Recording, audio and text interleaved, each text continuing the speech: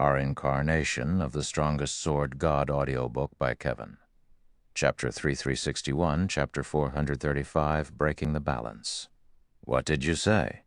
A new realm has appeared. Are you sure this information is accurate? Quickly contact all teams that are fighting in the Void Sea. Have them find a way to locate the Eternal Realm as soon as possible. We must find it before the other powers do. Hurry up, contact all members at the Elder rank and above. The Eternal Realm will be ours. We must not let the other upper-ranking hegemonic powers taint it with their hands. When the various powers learned of the Eternal Realm's birth, every one of them reacted maniacally. They had their Tier 6 teams, which were originally responsible for campaigning in the Void Sea, abandon their positions to search for the Eternal Realm's whereabouts. Some powers had even abandoned their fortresses to have more Tier 6 experts hunt for the Eternal Realm. Greater World, Silver Frost City, Green God Corporation's branch headquarters. Inside the Vice President's office on the top floor, Zaya Qingying, dressed in a suit and seated in an office chair, removed the electronic glasses she wore as hints of shock and joy appeared in her eyes. Has there been any good news from the Eternal Chamber of Commerce, Vice President Zaya? Lu Wen, who was sorting through documents on her tablet, curiously asked as she looked at Zaya Qingying. Lu Wen had spent a long time by Xia Qingying's side as the latter's confidant. However, rarely would she ever see Xia Qingying make such a pronounced expression. The last time Xia Qingying had revealed a look of joy on her face was when Black Flame entered the Luminous Glory list. However, compared to that time, Xia Qingying was clearly in even greater excitement and delight right now. There were even hints of shock on her face. "It is indeed good news. No, great news." Xia Qingying nodded and smiled. A new realm has emerged in the Greater God's domain. A new realm?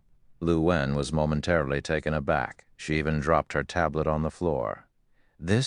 How is this possible?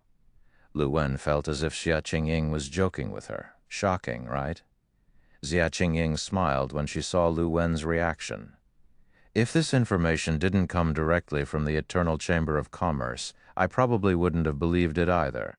After her initial shock, Lu Wen reacted in pleasant surprise to this piece of news. However, immediately afterward, the joy on her face turned gloomy as she said, "But even if this is true, it will be difficult for us to have any part in it. Anyone could understand the potential profits to be harvested from a newly birthed realm so long as they weren't a fool. Even apex powers would most likely be tempted into action, let alone conglomerates and upper-ranking hegemonic powers, once these major characters made a move. Minor characters like the Green God Corporation would have no place in the new realm. If corporations and ordinary hegemonic powers dared to intervene, they would be instantly eliminated like cannon fodder. After all, the quality and quantity of experts they had were vastly inferior. Depending on the Eternal Realm's situation, the only powers qualified to intervene in the new realm's affairs would be veteran upper-ranking hegemonic powers and above. Even newly promoted upper-ranking hegemonic powers wouldn't be qualified to participate in the upcoming struggle. "It's not like we don't have a chance," the corners of her mouth raising, Zaya Qingying said. "Nobody knows of the new realm's exact whereabouts yet. If we can occupy some of the new realm's lands and territory ahead of time, even after the new realm's location gets discovered, we can potentially hold our ground against the various upper-ranking hegemonic powers." Do you mean to say Lu Wen quickly figured out what Xia Qingying was trying to convey? The Void Sea was boundless for the various conglomerates and upper-ranking hegemonic powers that knew of the exact locations of the 3,000 realms. They could undoubtedly locate the new realm much sooner than ordinary corporations and hegemonic powers. However, there hadn't been any new realms appearing since the ancient era. So even though the various conglomerates and upper-ranking hegemonic powers had a significant advantage, it still wouldn't be a walk in the park for them to find the new realm. After all, traversing the Void Sea was a dangerous task even for Tier 6 players, so the search for the new realm couldn't progress all too quickly.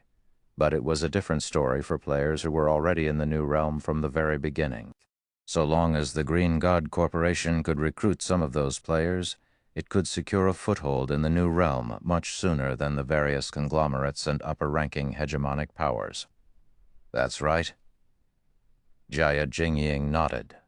Then, in a serious tone, she said, Lu Wen, I need you to try to secure as much of the corporation's working capital as possible. We can even give up on some of our lands. Then head to the God's Domain Association and put in a commission saying that the Green God Corporation is willing to purchase the new realm's lands and currency for a high price. Understood, Lu Wen responded and quickly acted on Jia Qingying's commands. Every realm was composed of numerous kingdoms and empires, which would be composed of numerous towns and cities. The newly birthed realm should also be using its own currency rather than the common currency adopted by the various other realms. So what they should do now was try to secure as much land and currency as possible in this new realm.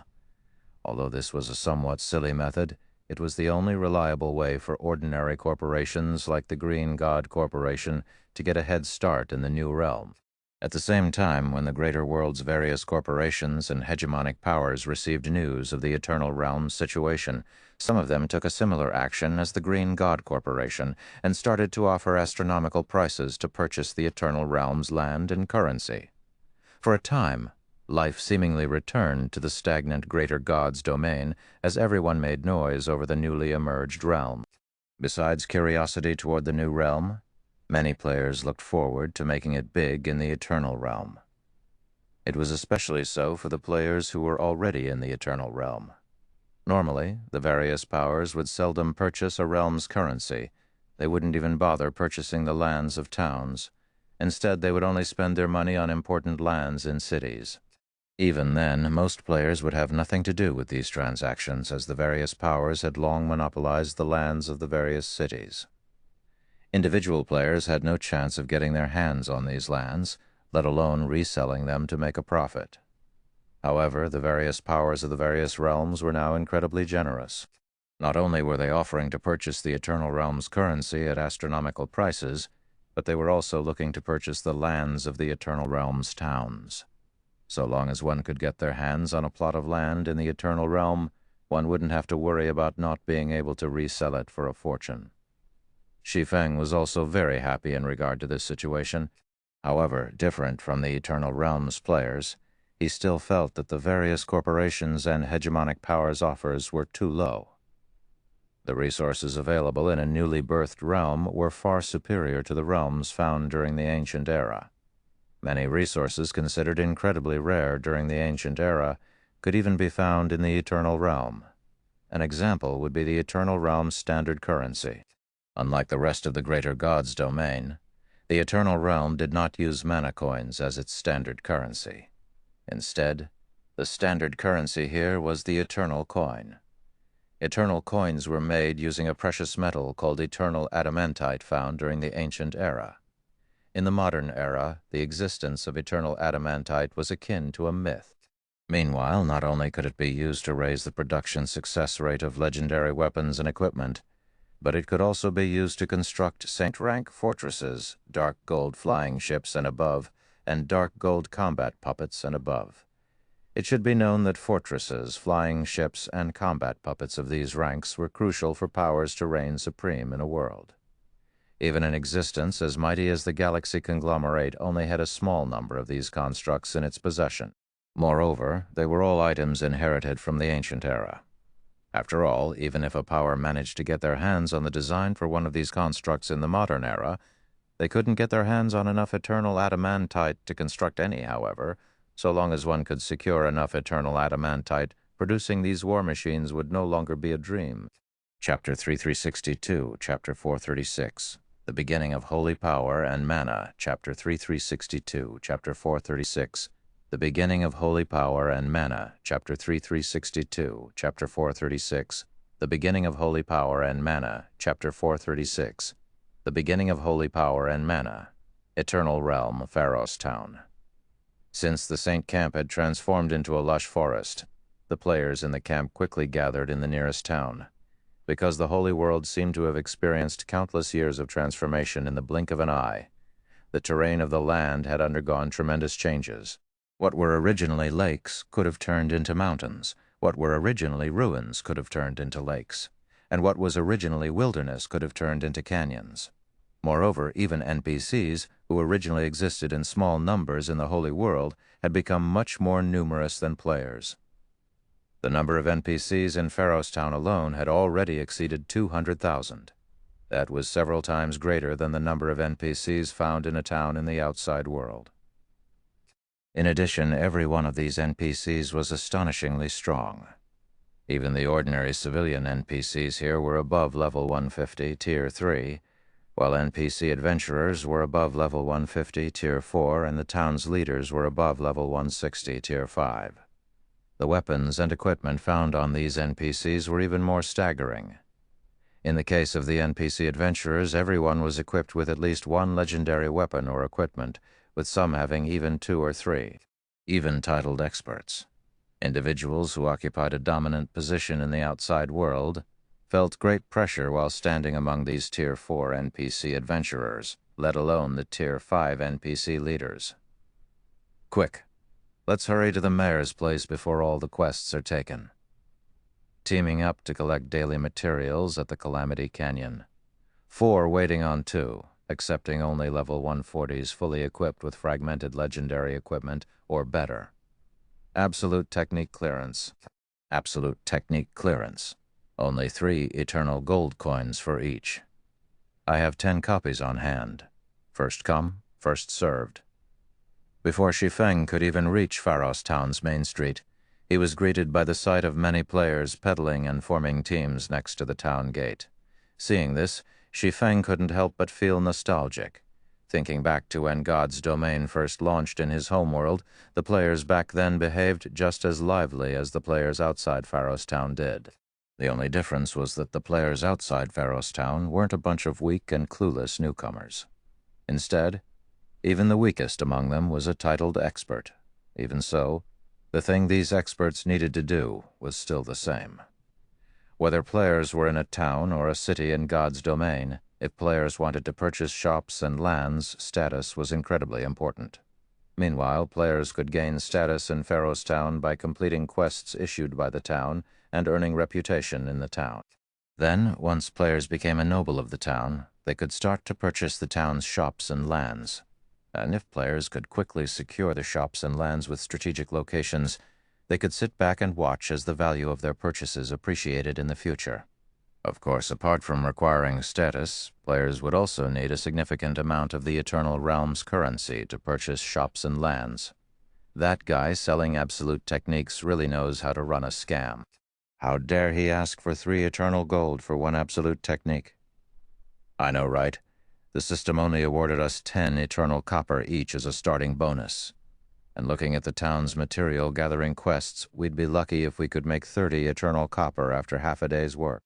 Going by the exchange rates of 100 eternal copper to 1 eternal silver, and 100 eternal silver to 1 eternal gold, our party might not even make 3 eternal gold after doing quests for a whole month. It'd be great if I could have 3 eternal gold now. I heard the shops by the town gate only cost 2 eternal gold to buy. Some passing players looked at the conglomerate representative selling absolute techniques in contempt and started hushed discussions among themselves. The Eternal Realm had just emerged, and they were the first batch of pioneers. The Eternal Realm's NPCs did not accept materials obtained from monsters for money. If players wished to make money, they could only do so through completing quests, raiding dungeons, and killing bosses. As a result, even 1 eternal copper coin was very precious. After all, the various conglomerates had very few members in the Eternal Realm right now. They also didn't have a way to send more people into the Eternal Realm for the time being, so they couldn't rely on numbers to amass a significant sum of eternal coins. Because of this, the various conglomerates were in short supply of eternal coins, and they could only purchase them from players of other powers. However, while the 99 absolute techniques were valuable, 1 absolute technique definitely wasn't worth as much as Pharaoh's Town's real estate. If they were to sell the town's real estate to the powers outside the Eternal Realm, they could easily get an offer for multiple absolute techniques for 1 shop or land. They might even get a big bonus of star coins. So only a fool would use 3 eternal gold to purchase 1 absolute technique. Moreover, the value of eternal coins had yet to reach its peak. The best time to sell eternal coins would be when the various powers started to pour into the eternal realm in large numbers. That would be when the various powers would feel the most urgent in acquiring eternal coins to purchase the eternal realm's real estate. While the various experts were frantically doing quests, Shi Feng quietly arrived at a grocery store in Pharos Town. Although the grocery store was tiny, it was a massive advantage to Shi Feng since no other players were present nearby. "Shopkeeper, how much for this holy power potion?" Shi Feng asked as he held up a palm-sized bottle containing light blue liquid. "3 eternal copper per bottle," the shopkeeper said after briefly glancing at the bottle in Shi Feng's hand. "I want 3 bottles," Shi Feng said as he took out 9 of the eternal copper coins he had received from the system, leaving only 1 eternal copper coin in his pocket. Now he couldn't even afford to stay in a hotel in the town.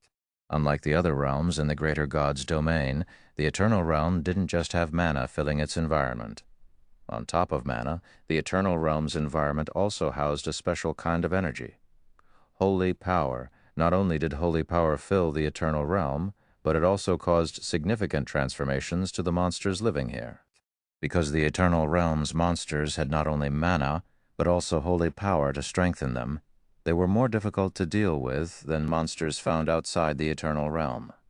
Because of this, pure physical attacks, and attacks that relied on mana, could do very little damage to the monsters in the eternal realm. Even against monsters of the same level and tier, players would be fortunate if they could do 1/10 of the damage they could normally do.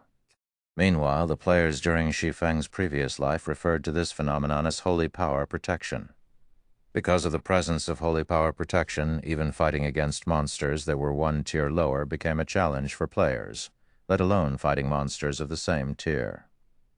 Moreover, as Tier 4 players couldn't fly in the Eternal Realm, a basic action that should normally be easy to execute for Tier 4 players, traveling across long distances also became a problem, as a result, players would typically need to form teams to complete quests.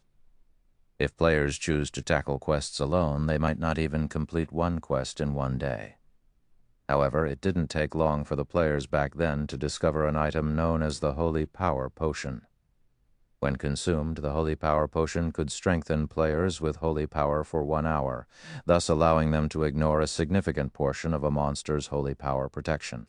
Although the Holy Power Potion's cost of 3 eternal copper per bottle was a steep price to pay for early pioneers, it was a miracle tool that could greatly speed up the killing of monsters. After securing the Holy Power Potions, Shi Feng quickly left the town and ran for 3 hours straight to reach the Gray Shadow Hills, a level 145 map. Getting to this place truly is a challenge, Shi Feng thought, breathing a deep sigh as he looked at the Gray Shadow Hills ahead of him. Because Shi Feng was only level 135, monsters had chased him throughout nearly the entire journey here. Currently, because of the presence of holy power protection, the entirety of the Gray Shadow Hills was essentially off-limits to level 140 players. After all, monsters would gain a significant amount of HP for each level after level 100. If players were only looking to earn money and reputation, killing monsters with lower HP would be much more efficient. However, Shi Feng didn't only come to the Gray Shadow Hills because there was less competition here. Instead, a larger part of the reason was to kill the Gray Shadow Hills regional boss. This was also one of the quickest methods of earning currency and reputation during the early days of the Eternal Realm. Chapter 3363, Chapter 437, Pioneering. Chapter 3363, Chapter 437, Pioneering. Chapter 437, Pioneering. The Gray Shadow Hills appeared to be covered in a huge shadow. However, this shadow didn't only affect players' visibility, but also the rest of their 5 senses. Moreover, the woodland covered by the shadow seemed to be alive and constantly changing. Even with the help of the system map, players would easily lose their way if they weren't careful. To make matters worse, upon entering the woodland, players would have a much more challenging time detecting monsters due to the presence of life everywhere. In this situation, players could only rely on their eyes to determine the location and actions of monsters. Even seasoned experts would attract many monsters if they weren't careful. Fortunately, Shi Feng had already reached the 5th floor standard. Players who had reached the extrasensory realm could predict and avoid all kinds of dangers, even with their 5 senses inhibited. So long as Shi Feng didn't rush his advance, he'd have no trouble avoiding the level 145+ monsters that roamed the forest.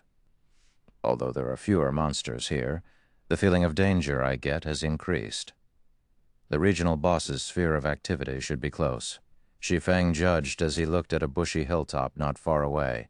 Although he couldn't see what was at the hilltop, his brain warned him of great danger. So he began carefully trekking over to that area. Meanwhile, the closer Shi Feng got to the hilltop, the clearer the sense of danger became. Yet, even when he got close enough to get a clear look at the entire hilltop, all he saw was an empty clearing with no monsters whatsoever. When Shi Feng got within 100 yards of the hilltop clearing, though, the shadows from the surrounding forest converged in the middle of the clearing and transformed into a 30-meter-tall 9-headed hound. As soon as the hound materialized, it let loose an angry howl as if to announce Shi Feng's death. 9-headed shadow beast, regional boss, ferocious beast, superior mythic. Level 147, HP 40 million, a ferocious beast. Shi Feng was a little astonished when he saw the shadow beast's stats. No wonder I felt such great danger. Sure enough, pioneering the Eternal Realm won't be an easy task. Ferocious beasts had varying bloodlines and life ratings.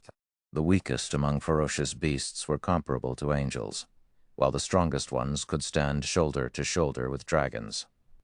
Although the 9-headed shadow beast didn't have a noble bloodline, it was still at the standard of ordinary Valkyries. After factoring in the effects of holy power protection, even a team composed of 20 Tier 4 experts would have to flee if they encountered it. This was because the Shadow Beast's 40 billion HP simply wasn't a hurdle players could overcome with technique alone. Even if a 20-man team of experts could overwhelm the Shadow Beast in terms of techniques, they'd die from exhaustion long before they would be anywhere close to killing the Shadow Beast. Fortunately, the Grey Shadow Hills regional boss, being a ferocious beast, was still within Shi Feng's expectations. Immediately, Shi Feng took out the ancient oath and summoned the mutated Frostflame Phantom Dragon. At this time, the Phantom Dragon had become much smaller than when Shi Feng summoned it in the World Passage, its body length only measuring about 30 meters. Its level had also fallen to level 135, just like Shi Feng. However, the intensity of the aura it exuded was not at all inferior to the Shadow Beast. Mutated Frostflame Phantom Dragon, legendary flying mount Tier 4, level 135, HP 5 million. As if stimulated by the mutated Frostflame Phantom Dragon's presence, the 9-headed Shadow Beast lunged at the Phantom Dragon without any forewarning. However, the Phantom Dragon was extremely quick in both reaction and speed. With a flap of its wings, the Phantom Dragon lifted itself off the ground and evaded the Shadow Beast's lunge. Then the Phantom Dragon swiped its tail at the Shadow Beast, landing a strike squarely on one of the Shadow Beast's 9 heads, 415,675. A damage value of over 400,000 appeared above the 9-headed Shadow Beast. If other players were to see the pitiful amount of damage the Phantom Dragon just did, it wouldn't even be strange if their eyes fell out of their sockets. Tier 4 legendary flying mounts stood at the apex among Tier 4 existences of the same level. An attack from such a mount could deal damage in the millions, even to a Tier 5 legendary monster. Yet the mutated Frostflame Phantom Dragon's attack failed to even cause 1 million points of damage to the 9-headed Shadow Beast, a mere superior mythic monster. Going by the Shadow Beast's HP, the Phantom Dragon would need close to 100,000 attacks to kill the Shadow Beast. Moreover, that was before factoring in the Shadow Beast's combat recovery. After taking into account the Shadow Beast's ability to recover 2% of its HP every 5 seconds, the Shadow Beast was no different than an immortal existence to the Phantom Dragon. Sure enough, even physical attacks nearing the Tier 5 standard can hardly damage a superior mythic here. Shi Feng wasn't all too surprised when he saw the negligible decrease in the 9-headed Shadow Beast's HP. Immediately, he took out a bottle of Holy Power Potion and drank it. Then he brandished the Winter of Eternal Night and Shadow Incinerator against the Shadow Beast, Going by his previous life's memories and many experiences of exploring the Eternal Realm, Shi Feng knew that players could only pose a threat to monsters of the same tier when they had the Holy Power Potion's assistance. Of course, the Holy Power Potion wasn't a miracle drug that could solve all problems. So, while it could let players fight against the Eternal Realm's monsters on an even playing field, players still couldn't solo monsters of the same tier under normal circumstances. However, Shi Feng's basic attributes were already at the Tier 5 standard, so he should be able to solo monsters of the same tier. 21,348,549,246,465. It's doable. Shi Feng was delighted by the damage he caused, even without the assistance of any skills, spells, or stamina-exhausting combat techniques. The Winter of Eternal Night managed to cause over 20 million damage with a normal attack, while the Shadow Incinerator managed to cause over 100 million damage. Though in the Shadow Incinerator's case, its damage was amplified by 500% because it landed a critical hit. Even so, with some luck, it shouldn't be difficult for Shi Feng to achieve a DPS of 160 million. Shi Feng's only concern now was whether 3 bottles of Holy Power Potion would be enough for him to take down the 9-headed Shadow Beast. However, Shi Feng didn't have time to ponder that question. With the mutated Frostflame Phantom Dragon distracting the 9-headed Shadow Beast, Shi Feng began landing a continuous stream of attacks on the Realm Lord. Occasionally, he would also use some skills and combat techniques to amplify his damage output. Even after the 9-headed Shadow Beast entered a berserk state, its situation did not change. Shi Feng continued relying on the Phantom Dragon's massive body to evade the Shadow Beast's attacks while sneaking in his own attacks in return.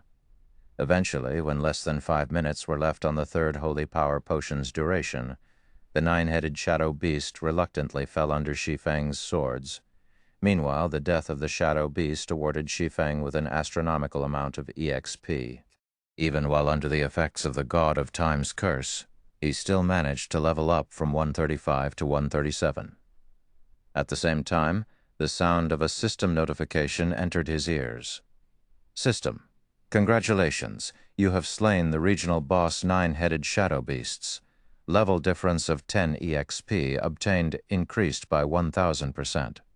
System, congratulations, you have secured the regional boss 9-headed Shadow Beast's first kill. Pharos Town reputation points plus 20, 100 points to become a noble of the town, and level will be increased by 1. When the notifications ended, the 9-headed Shadow Beast dropped a tattered recipe, a milky white crystal, and a small silver box full of coins. Chapter 3364, Chapter 438, Holy Aura. Chapter 3364, Chapter 438, Holy Aura. Chapter 438, Holy Aura. Chapter 438, Holy Aura, TL Notes. Changing the Holy Power Potion in Chapters 436 and 437 to Holy Power Bottle because Holy Power Potion represents something else in this chapter. The Eternal Realm's loot is as cheap as always. Shi Feng sighed, feeling exasperated when he saw that the 9-headed Shadow Beast had only dropped 3 items. It was true that the Eternal Realm was rich in resources. However, this wealth mainly pointed to the resources under the possession of the Eternal Realm's kingdoms and empires.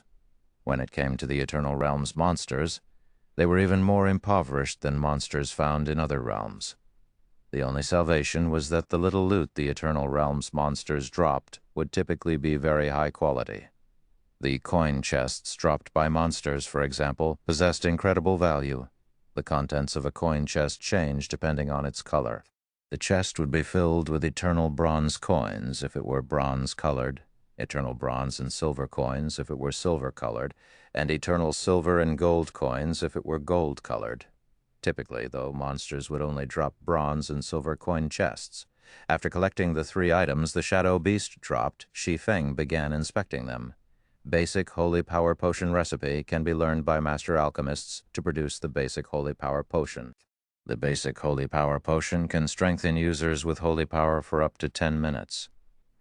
Cooldown, 2 minutes, Holy Power Crystal. Legendary material contains incredibly dense Holy Power. When Shi Feng opened the silver coin chest, he found 73 eternal silver coins and 25 eternal bronze coins. This would be a significant harvest even for the average 20-man Tier 4 team operating in the Eternal Realm. How lucky am I? I only killed one regional boss. Yet I already got the basic Holy Power Potion recipe. When Shi Feng looked at the tattered alchemy recipe in his hand, he instantly regained some energy. Due to the abundance of holy power in the Eternal Realm, monsters had received a considerable improvement in their toughness. Yet players could not receive the same help from holy power as monsters. On the contrary, holy power would cause players physical and mental discomfort. Meanwhile, the basic holy power potion was an item that could help players mitigate the negative effects of holy power. It was similar to the holy power bottle, but stronger. During the Eternal Realm's early exploration stage, the basic holy power potion was one of the key potions needed for exploration, as it could let players exhibit their full combat power during crucial moments. The problem was that players needed to craft the basic holy power potion themselves, and the recipe for the potion was only dropped by regional bosses at a very low chance. Depending on one's luck, one could kill 100 regional bosses without even getting a copy of the recipe. Due to this, recipes for the basic holy power potion could usually sell for more than 10 eternal gold coins during the early exploration stage. With that kind of money, one could already purchase 2 or 3 plots of prime real estate in a town if the conglomerates of Shi Feng's previous life were to learn that he had obtained the recipe after killing just one regional boss. They would definitely curse at him. As for the holy power crystal, it was also a highly valuable item as it could be used as a power source. When used to drive war weapons, players targeted by these weapons would be subjected to even stronger negative effects from holy power. I won't have to continue hunting after getting such a good harvest, Shi Feng thought. He was very satisfied with the 9-headed shadow beast's loot, so, after putting the loot away, he promptly began making his way back to Pharos Town. Level 140 map, Flameheart Canyon. After Shi Feng exited the Gray Shadow Hills and entered the Flameheart Canyon, he could see many player parties killing the flame spiders in the magma-filled canyon for quests. At first glance, these parties seemed to have no trouble tackling the level 140 Grand Lord-ranked flame spiders. Even when the flame spiders outnumbered the player parties by 3 to 1, the monsters could not land any solid hits on the players they fought. However, upon closer inspection, one would find that these player parties were having great difficulty killing the flame spiders.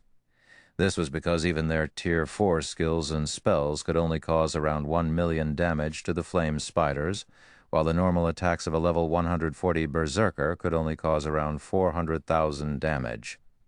These attacks could barely dent the flame spider's 300 million HP.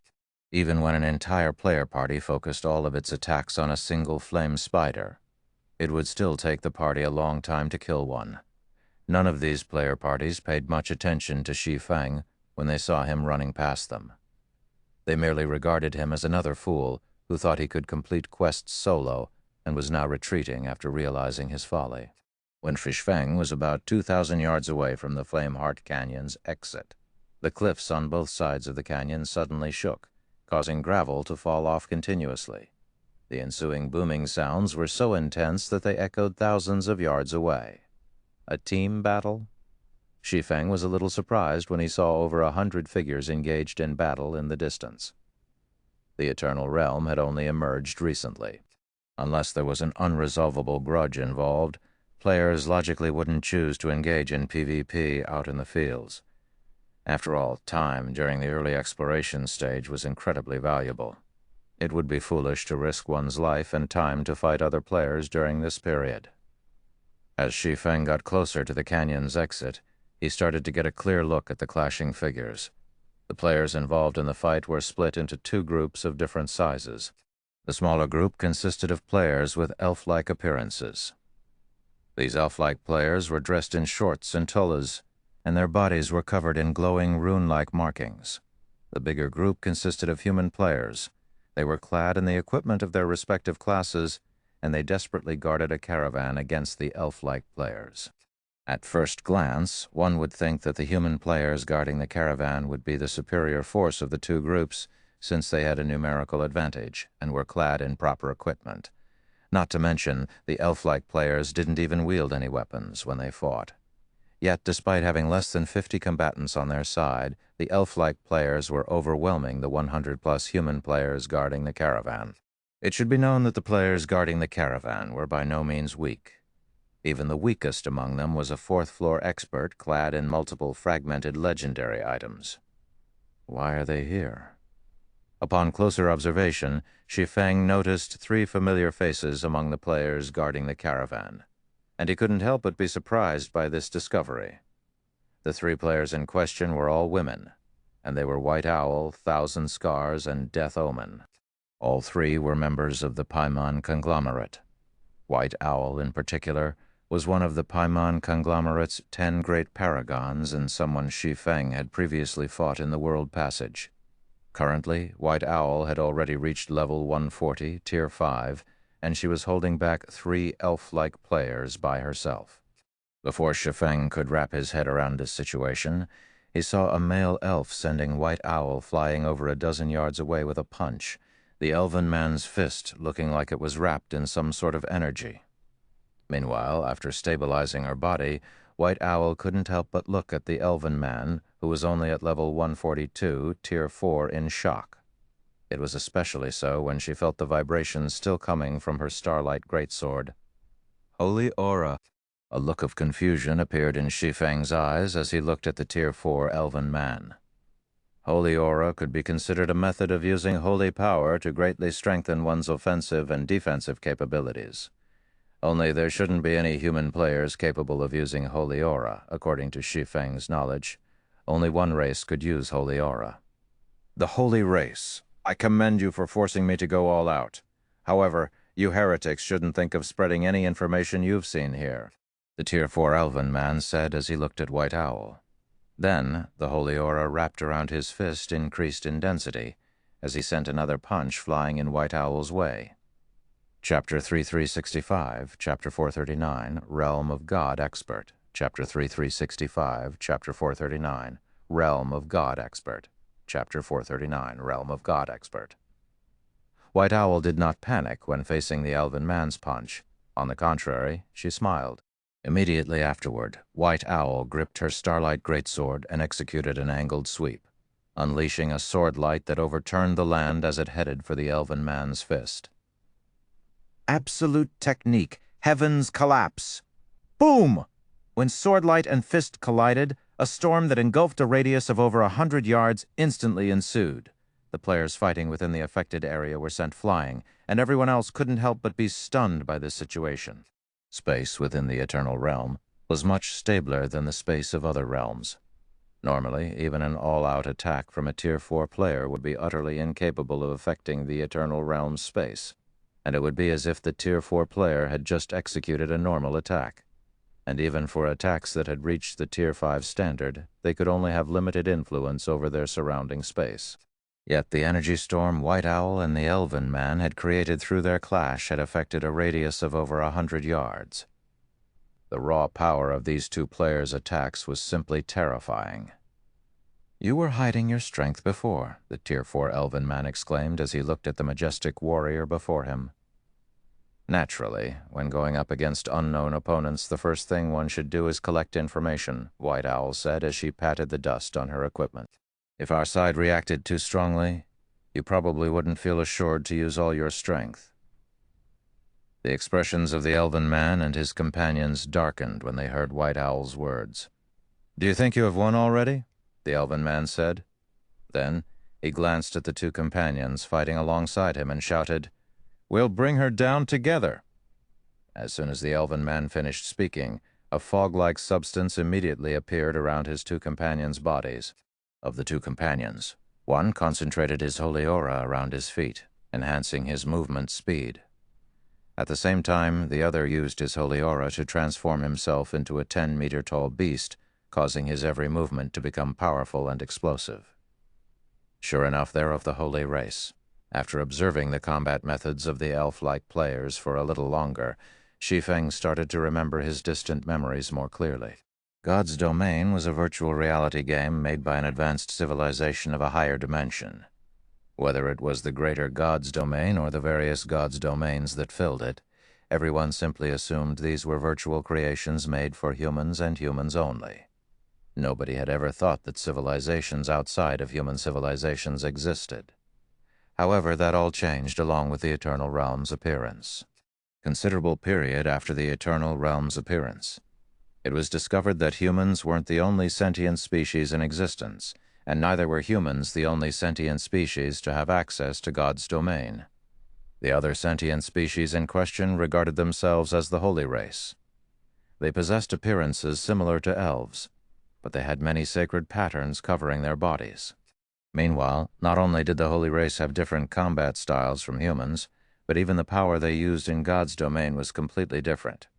Similar to how humans relied on mana as their foundation for combat, the holy race relied on holy power. However, unlike mana, holy power couldn't induce various phenomena. Instead, it was a power that strengthened the user's essence. Simply put, holy power enhanced a player's physique and basic attribute, which allowed the holy race to be vastly superior to human players in these regards. If speaking purely in terms of physique and basic attributes, the holy race's players were comparable to angels of the same tier. Moreover, the holy race's sacred patterns were similar to the angels' wings in that the more sacred patterns a member of the holy race could etch onto their bodies, the more they could benefit from holy power, and the stronger they would become. Due to these reasons, the average human player simply wasn't a match for the average member of the holy race. And because of this situation, when the holy race eventually invaded the greater God's domain, they took no time to spread the flames of war across half of the greater God's domain. At the time, countless hegemonic powers, corporations, and even conglomerates had perished. Subsequently, the 3 Tier 4 holy race experts could be seen attacking White Owl together. Even though White Owl was already at Tier 5, nothing she did could let her defeat her 3 opponents. The best she could do was maintain a stalemate. Although the holy race expert who had turned into a giant beast wasn't particularly fast, he possessed great strength and a large attack range. Every one of his attacks was comparable to White Owl's Heaven's Collapse. As for the holy race expert who had strengthened his legs, his speed was comparable to Tier 5 assassins. Then there was the holy race expert who had strengthened his fists to a point where his punches felt more like meteor strikes. When fighting against these 3 holy race experts, White Owl felt she was going up against 3 Tier 5 players rather than 3 Tier 4 players. Moreover, all 3 were highly skilled experts. Fortunately for White Owl and her team members, out of the several dozen holy race players attacking their caravan, only a few could use Holy Aura. This woman's too strong, Northlight, the middle-aged man, who had transformed into a giant beast, said to the young man, who had strengthened his fists, through the team chat. We still haven't damaged her even after working together. If we keep wasting time here, these aliens' reinforcements might arrive. I know, the young man named Northlight said. Then, looking at White Owl, whose breathing was a little disordered, he smiled and said, But these aliens are different from us. They have vastly inferior physiques, and even their stamina is terrible. Moreover, by the looks of it, those strange moves she is using seem to consume a lot of stamina. If we keep pushing her, I'm sure a flaw will appear in her defenses in no time. So long as we get rid of her, we can quickly take care of the rest. The middle-aged man pondered over the young man's words for a moment. Then he answered, Okay. In reality, White Owl wasn't the only one utilizing their battle to collect information. The members of the Holy Race were similarly using this battle to collect information on White Owl and her teammates, and although the 2 sides hadn't fought for long, the shortcomings of the humans quickly became evident to the Holy Race. While White Owl's every move indeed exhibited incredible power, this explosive power came at the cost of increased stamina and concentration consumption. If White Owl were to continuously rely on these exhausting attacks, it wouldn't be long before she would start to tire. However, before the 3 Holy Race experts could carry on with their battle of attrition, the aura of a Tier 5 Grand Wizard who looked to be a man in his 40s suddenly skyrocketed in intensity.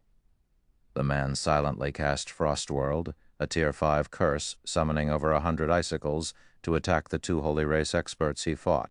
Every one of the icicles the Grand Wizard summoned behaved like seasoned fourth-floor experts and could accurately target the blind spots of the two Holy Race experts. Even though the two Holy Race experts could use Holy Aura, they rapidly lost their HP under the Grand Wizard's attacks. 90%? 70%? 50%. The two Holy Race experts died before any of the nearby Holy Race players could come to help them. Upon seeing this development, everyone on the battlefield fell silent. Even Northlight's group of 3 was shocked by this situation. The realm of God. The two Holy Race experts who had just gotten killed might not be as strong as the 3 of them, but their combat standards were on the same level. Yet the Grand Wizard had killed the 2 like cannon fodder. Moreover, the Grand Wizard was seemingly able to predict the future as all of his attacks targeted his 2 opponents' blind spots. Seeing this, Northlight and the others could only think of one explanation: a Realm of God expert. Chapter 3366, Chapter 440, Saint's Sword. Chapter 3366, Chapter 440, Saint's Sword. Chapter 440, Saint's Sword. Teal notes. Made a change to Chapter 439, original. This woman's too strong, Northlight.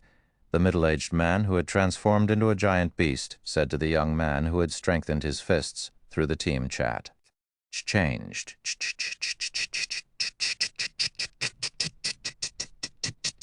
Is this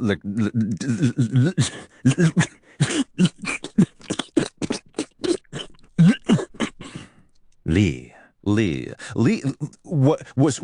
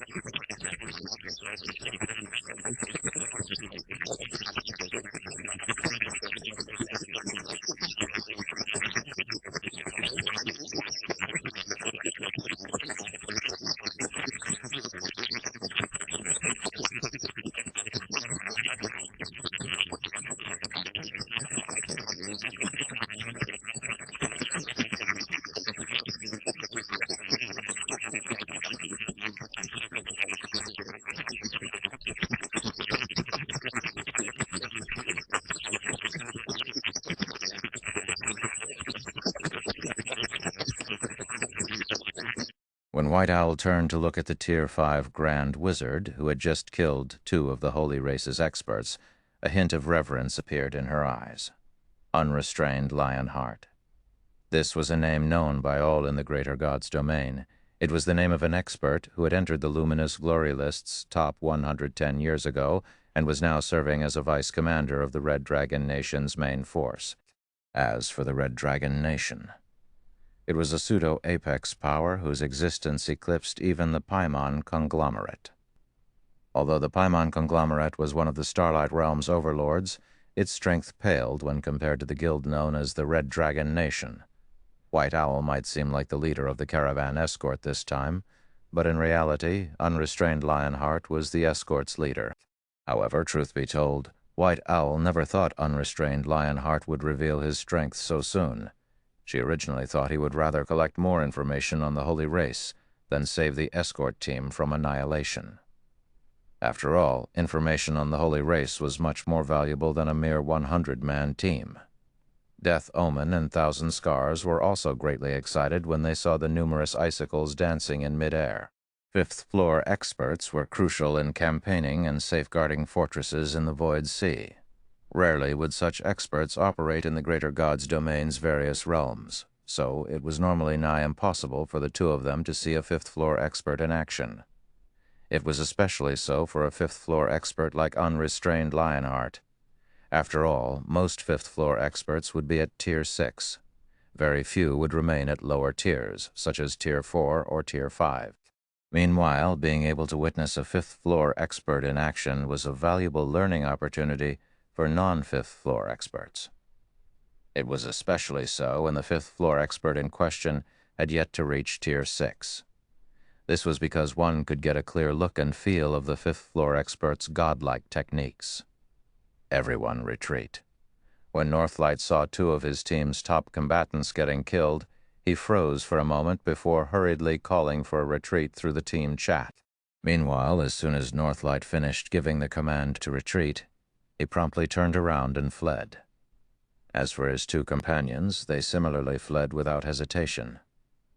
In the blink of an eye, Northlight and his 2 companions had already moved over 100 yards away from the caravan. Although White Owl tried to chase after the 3 Holy Race experts, she simply couldn't keep up with their speed, and the distance between them continuously widened. Is there such a huge gap in our physiques and basic attributes? White Owl was astonished as she looked at the Holy Race trio, who were already more than 200 yards away from her. Even though she was 1 tier above the trio, her movement speed was inferior to the Holy Race trio when they gathered their holy aura around their legs. How are we so unlucky? Of all the aliens we could have encountered, we just had to come across one who has reached the realm of God already. The beastified young man complained when he saw that they had already shaken off White Owl. Don't complain. We might not have annihilated them, but we've gained a significant harvest this time, Northlight said, chuckling. If we bring back the information we collected, His Highness will reward us handsomely for it. Hearing Northlight's words, the young man of the trio, who was the fastest of the trio, nodded excitedly and said, "With this information, His Highness will be able to conquer this new land and make it into the Holy Race's territory in no time." While the trio was conversing and advancing through the Flameheart Canyon, they suddenly spotted someone standing in the path ahead of them. At this time, Shi Feng stood in the middle of the canyon with his eyes narrowed and the winter of eternal night unsheathed. He had long expected the Holy Race's players to flee into the Flameheart Canyon, so he had chosen to wait for them here ahead of time. A mere level 137 trash dares stand in our way. When the beastified youth saw Shi Feng intending to stand in their way, he bellowed, "You must be tired of living." Why waste words with him? Let's just get rid of him and be on our way. If we let that Realm of God expert catch up to us, none of us will be leaving here alive. The young man who had focused all of his holy aura into his legs said with disregard. Nodding in agreement, Northlight said, "Indeed, there's no point wasting time on trash. We'll leave him to you, Forest Ape." "Leave it to me, Forest Ape," the youth who had focused all of his holy aura into his legs said with a nonchalant smile. Then he further accelerated his advance. In the blink of an eye, Forest Ape had moved several dozen yards away from Northlight and the beastified youth. Then, in only 2 seconds, he had shortened the distance between himself and Shi Feng from 500 yards to 100 yards. When White Owl and the others saw this scene from a distance, they couldn't help but be astonished. His speed just now still wasn't his all. When White Owl saw the many afterimages Forest Ape left behind in his trail, it quickly became obvious to her that Forest Ape hadn't been going all out when fighting against her. At this time, Forest Ape's movement speed was at least 30% faster than when he fought her. Different from White Owl, Thousand Scar's attention wasn't on Forest Ape, but on the male swordsman standing in the middle of the canyon. In a confused tone, she muttered, "Why does that swordsman look somewhat familiar?" Black Flame. Death Omen's eyes widened in shock as she looked at the swordsman standing in the Holy Race trio's way. Although Shi Feng wore a cloak that covered parts of his face, Death Omen had a master identification skill, so she could see some of Shi Feng's personal information. Black Flame. When White Owl heard the name Death Omen called out, her initial reaction was to feel surprised, which was followed by joy. Black Flame was an expert ranked among the Luminous Glory list during the battle in the World Passage. Even though he was only a Tier 4 player, he could already fight against Storm and Saint Arm, who were both Tier 5 players at the time. Although White Owl didn't know how Black Flame managed to appear in the Eternal Realm after disappearing from the World Passage, it shouldn't be difficult for him to hold back the Holy Race trio. Meanwhile, so long as Black Flame could keep the Holy Race trio pinned until unrestrained Lionheart arrived, the Holy Race trio, who were the quickest to escape out of all the Holy Race players, would not be leaving with their lives. According to the information they gathered, if Holy Race players were to kill human players, the latter would be prohibited from logging into God's domain for 2 days, on top of suffering the standard death penalty. And although there was no way to verify it, the reverse should also be true. So if they could eliminate all of the Holy Race players here, they could delay detailed information on the human race from falling into the Holy Race's hands for 2 more days. If they could accomplish this, it would significantly help their subsequent operations. While White Owl was feeling delighted, Forest Ape arrived within 20 yards of Shi Feng. Die. Forest Ape did not hold back in the slightest this time. After condensing the holy aura in his legs to the extreme, he began circling Shi Feng at extreme speeds, leaving behind over a dozen afterimages in his wake, all the while thrusting his hand at Shi Feng as if it were a spear. Forest Ape moved so quickly that even the average Tier 5 assassin would have difficulty pinpointing his location. Holy Devour. However, Shi Feng did not even look at Forest Ape and simply executed a horizontal slash in a particular direction. After reaching the extrasensory realm, this was also the best slash he could execute at Tier 4. Immediately afterward, Forest Ape and his afterimages simultaneously revealed an expression of agony as an indescribable pain spread across his entire body. Then his HP fell to 0. I died? Forest Ape fell into a daze when he saw the world around him losing its color. It was also at this time he finally got to see what had caused his brief but excruciating experience. Flames! A sea of flames, with only 1 slash. Shi Feng had transformed a radius of 100 yards into a sea of crimson flames. These flames also carried destructive power so great that they managed to distort the space within the canyon. Meanwhile, Forest Ape wasn't the only one incinerated by these destructive flames. Before Northlight and the beastified young man could react, they, too, were devoured by the flames. Chapter 3367, Chapter 441, Goddess of Space. Chapter 3367, Chapter 441, Goddess of Space. Chapter 441, Goddess of Space. What an incredible expert. He's more than just incredible. Didn't you see that even White Owl could do nothing against those 3 just now? Is that guy really just a Tier 4 Sword Emperor? After seeing the 3 Holy Race experts incinerated by the Sea of Flames, the other human players who had caught up to White Owl couldn't help but voice words of admiration as they looked at Shi Feng. Everyone present had seen the strength the 3 Holy Race experts had exhibited. Although the trio had to work together just to gain a slight advantage over White Owl, it remained a fact that they could contend against a bona fide Tier 5 player. Moreover, with the holy power protection effect the holy race enjoyed, the trio's defense was superior to the average Tier 5 legendary monster. Yet, despite having these things going for them, the trio failed to survive more than one attack from Shi Feng. At this time, White Owl, Death Omen, and Thousand Scars were similarly dumbfounded by this situation. It was especially so for White Owl, as someone who had personally fought the three holy race experts. White Owl knew just how absurdly high the trio's defense was. Previously, when she landed a Heaven's Collapse on Forest Ape, she didn't even manage to take off 5% of the other party's HP.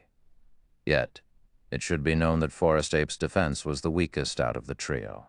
While White Owl acknowledged that the attack Shi Feng just used was powerful, her senses told her that it was slightly weaker than the Heaven's Collapse she had used. Yet this slightly weaker attack instantly killed the three holy race experts. Of course, White Owl wasn't completely ignorant of what just happened. She was aware that Shi Feng could accomplish what he just did because his usage of mana had already reached a terrifying level. The fact that he instantly detonated the mana within a 100-yard radius was proof of this. Meanwhile, rather than defeating the three holy race experts with just one attack, it'd be more accurate to say that Shi Feng had defeated them by creating countless mana explosions around them. Although each of these individual explosions wasn't exceptionally powerful, when countless such explosions simultaneously occurred in a small area, the combined force would naturally be impressive.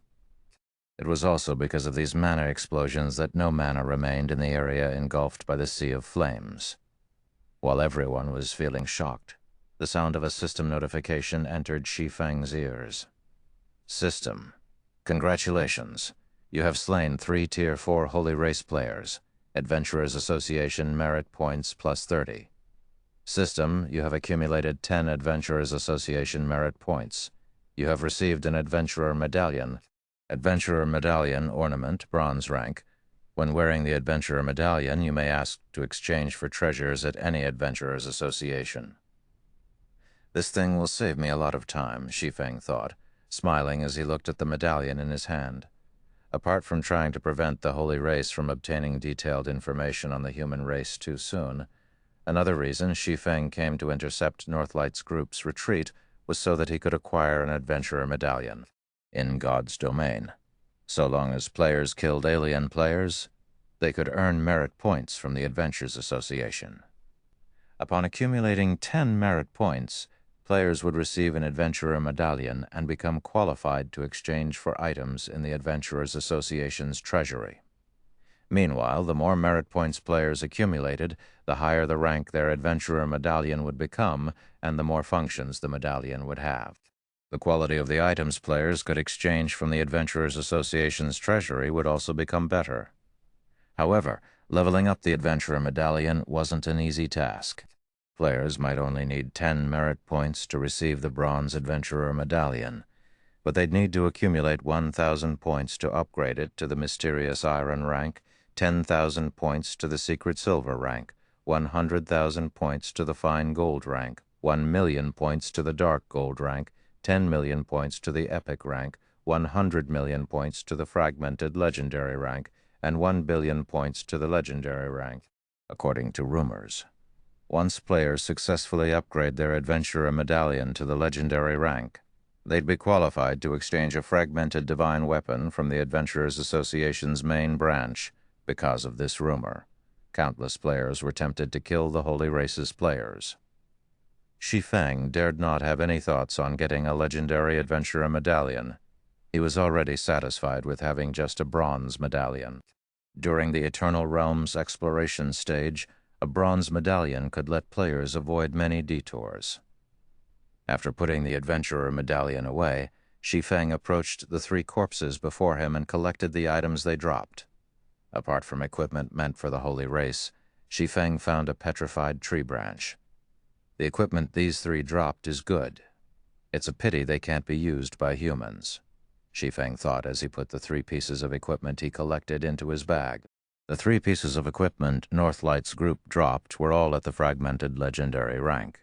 Normally, obtaining 3 pieces of Fragmented Legendary equipment in less than a minute should be cause for celebration. However, as the holy race's weapons and equipment were filled with rich holy power, humans could not use them, so they did not have any value whatsoever to humans. Just when Shi Feng was getting ready to leave the Flameheart Canyon, a young man from the caravan approached him. This young man was none other than Unrestrained Lionheart, the de facto leader of the caravan escort. "Thank you for your assistance, Mr. Blackflame," Unrestrained Lionheart said, starting the conversation with words of gratitude. "We would have lost a lot of opportunities if these people managed to escape." "It's nothing," Shi Feng said, responding to Unrestrained Lionheart's initiative with a smile. "Even if I didn't decide to help, you could have easily taken care of the situation, Mr. Hart." Unrestrained Lionheart was very well known during the war with the Holy Race in Shi Feng's previous life. The man had single-handedly defended an entire world from the Holy Race. Afterward, he even fought solo against 3 ancient saints, existences that rivaled the greater god's domain's ancient gods. Unfortunately, although Unrestrained Lionheart managed to cause the permanent downfall of 2 of the ancient saints and scare off the 3rd one, he also permanently lost the qualifications to log into God's domain after that fight. Though, Unrestrained Lionheart wasn't the only Tier 6 expert to have met with a permanent fall during the war with the Holy Race. Tens of thousands of other Tier 6 experts had met with a similar fate. "You jest, Mr. Blackflame. I don't have that kind of ability," Unrestrained Lionheart said, shaking his head. Then, after a slight pause, he asked in a hopeful tone, "I would like to make a request of you, Mr. Blackflame. The caravan I'm escorting is headed to Pharaoh's Town mainly to recruit qualified experts to explore an ancient god's ruins that we, in the Holy Race, coincidentally found." "An ancient god's ruins? Would such a discovery necessitate such a large mobilization from you?" Shi Feng asked, a puzzled look appearing on his face. Ruins left behind by an ancient god might be incredibly rare in the greater god's domain, but for a pseudo-apex power like the Red Dragon Nation, the Guild had already explored over a dozen such ruins. No matter how Shi Feng looked at it, it didn't make sense for the Red Dragon Nation to react so desperately to an ancient god's ruins, so much so that it would be willing to visit different towns to recruit the help of other experts. In response to Shi Feng's question, Unrestrained Lionheart shook his head and said, "If these ruins belong to the average ancient god, we naturally wouldn't need to go to such lengths to compete over it. However, our investigation showed that these ruins might belong to someone special." "Someone special? Who?" Shi Feng grew even more curious. "According to our investigation, carefully, Unrestrained Lionheart said, the ruins might have been left behind by the Goddess of Space." "The Goddess of Space?" Shi Feng was startled. The Goddess of Space might not be a primordial god, but she was an ancient god who surpassed many primordial gods. Whether it was his homeworld's 7 treasures or the greater god's domain's 7 luminaries codex, these powerful items were all closely related to the Goddess of Space. However, according to Shi Feng's memories, the Goddess of Space's ruins should have only been discovered in the Eternal Realm over a year after the realm had emerged. It was also the only known relic left behind by the Goddess of Space, the Courtyard of Space. Chapter 3368, Chapter 442, Black Flame, a Saint. Chapter 3368, Chapter 442, Black Flame, a Saint. Chapter 442, Black Flame, a Saint. "That's right. It is very likely the Goddess of Space has left behind these ruins," Unrestrained Lionheart said, nodding. Then he cautiously continued, "It is why we must secure the ruins first clear before the Holy Race does." "If it really is a relic of the Goddess of Space, indeed, we cannot let the Holy Race secure its first clear," Shi Feng said in agreement. The Courtyard of Space left behind by the Goddess of Space was a place of incredible value as it housed 2 treasures made by the goddess herself. The first treasure was the 7 luminaries ring. The second treasure was the divine special potion. The 7 luminaries ring was a ring that granted its wearer the best survival capabilities available in the greater god's domain. Moreover, its use was not restricted by race. As for the divine special potion, consuming it would permanently increase the user's affinity to the power system, mana, or holy power they were affiliated with by one level. Meanwhile, both treasures could only be obtained from the courtyard of Space's First Clear. In addition, players who secured the courtyard of Space's First Clear could obtain a large amount of Eternal Realm reputation points, which would greatly accelerate their development in the Eternal Realm. "What do you think, Mr. Blackflame? Would you be willing to join our team?" Unrestrained Lionheart asked, taking the initiative to extend an invitation to Shi Feng. "So long as you agree to join us, I can pay you 2 eternal gold and 1 fragmented legendary item obtained from the ruins. If we successfully secure the First Clear, I will pay you an additional 2 eternal gold." As soon as Unrestrained Lionheart finished speaking, Death Omen and Thousand Scars couldn't help but look at him in surprise and confusion. The Eternal Realm had emerged only recently, so the various powers could only get their hands on a limited amount of eternal coins. For the most part, the various powers had to rely on their members to earn eternal coins. Currently, the average Tier 4 titled expert in the Eternal Realm probably didn't even have 1 eternal silver coin in their pockets. So, even 1 eternal gold coin was an unimaginable fortune. It should be known that Unrestrained Lionheart had only promised 2 eternal gold coins to the Tier 5 experts he had recruited thus far. Moreover, this amount would only be paid if they successfully secured the First Clear. Yet, Unrestrained Lionheart had promised Shi Feng, a Tier 4 player, a total of 4 eternal gold coins and 1 fragmented legendary item from the ruins. This was an unbelievable offer, even if Shi Feng was a luminous glory expert. "That's not a bad price," Shi Feng said after pondering for a moment. "But if you want me to join, you'll have to promise me 2 conditions." Unrestrained Lionheart was not surprised by Shi Feng's words. Patiently, he said, "May I know what those conditions are?" Nodding, Shi Feng said, "Firstly, I want command over the team. Secondly, I want the privilege of choosing any 1 item from the ruins harvest." Is he crazy? Thousand Scars nearly jumped when she heard Shi Feng's words. The fact that Unrestrained Lionheart was taking the initiative to extend an invitation to Shi Feng was already plenty mind-blowing.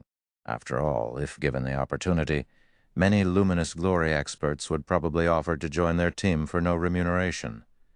Yet even after receiving a sky-high offer from Unrestrained Lionheart, not only was Shi Feng not satisfied, but he was even asking to become the team's leader and the privilege to choose any 1 item obtained from the ruins.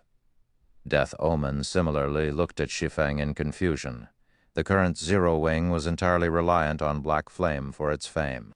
Although it was proven that Zero Wing had some connections with Changxin, the Dragon Tongue conglomerate's little princess, such a connection was far from enough to put Zero Wing on equal footing with Unrestrained Lionheart. So, the fact that Unrestrained Lionheart was taking the initiative to invite Shi Feng could be regarded as a good opportunity for Zero Wing to form a connection with Unrestrained Lionheart. Yet by the looks of things, Shi Feng had decided to let go of this opportunity. Meanwhile, after listening to Shi Feng's conditions, Unrestrained Lionheart silently pondered for a moment before saying, "I do not have the authority to agree to your 2 conditions, Mr. Black Flame. I will need to seek the commander's opinion before I can give you a response." "No problem. You can contact me any time after you have thought about it," Shi Feng said, sending a friend request to Unrestrained Lionheart. Then he promptly made his way out of the Flameheart Canyon. After Shi Feng left, White Owl walked up to Unrestrained Lionheart and said, "Mr. Lionheart, I don't think the commander will entertain Black Flame's conditions for even a second. We might even get reprimanded for bringing them up. Shi Feng's combat standard might have reached the 5th floor standard, but he was nothing more than a bottom-ranked luminous glory expert. Such strength was nowhere near enough to attract their commander's attention, let alone convince their commander to give him the command of the team." "That might not be the case," Unrestrained Lionheart said, smiling. "It might not?" White Owl looked at Unrestrained Lionheart in confusion. Looking at White Owl, Unrestrained Lionheart suddenly remembered something and patiently explained, "You might not know this since you weren't in the Holy World previously, but some time ago Black Flame defeated Hidden Wind, who is 42nd on the Luminous Glory list. Because of this, many people suspect that Black Flame might have already reached the realm of saints. If we can have a saint join our team, our chances of securing the First Clear will increase significantly." He defeated the 42nd ranked Hidden Wind, a saint. Whether it was White Owl, Death Omen, or Thousand Scars, all of them were dumbfounded by unrestrained Lionheart's words. Pharaoh's Town, Adventurers Association. I would like to purchase 300 compounding potions, Shi Feng said as he presented his adventurer medallion at a VIP counter on the second floor. The biggest function the adventurer medallion had during the Eternal Realms exploration stage was to let players purchase the compounding potion. The compounding potion not only had the Holy Power Bottle's effects, but could also strengthen players' mana. Moreover, it had a long duration of 12 hours and a low price of 10 eternal copper. It could be regarded as the best tool for players to survive in the Eternal Realms wilderness. However, every town's Adventurers Association would only sell 300 compounding potions each day. Once the Holy Race started to make their existence known in the Eternal Realm, there wouldn't be enough compounding potions to go around, and players could make a fortune just by reselling these potions. Okay, that will be 30 eternal silver, the beautiful receptionist behind the counter replied. Immediately, Shi Feng paid the 30 eternal silver, put the 300 compounding potions into his bag space, and ran for the Alchemy Association. How may I help you, sir? The female elf standing behind the commission counter asked, as she looked at Shi Feng with a smile. Please help me start a material collection commission for earth and magic flowers. I'm paying 1 eternal copper for every 10 earth and magic flowers, Shi Feng stated. Although the holy world evolving into the eternal realm had caused him to lose the opportunity to earn god crystal fragments, the appearance of the holy race had given him another opportunity to make a fortune. Apart from handling commissions from NPCs, the various associations in the greater god's domain also handled commissions from players. Only, commissions made by players would not offer any EXP or reputation points on completion. How long would you like to keep your commission available? The receptionist asked. The handling fee the Alchemy Association charges is based on the commission's duration. Each day will cost 50 eternal copper, and you may only keep a commission active for up to 3 days. Have it up for 2 days for the time being, Shi Feng said as he took out the remaining 43 eternal silver coins in his bag. Use the rest to buy earthen magic flowers. The earthen magic flower was a material unique to the Eternal Realm, and it could be used to make all sorts of mana recovery potions. However, as it was one of the more commonly available herbs that could be harvested out in the wilderness, it wasn't worth much. Currently, the market price for earthen magic flowers was only 1 eternal copper coin per 20. However, this would change once the Holy Race made its existence known. When players of the human race and the Holy Race fought, the penalty for death would be much more severe. For example, even after getting resurrected, human players killed by Holy Race players would continue to be tainted by holy power, and this holy power would cause their mana to grow incredibly unstable and prevent them from fighting normally. Meanwhile, if players wished to recover the stability of their mana, they could either wait for a long time for their mana to recover naturally, or use a mana stabilizer. Consuming a mana stabilizer made from earthen magic flowers could let players recover their mana's stability immediately. Because of this effect, mana stabilizers would quickly be in high demand once the Holy Race began aggressively clashing with humans. This in turn would increase the demand for earthen magic flowers. At that time, the price of earthen magic flowers would quickly skyrocket. Going by his memories, Shi Feng recalled that earthen magic flowers had, at one point, sold for 2 eternal copper each. Even then, supply could never meet demand.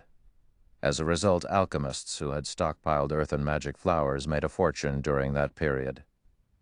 Very well. Your commission has already been issued.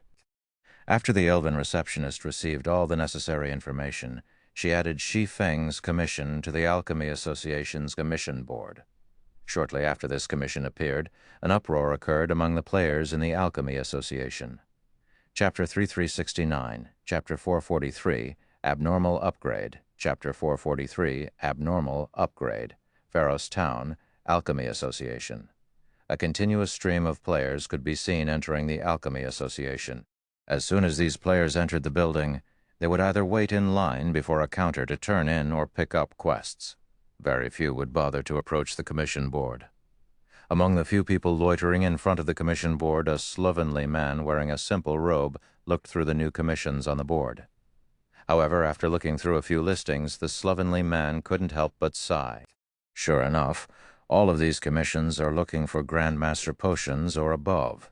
Cigarette Life had long gotten used to seeing only commissions for Grandmaster potions and above. Although alchemy associations did not exist during the Holy World era, players would often post alchemy commissions in Saint camps. It was just that the commission system back then wasn't as formal.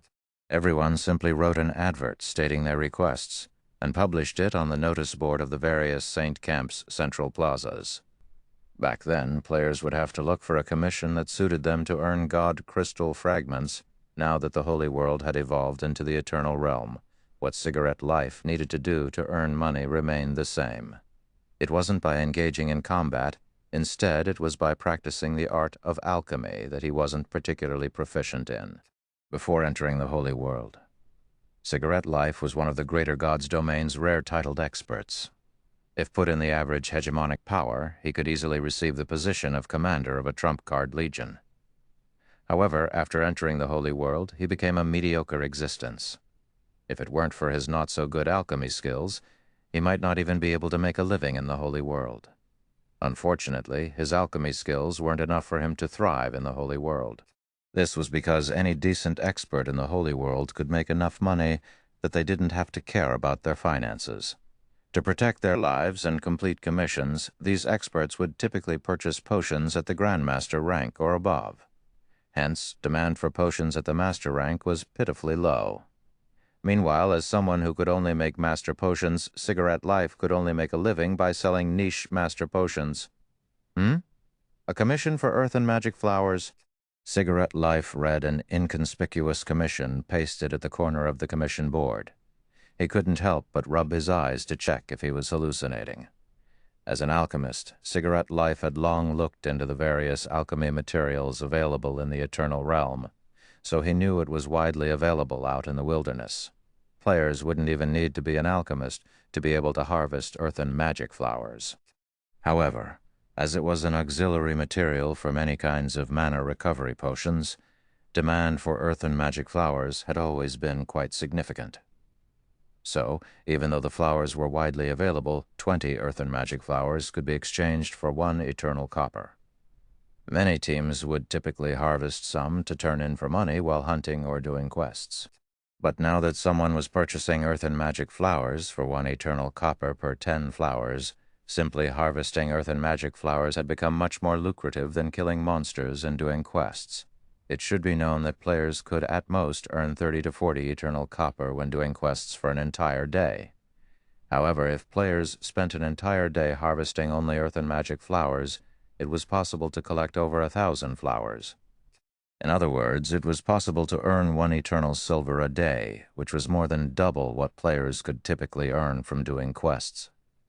Immediately, Cigarette Life ran out of the Alchemy Association and began going around purchasing earth and magic flowers for 1 eternal copper per 20 flowers. What's wrong with that guy? Why is he buying so many earth and magic flowers?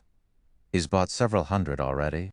Even if he's buying it for his guild, there shouldn't be a need for this many earth and magic flowers.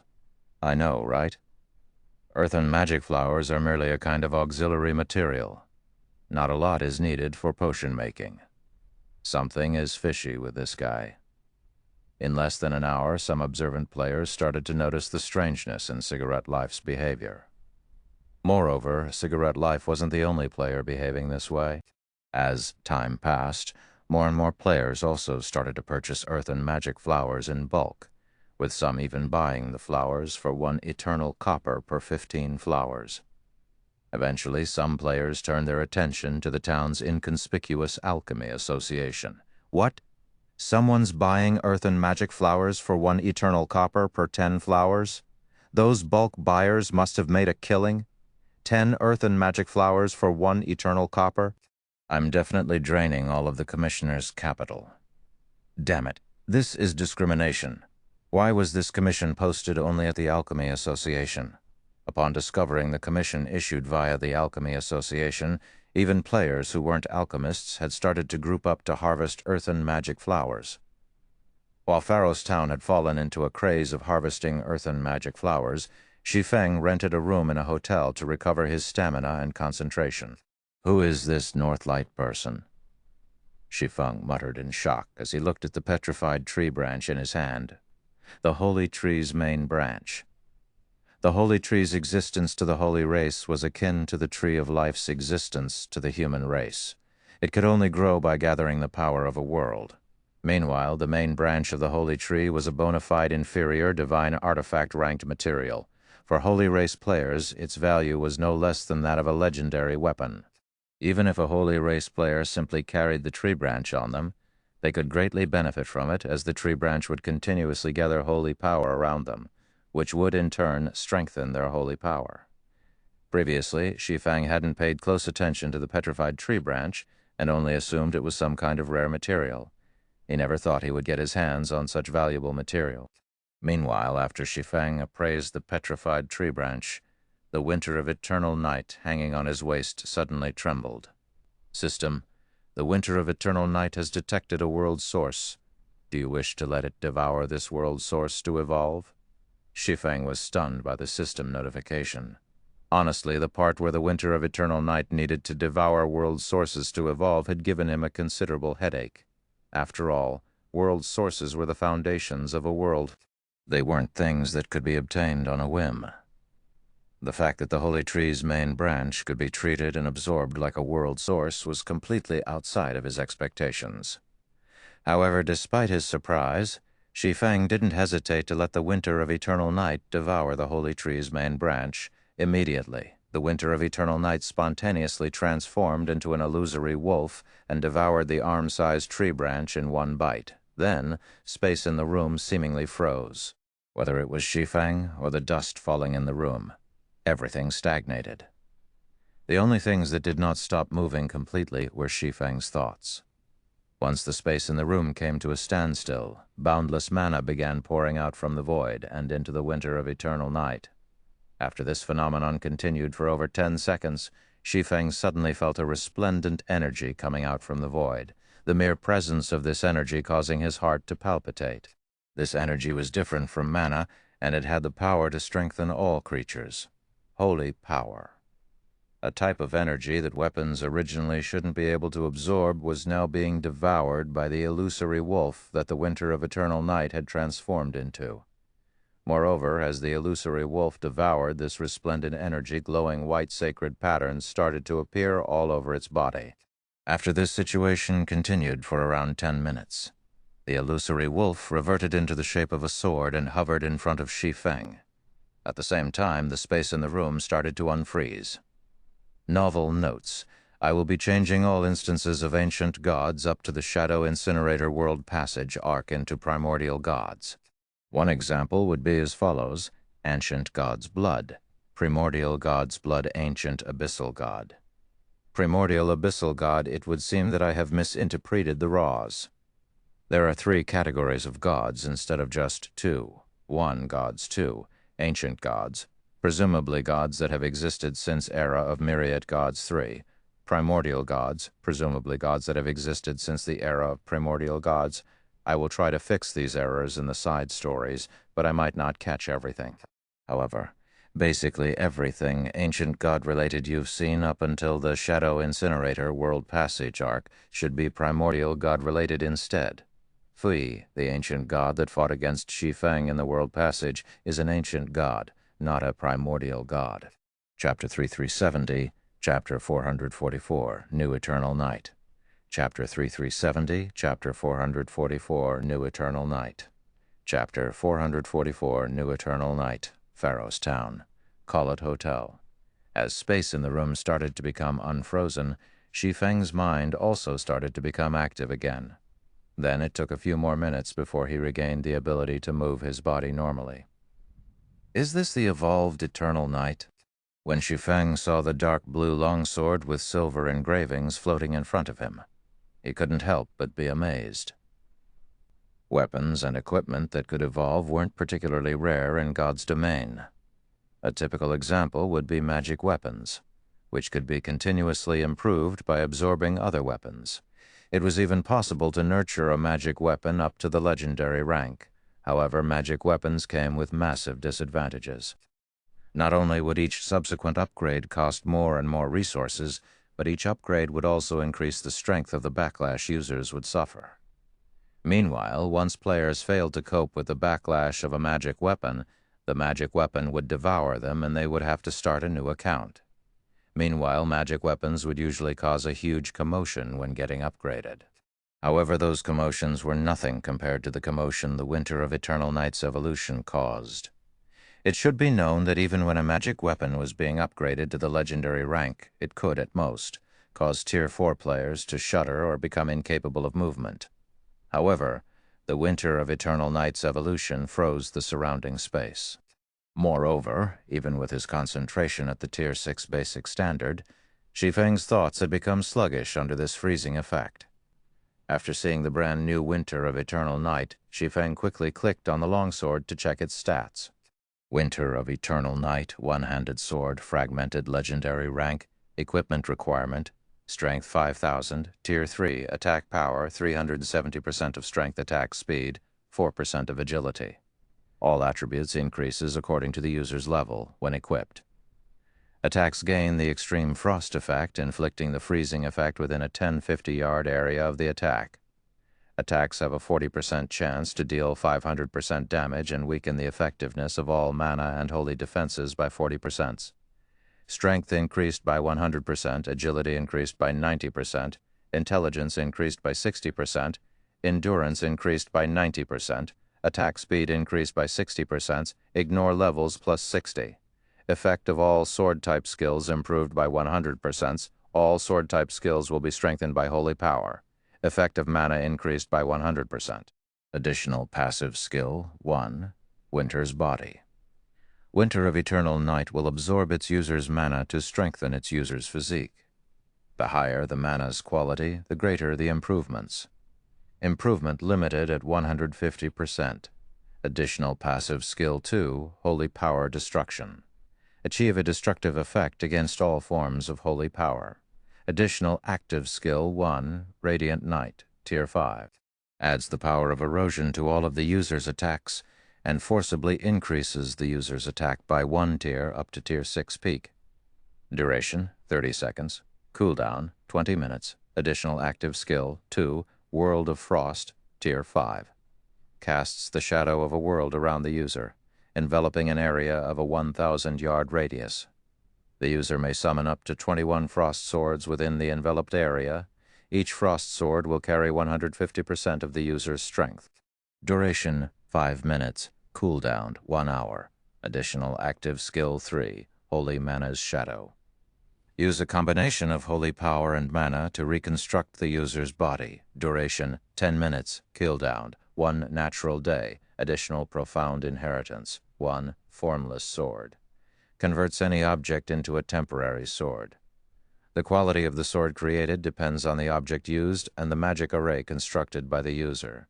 Duration, 1 hour cooldown, 1 natural day. Additional profound inheritance, 2 world sword. Devour world sources to evolve. The primordial god of thunder's final creation that has absorbed a main branch from the holy tree. The Winter of Eternal Night holds the power source of a primordial god, and it is capable of freezing all things. What astonishing stats. Shi Feng was stunned.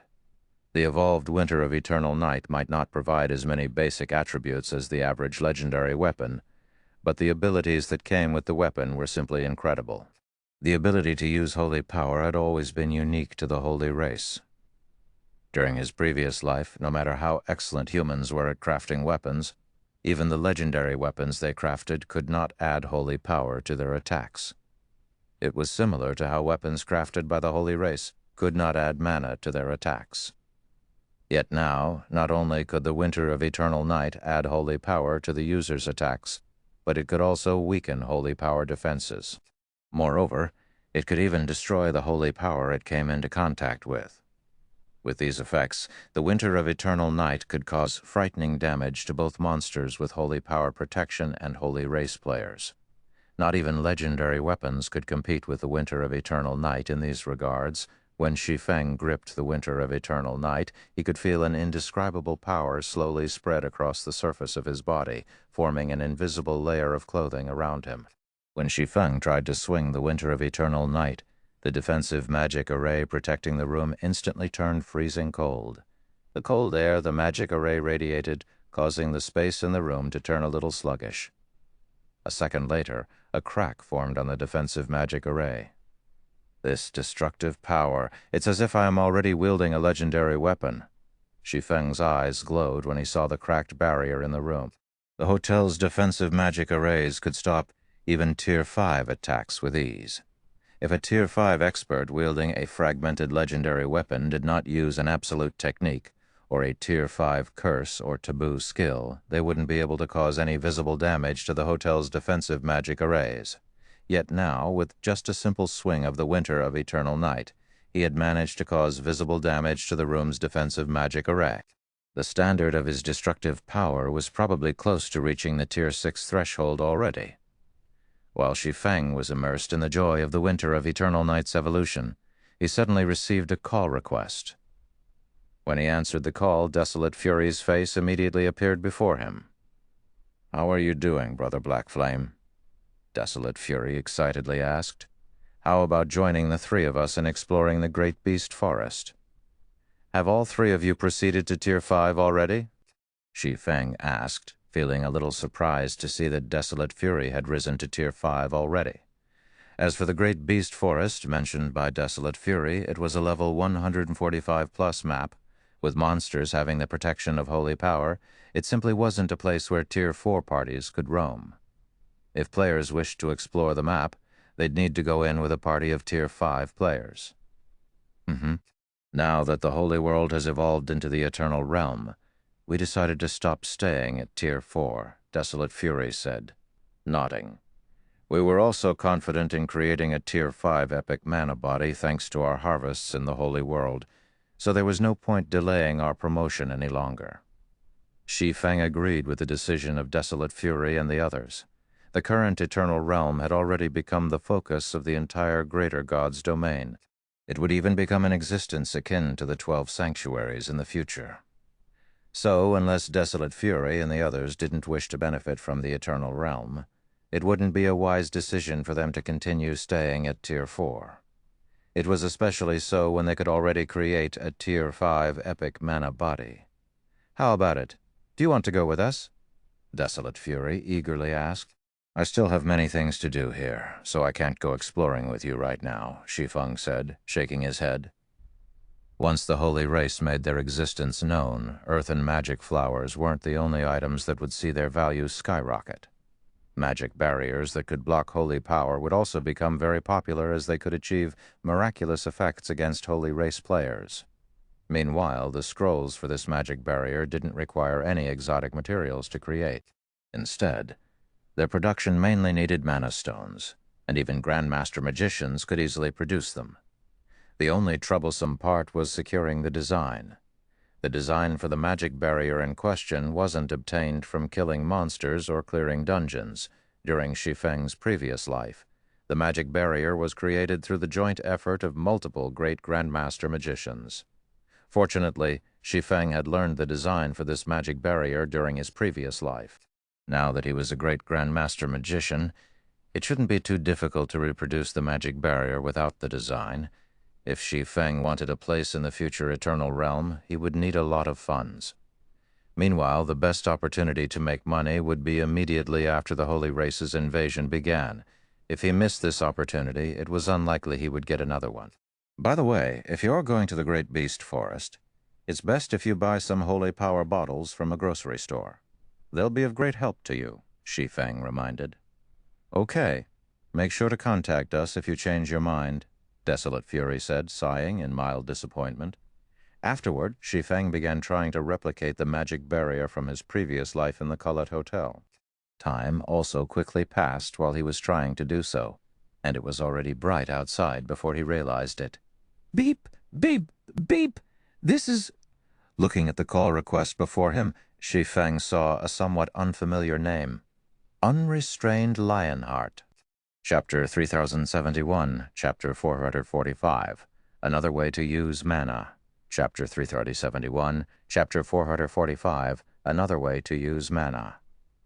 Chapter 445, Another Way to Use Mana. When Shi Feng saw unrestrained Lionheart contacting him, he set aside the mana stone in his hand and somewhat helplessly answered the call. After researching the Holy Power Negation Barrier magic array for an entire night, he couldn't help but have a newfound respect for the great Grandmaster magicians behind the barrier's development. Even though it was only a Grandmaster magic array, it wasn't something a great Grandmaster magician could replicate easily. The Holy Power Negation Barrier was unlike any magic array Shi Feng had seen. Traditional magic arrays didn't place much emphasis on mana volume, or, more specifically, they didn't need fixed amounts of mana to activate. However, the Holy Power Negation Barrier did. Moreover, it had different volume requirements for gaseous, liquid, and solid mana. When the players during Shi Feng's previous life constructed the Holy Power Negation Barrier, they wouldn't need to make precise mana adjustments because they had its design. The system would automatically make all the necessary adjustments based on the design. So, even Grandmaster magicians could easily construct the Holy Power Negation Barrier. However, Shi Feng currently did not have the design to guide him. He only had memories of the design. As a result, finding the right amount of mana to inject into the Holy Power Negation Barrier's mana nodes became a huge challenge. The magic array would stop functioning normally and possibly even crumble if the volume of mana it received was off by even a small margin.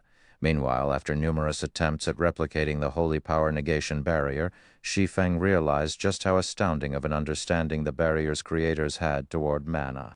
Just by relying on mana, they managed to find a way to block out holy power completely.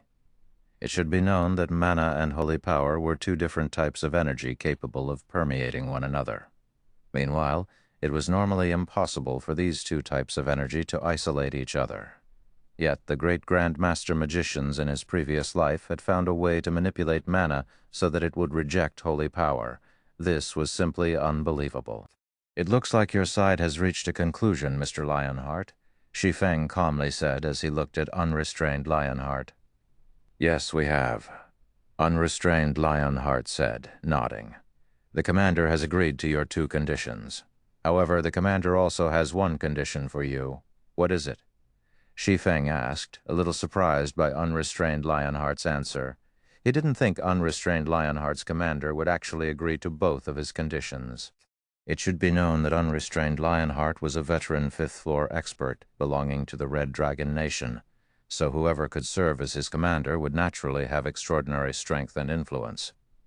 Logically, there should be no way such an individual would tolerate handing over command of their team to an outsider, much less the privilege of choosing any one item from the team's harvest.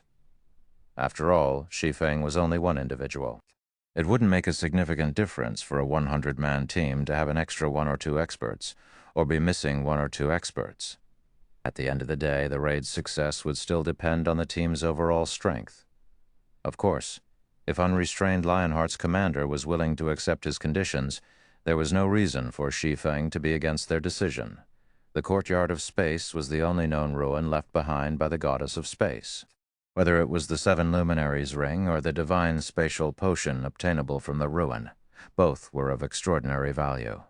The divine spatial potion was especially important for Shi Feng. Tier 4 players could be regarded as the weakest existences in the current Eternal Realm. Hence, Shi Feng needed to advance to Tier 5 as soon as possible. However, because of his quest, he needed to create a Tier 5 legendary mana body before he could do so. Meanwhile, apart from improving his concentration standard, the only other method that could allow him to create a Tier 5 legendary mana body would be through improving his mana affinity. If he could improve his affinity with mana, it would increase his control over mana by a significant margin. "Simple," smiling, unrestrained Lionheart said. "Once the team's casualty exceeds 20%, you will have to forfeit your command over the team and the privilege of choosing an item of your choice." "Okay, no problem," Shi Feng answered without hesitation. Ensuring the team's casualty stayed below 20% was a big ask.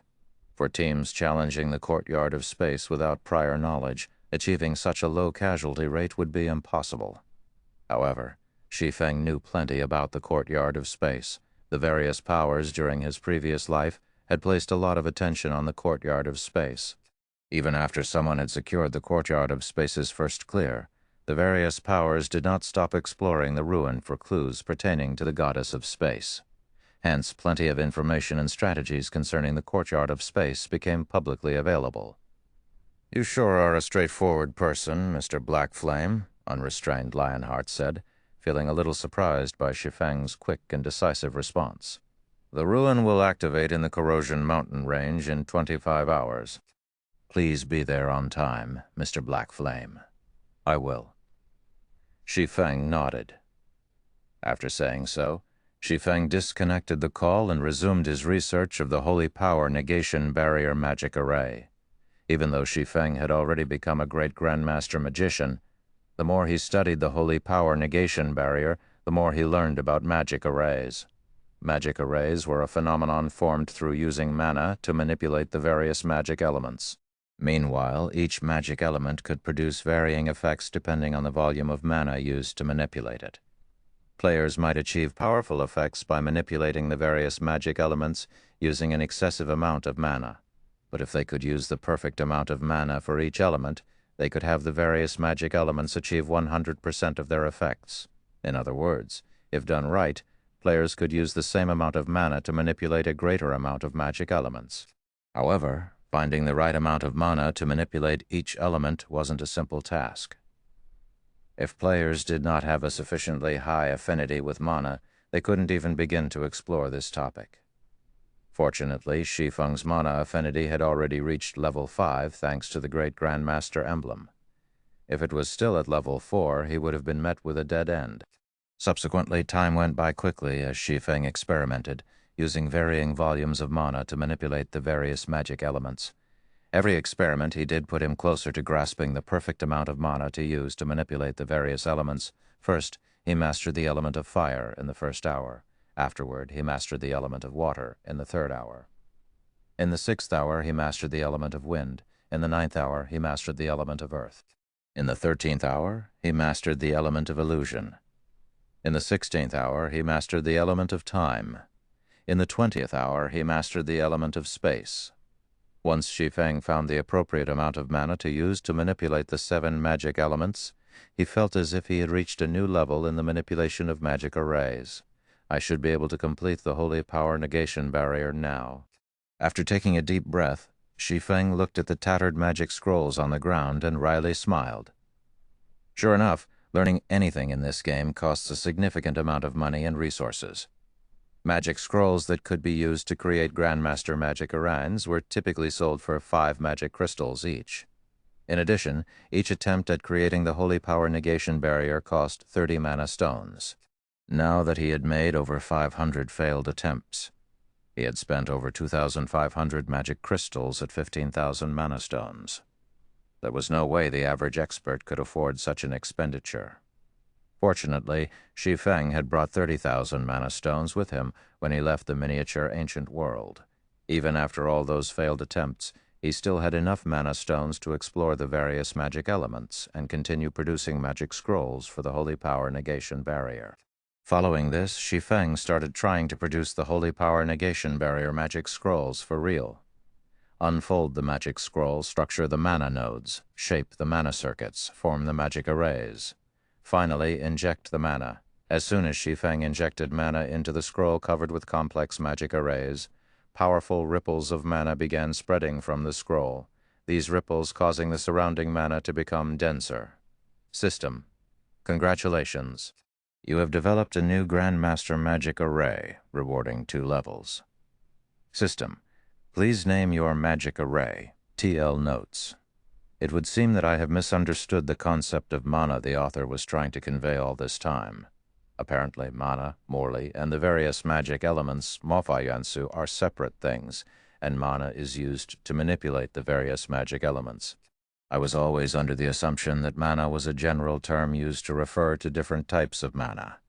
But it seems that's not the case. But in Chapter 375, the author mentioned elemental affinity, Mofayansu Tsin Hodu, yet mentioned mana affinity Moli Tsin Hodu in this chapter. So I guess they are somewhat the same thing to a certain extent. I haven't a clue. Anyway, I will be using the correct interpretation going forward, but I don't think I will ever go back to correct my misinterpretation. There are just too many chapters to go through. X, where, Y, 3 supreme elements, equals space, time, illusion. 4 major elements equals fire, water, earth, wind, chapter 3372, chapter 446, difference between energy systems, chapter 3372, chapter 446, difference between energy systems, chapter 446, difference between energy systems. Following the system notification, 2 layers of purple-gold brilliance emerged from Shi Feng's body. At the same time, Shi Feng's level rose from 137 to 139. However, Shi Feng did not pay any attention to the increase in his level. Instead, his focus was on the magic scroll in his hands. It was as if the Grandmaster Magic Barrier Scroll in his hand wasn't just a Grandmaster Magic Barrier Scroll, but a peerless treasure instead. Success. An indescribable sense of excitement filled Shi Feng as he looked at the magic array drawn on the scroll. How unexpected. I didn't think such frightening results would be possible just by finding the right volume of mana to manipulate the 7 magic elements.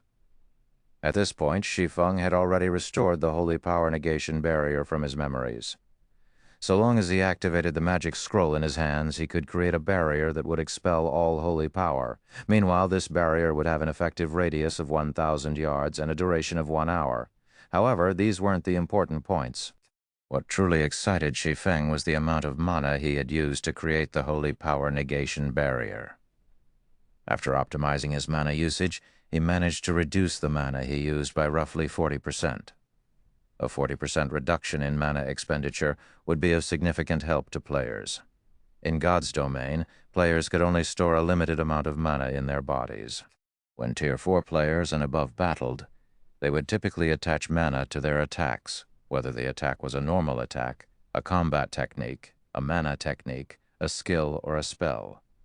Although the mana mentioned here wasn't limited to just the mana in players' bodies and also included the ambient mana manipulated by players, that was beside the point. Meanwhile, the purpose of this mana was to manipulate the various magic elements to produce various phenomena. This also meant that the more excess mana players had, the more magic elements they could control and the stronger the phenomenon they could create. Similar to how players could exhibit greater strength with their combat techniques after eliminating their excess movements. Players could also achieve a similar result by eliminating excess mana usage. If players could use 40% less mana to achieve the same results, the results they could achieve by optimally using 100% of their mana would reach a whole new level. When Shi Feng saw the results he had achieved, realization suddenly dawned on him. It was no wonder the human players in his previous life couldn't compete against Holy Race players. The disparity between the 2 races was so great that there was a massive difference in strength, even between the Tier 6 players of the 2 races. In the end, human players could only fight against Holy Race players if they had an advantage in weapons and equipment. Originally, Shi Feng had found it very strange that God's domain would give preferential treatment to one particular race of players. However, it turned out that wasn't the case at all. The disparity between human players and Holy Race players wasn't a result of the game giving preferential treatment to Holy Race players. Instead, it resulted from human players failing to truly grasp how to use mana. Or, more specifically, human players were not on the same level as Holy Race players when it came to the standard of utilizing their respective races' energy systems. If human players could optimize the way they used mana, assuming that all other factors were equal, it should be possible for human players to achieve the same combat power as Holy Race players. System, please name the magic array you have developed. If you fail to do so in 3 minutes, the system will automatically generate a name for it. Shi Feng quickly returned from his thoughts when he heard the system notification. Then, he said, name it as the Holy Power Negation Barrier.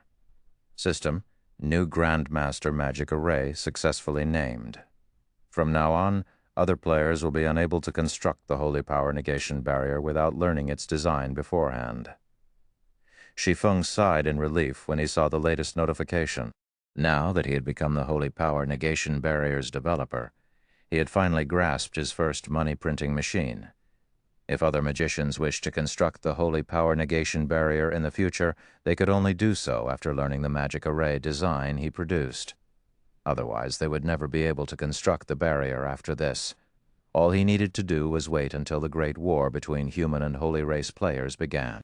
Once the war between the two races began, the holy power negation barrier would become a necessity for the various human powers to go against the holy race. At that time, he'd have a constant stream of money flowing into his pockets. 21 hours have already gone by in the blink of an eye. I should hurry to the Corrosion mountain range. After looking at the time, Shi Feng quickly put away the Holy Power Negation Barrier scroll and left the Khalid Hotel. The Corrosion mountain range was 5 large maps away from Pharos Town. Since the Eternal Realm's environment prevented Tier 4 and Tier 5 players from flying, even Tier 5 players would need a significant amount of time to cross such a great distance. As for Tier 4 players, they'd have to run for at least 15 hours straight to cross this distance. While walking Pharos Town's main street, Shi Feng could hear many people shouting to purchase earthen magic flowers at a high price of 1 eternal copper per 12 flowers. Yet even at this price, nobody was willing to part with their earthen magic flowers. They even looked at the shouting players as if they were looking at a bunch of fools. Shi Feng was quite astonished to see this. He didn't expect the news of the earthen magic flowers to spread so quickly. After leaving Pharos Town, Shi Feng went to a deserted location and summoned the mutated Frost Flame Phantom Dragon. Ordinary mounts couldn't survive in the Eternal Realm due to the environment here. As for flying mounts, although they could be summoned, they could only roam the Eternal Realm for a short time. Even as a legendary flying mount, the mutated Frost Flame Phantom Dragon could only be summoned for 8 hours a day. As for extraordinary flying mounts, they could only stay summoned for 4 hours a day. Moreover, they'd have to reach Tier 4 first to even be summoned, as a Tier 3 extraordinary flying mount could not resist the corrosion of holy power. Although there were many experts in the Eternal Realm, the players who owned a Tier 4 extraordinary flying mount were probably few and far between. If a legendary flying mount were to suddenly appear in the Eternal Realm's skies, it would definitely become a target for the various powers. At that time, even as someone who had defeated the Luminous Glory List's 42nd ranked expert, Shi Feng would have difficulty surviving in the Eternal Realm. After all, the help a legendary flying mount could provide to players during the Eternal Realm's exploration stage was probably no less than that of a divine artifact. So, before Shi Feng reached Tier 5 and caught up to the various powers experts in tiers, it'd be best to keep the mutated Frost Flame Phantom Dragon's existence a secret as long as possible. Immediately, Shi Feng hopped onto the Phantom Dragon and activated a Tier 3 isolation scroll to enter stealth. Then, he had the Phantom Dragon soar into the sky and beyond the clouds. At this altitude, even Tier 6 players would have difficulty noticing him. And even if some players did spot the Phantom Dragon's silhouette, they would only assume it to be a flying monster rather than a flying mount. After flying for over 3 hours, Shi Feng arrived at the edge of the Corrosion mountain range. Thank goodness I made it in time. Shi Feng sighed in relief when he saw the mountain range ahead of him. The Eternal Realm's ambient holy power had a much greater impact on the Phantom Dragon than he expected. The journey that should have normally taken only an hour ended up taking over 3 hours instead. Anyway, since the Corrosion mountain range was already within sight, Shi Feng decided to recall the Phantom Dragon and trek the rest of the way. The Corrosion mountain range had a level range of level 145 to level 160, so as soon as Shi Feng entered the map, he had to deal with large groups of level 145 plus High Lords. Under normal circumstances, only Tier 5 teams could grind in this map. If a Tier 4 team tried to do so, their chances of annihilation were practically 100%. However, Shi Feng's goal wasn't to grind here.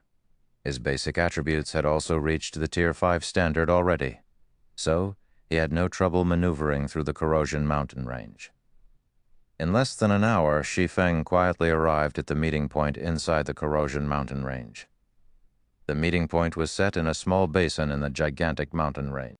Although trees densely covered the entire basin, Shi Feng could vaguely spot a large number of human and holy race players gathered in the basin. At a glance, the number of players in the basin exceeded 10,000, and over 1,000 of these players were at Tier 5. Meanwhile, human players made up nearly 70% of these numbers. At this time, the players from the two races were gathered around a huge gate of light that protruded from the ground. Each race stood on one side of the gate.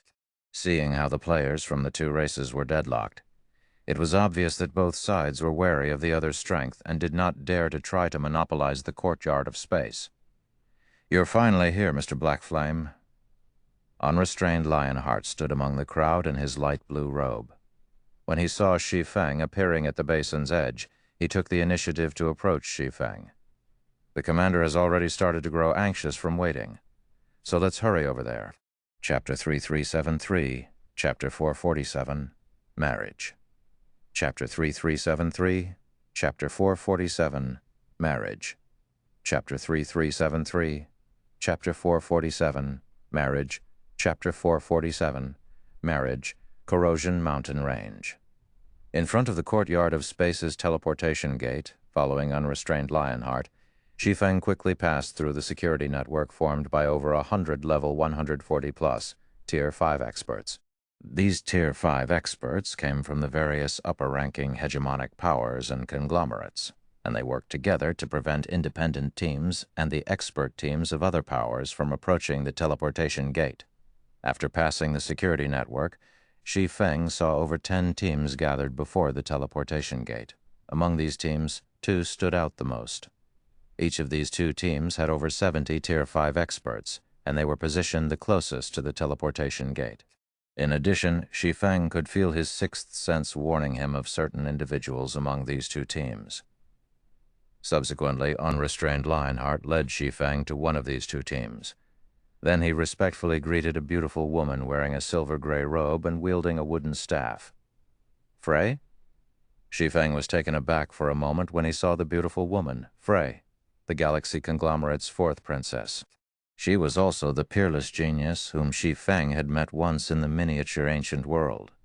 However, unlike in the miniature ancient world, Frey was currently at level 141, Tier 5 already. The aura she exuded was vastly stronger than before. When Frey saw Shi Feng looking at her, she smiled and teasingly said, "We meet again, Guild Leader Black Flame." Unrestrained Lionheart was surprised when he heard Frey's words. Unable to help his curiosity, he looked at Shi Feng and asked, "Are you acquainted with the commander, Mr. Black Flame?" "Mm-hmm. I had the fortune of being on the same team as Miss Frey in the past," Shi Feng said somewhat awkwardly. Previously in the miniature ancient world, Shi Feng had exploited Frey's situation to make a fortune because he thought he would never meet the woman again after the Nether King raid. After all, Frey was one of the Galaxy Conglomerate's 4 princesses. The Starlight Realm was also such a huge place. So the possibility of them meeting again should be incredibly small. However, Shi Feng never thought he would meet Frey in the Eternal Realm. Even more astonishing was that someone of Unrestrained Lionheart's stature would behave so respectfully in front of Frey.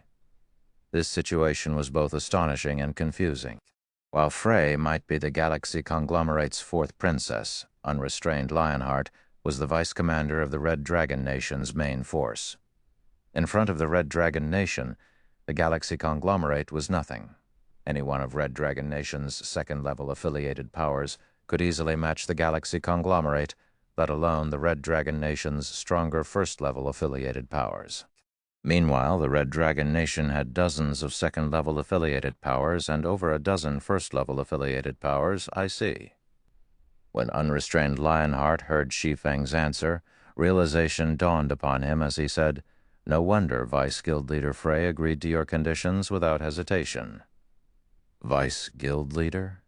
You're saying Miss Frey is a Vice Guild Leader of the Red Dragon Nation?" Shi Feng asked, finding Unrestrained Lionheart's words a little hard to believe. After all, according to his memories, the Red Dragon Nation didn't have a Vice Guild Leader named Frey, much less a Vice Guild Leader who was so young. It should be known that only the strong were respected in a pseudo-apex power.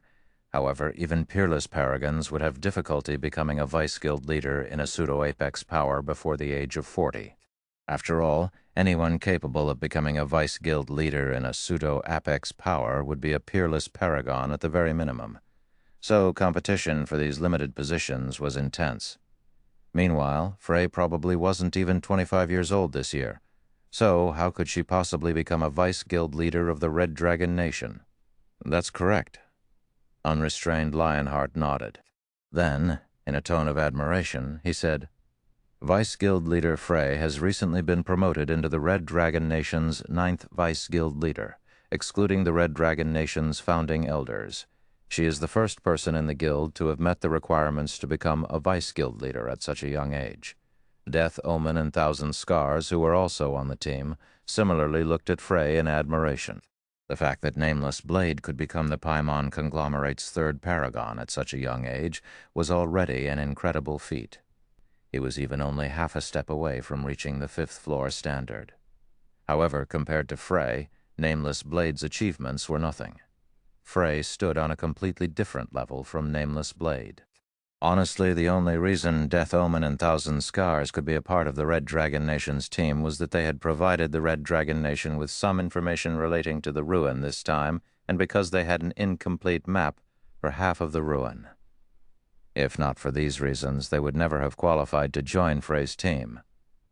While Shi Feng was talking with unrestrained Lionheart, a man looking like he was in his 50s approached Frey. The man was one of the Tier 5 players on Frey's team, and he exuded a terrifying aura. After walking up to Frey, the man quietly reminded, "The ruin will soon activate, Vice Guild Leader Frey." "I know, Elder Parker." Frey nodded. Then she looked at Shi Feng and earnestly stated, "Guild Leader Black Flame, as per our agreement, you will have full command over the team. However, if the team's casualty rate exceeds 20%, I will be taking back the team's command and your item selection right. I hope you don't forget." After saying so, Frey made Shi Feng the team's leader, her actions shocking the experts on the team. Only Death Omen, Thousand Scars, and unrestrained Lionheart remained unfazed. "Please rest assured, Vice Guild Leader Frey, so long as the team's casualty rate exceeds 20%, I will immediately surrender the team's command. I won't even ask for any payment for my services this time," Shi Feng said confidently. As soon as Shi Feng finished speaking, a low laugh suddenly came from a distance. "It's been a while since I last saw you, Frey, but it seems your judgment is getting worse with time." The person who spoke was a handsome and muscular man who had already reached level 142, Tier 5. While walking up to Frey, the man smiled and said, "You might as well marry me now. Once you do, both you and your family will have better futures ahead of you. You think too highly of yourself, Moro." Frey did not get angry at the approaching man's words. Instead, she calmly said, "I am now the 9th Vice Guild Leader. While you are still the 7th Vice Guild Leader, with the opportunities in the Eternal Realm, do you think I will need long to surpass you?" The man named Moro suddenly laughed. "If you can secure this ruin's first clear, you might indeed have a chance to surpass me," Moro said as he looked at Frey with an admiring gaze. Then he slowly continued, "It's a pity you won't get such a chance." As soon as Moro finished speaking, Elder Parker, who originally stood behind Frey, suddenly walked over to Moro and stood behind him. At the same time, over a dozen other Tier 5 experts on Frey's side joined Elder Parker on Moro's side. Moreover, 6 of these Tier 5 experts were 5th floor experts. All of a sudden, silence fell over the area. "What is the meaning of this, Elder Parker?" Frey asked as she looked at Elder Parker, her calm expression wavering for the first time. "The Galaxy Conglomerate has treated you well all these years, hasn't it?" Parker was an elder of the Galaxy Conglomerate, and he had risen to this position by climbing up from the conglomerate's bottom ranks. Because of his history and strength, the status he enjoyed in the Galaxy Conglomerate was second to only the conglomerate's successors. "You are right. Galaxy has indeed treated me well," Parker said, nodding. "However, I have also fought for over a century for Galaxy and allowed the conglomerate to secure a foothold in the Holy World, so I have long paid back my debt. Now that Lord Moro is willing to recommend me for an elder position in the Red Dragon Nation, I simply cannot bring myself to turn down such an offer." Just when Frey was about to say something, Moro interjected and said, "Which is why I say your judgment has grown worse, Frey.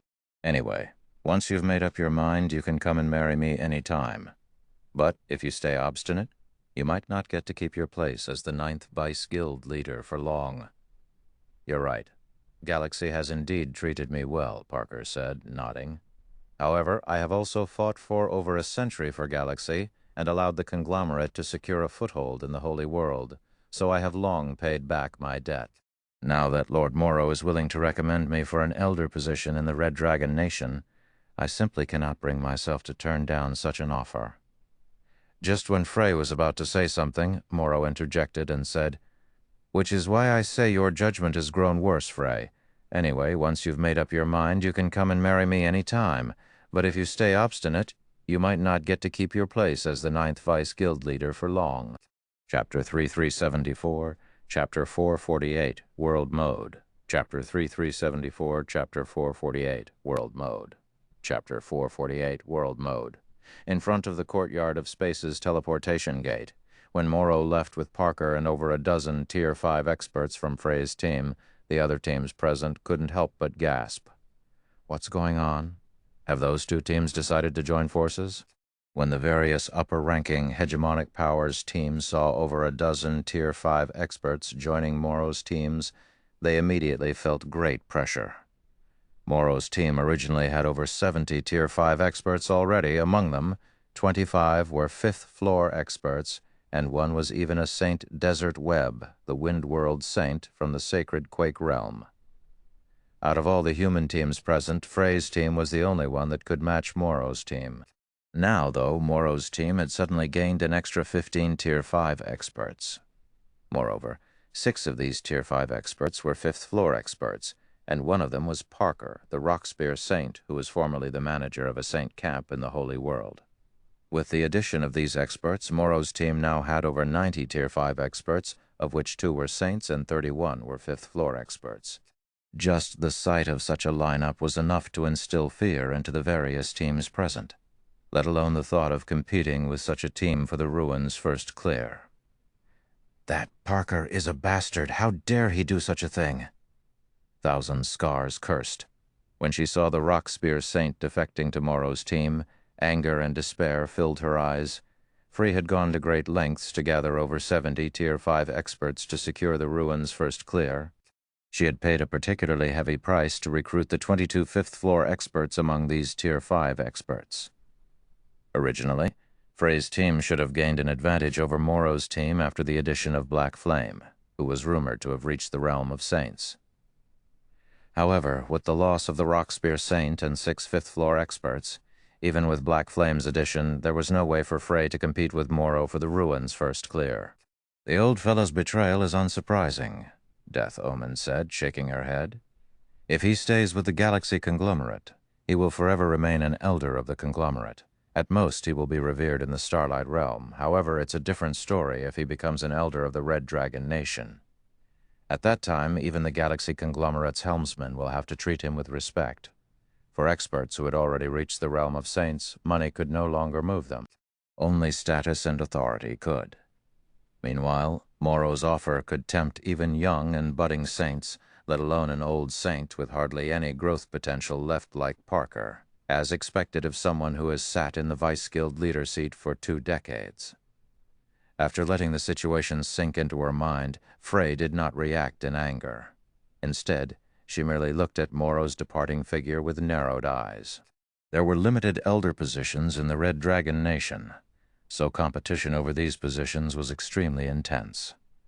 Even the top 3 ranking Vice Guild leaders would have difficulty getting their hands on a slot, so it was incredible that Morrow managed to secure a slot. Meanwhile, when unrestrained Lionheart saw what Morrow had just done, he only felt contempt for the other party.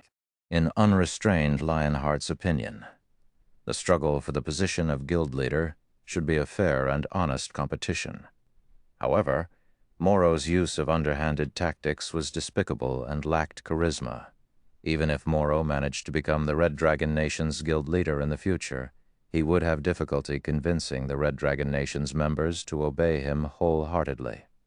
God's domain had always been a place where the strong were respected. Powerful experts would not submit themselves to a weak guild leader. This, in turn, made it impossible for a weak guild leader to lead a guild to greatness. The reason unrestrained Lionheart admired Frey was that the latter had relied on her individual achievements to become the Red Dragon Nation's 9th Vice Guild Leader. We have less than 10 minutes before the ruin activates, Vice Guild Leader. I'm afraid we can only recruit experts from the other powers present to make up for our missing numbers, Unrestrained Lionheart said after looking at the time. Morrow had deliberately chosen to reveal Parker's betrayal at the last moment. With 10 minutes left until the ruin's activation, there was no way they would have enough time to find and gather powerful experts from other places. Their only option would be to recruit from the experts present. However, recruiting experts belonging to other powers evidently wasn't a wise decision. After all, nobody could guarantee whether these experts were qualified or whether they would sabotage the raid. And even if these experts were qualified and didn't sabotage the raid, they would most likely ask ridiculous amounts of compensation for their aid. After pondering for a moment, Frey said, "Let's just recruit some people for now." As the first clear of this ruin concerned the Red Dragon Nation's future development in the Eternal Realm, the Guild's executives placed great importance on it. Frey had even used a lot of the Guild's resources to recruit experts to fight for her. If she failed to secure the ruin's first clear, she would risk losing her position as the 9th Vice Guild Leader. However, just as Unrestrained Lionheart was about to recruit experts from the other teams, Shi Feng suddenly stopped him. "Wait," Shi Feng said as he extended a hand to stop Unrestrained Lionheart. Then he turned to Frey and continued, "Miss Frey, since you think we are short of manpower, I can recommend some trustworthy combatants to you if you are interested. Can you find enough experts to make up for our missing numbers, Mr. Black Flame?" Unrestrained Lionheart eagerly asked. If given a choice, he'd rather recruit a group of trustworthy experts than the experts of other powers. "What are your conditions?" Frey rolled her eyes at Shi Feng when she heard his offer. She was very familiar with this situation. Honestly, if her Vice Guild Leader status wasn't in danger, she would have definitely turned around and left as soon as Shi Feng finished speaking. When Shi Feng saw the contemptuous look Frey was giving him, he awkwardly smiled and said, "Now that the team's circumstances have changed, it'd be a huge loss for me to follow the original condition of maintaining the team's casualty rate below 20%. Moreover, since my side will be contributing more manpower, it is only reasonable for me to ask for more compensation." "What you say makes sense." Frey nodded in agreement with Shi Feng's words. "I can loosen the casualty condition and increase the maximum to 40%. I can also give you priority in choosing 2 items from the ruin. Are these conditions acceptable?" "Very much so." Shi Feng agreed to the new conditions without hesitation. Immediately afterward, he contacted Desolate Fury and asked, "Brother Fury, are you 3 interested in making a fortune?" Subsequently, time passed by quickly. Roughly 10 minutes after Shi Feng contacted Desolate Fury's group of 3, the seal on the Courtyard of Space's teleportation gate suddenly lifted, and a pillar of light rose from the gate and several thousand meters into the sky. "Move out. The first clear belongs to the Holy Race." As soon as the seal was lifted, the teams on both the human side and the Holy Race side charged at the expanding teleportation gate. However, even though many teams had already made their way into the Courtyard of Space, Morrow did not have his team follow suit. Instead, he quietly observed Frey from a distance. "You've already given Frey a chance, Vice Guild Leader Morrow. It's her fault for blindly trusting Black Flame and not cherishing your offer, so you cannot be blamed for this," Parker said when he saw that Frey's team seemed to be waiting for someone. "Many teams have already entered the ruin, so we don't have much time left to waste." "All right, let's head inside as well then," Morrow said, giving out the command to enter the Courtyard of Space. Sometime after Morrow's team entered the Courtyard of Space, Unrestrained Lionheart could no longer maintain his composure as he anxiously looked at Shi Feng and asked, "Brother Black Flame, when will your friends be arriving?" Nearly an hour had already passed since the ruin's activation. After such a long time, even the other teams had probably explored a significant portion of the ruin already, not to mention Morrow's team. As soon as Unrestrained Lionheart finished speaking, though 3 figures swiftly appeared in front of the team. "Sorry for the long wait, brother," Black Flame, Desolate Fury said, hurriedly apologizing when he saw the anxious faces of the experts standing around Shi Feng. Don't worry about it. You guys have arrived very quickly already, Shi Feng said, waving his hand.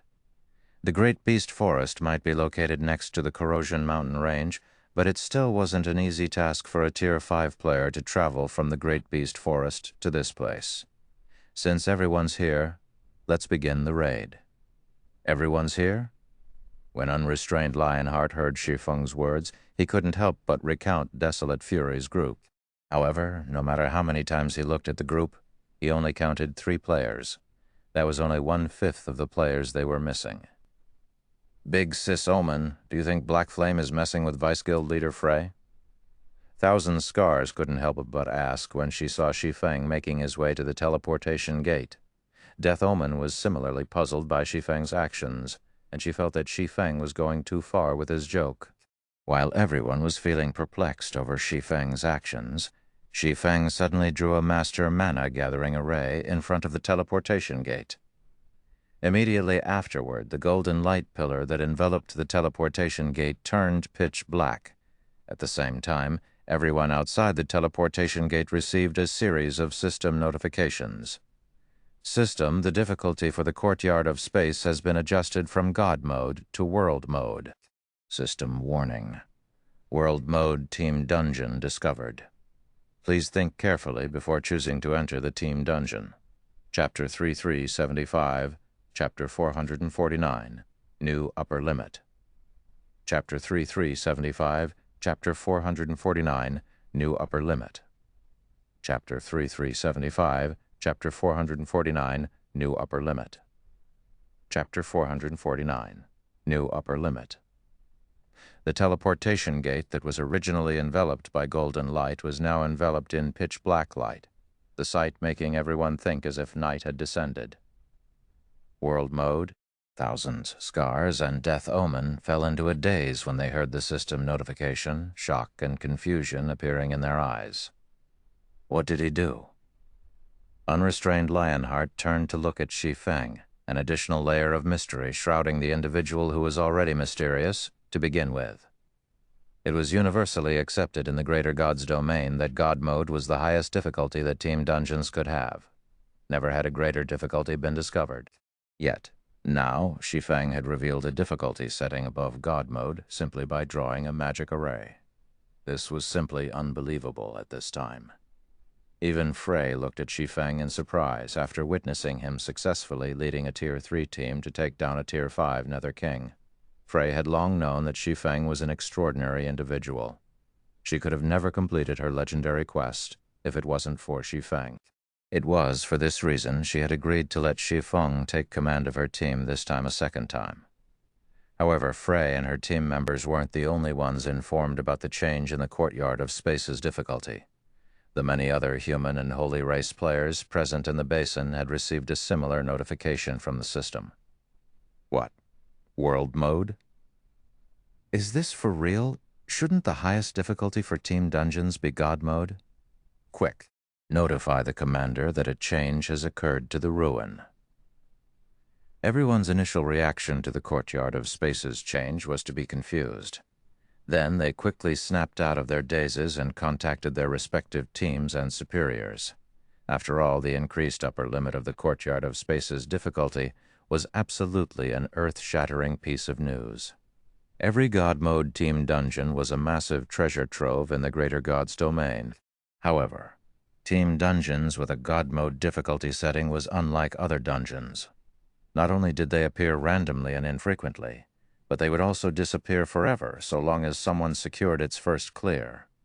Meanwhile, the Courtyard of Space was a ruin left behind by the Goddess of Space, so it went without saying it would house astonishing loot. This was also why the various powers were desperate to secure the first clear for the Courtyard of Space's God Mode. Now that the Courtyard of Space had gained an even higher difficulty setting, the loot available in this higher difficulty setting might be elevated to a whole new standard. After all, this was the first time a World Mode difficulty setting had appeared in the Greater God's domain.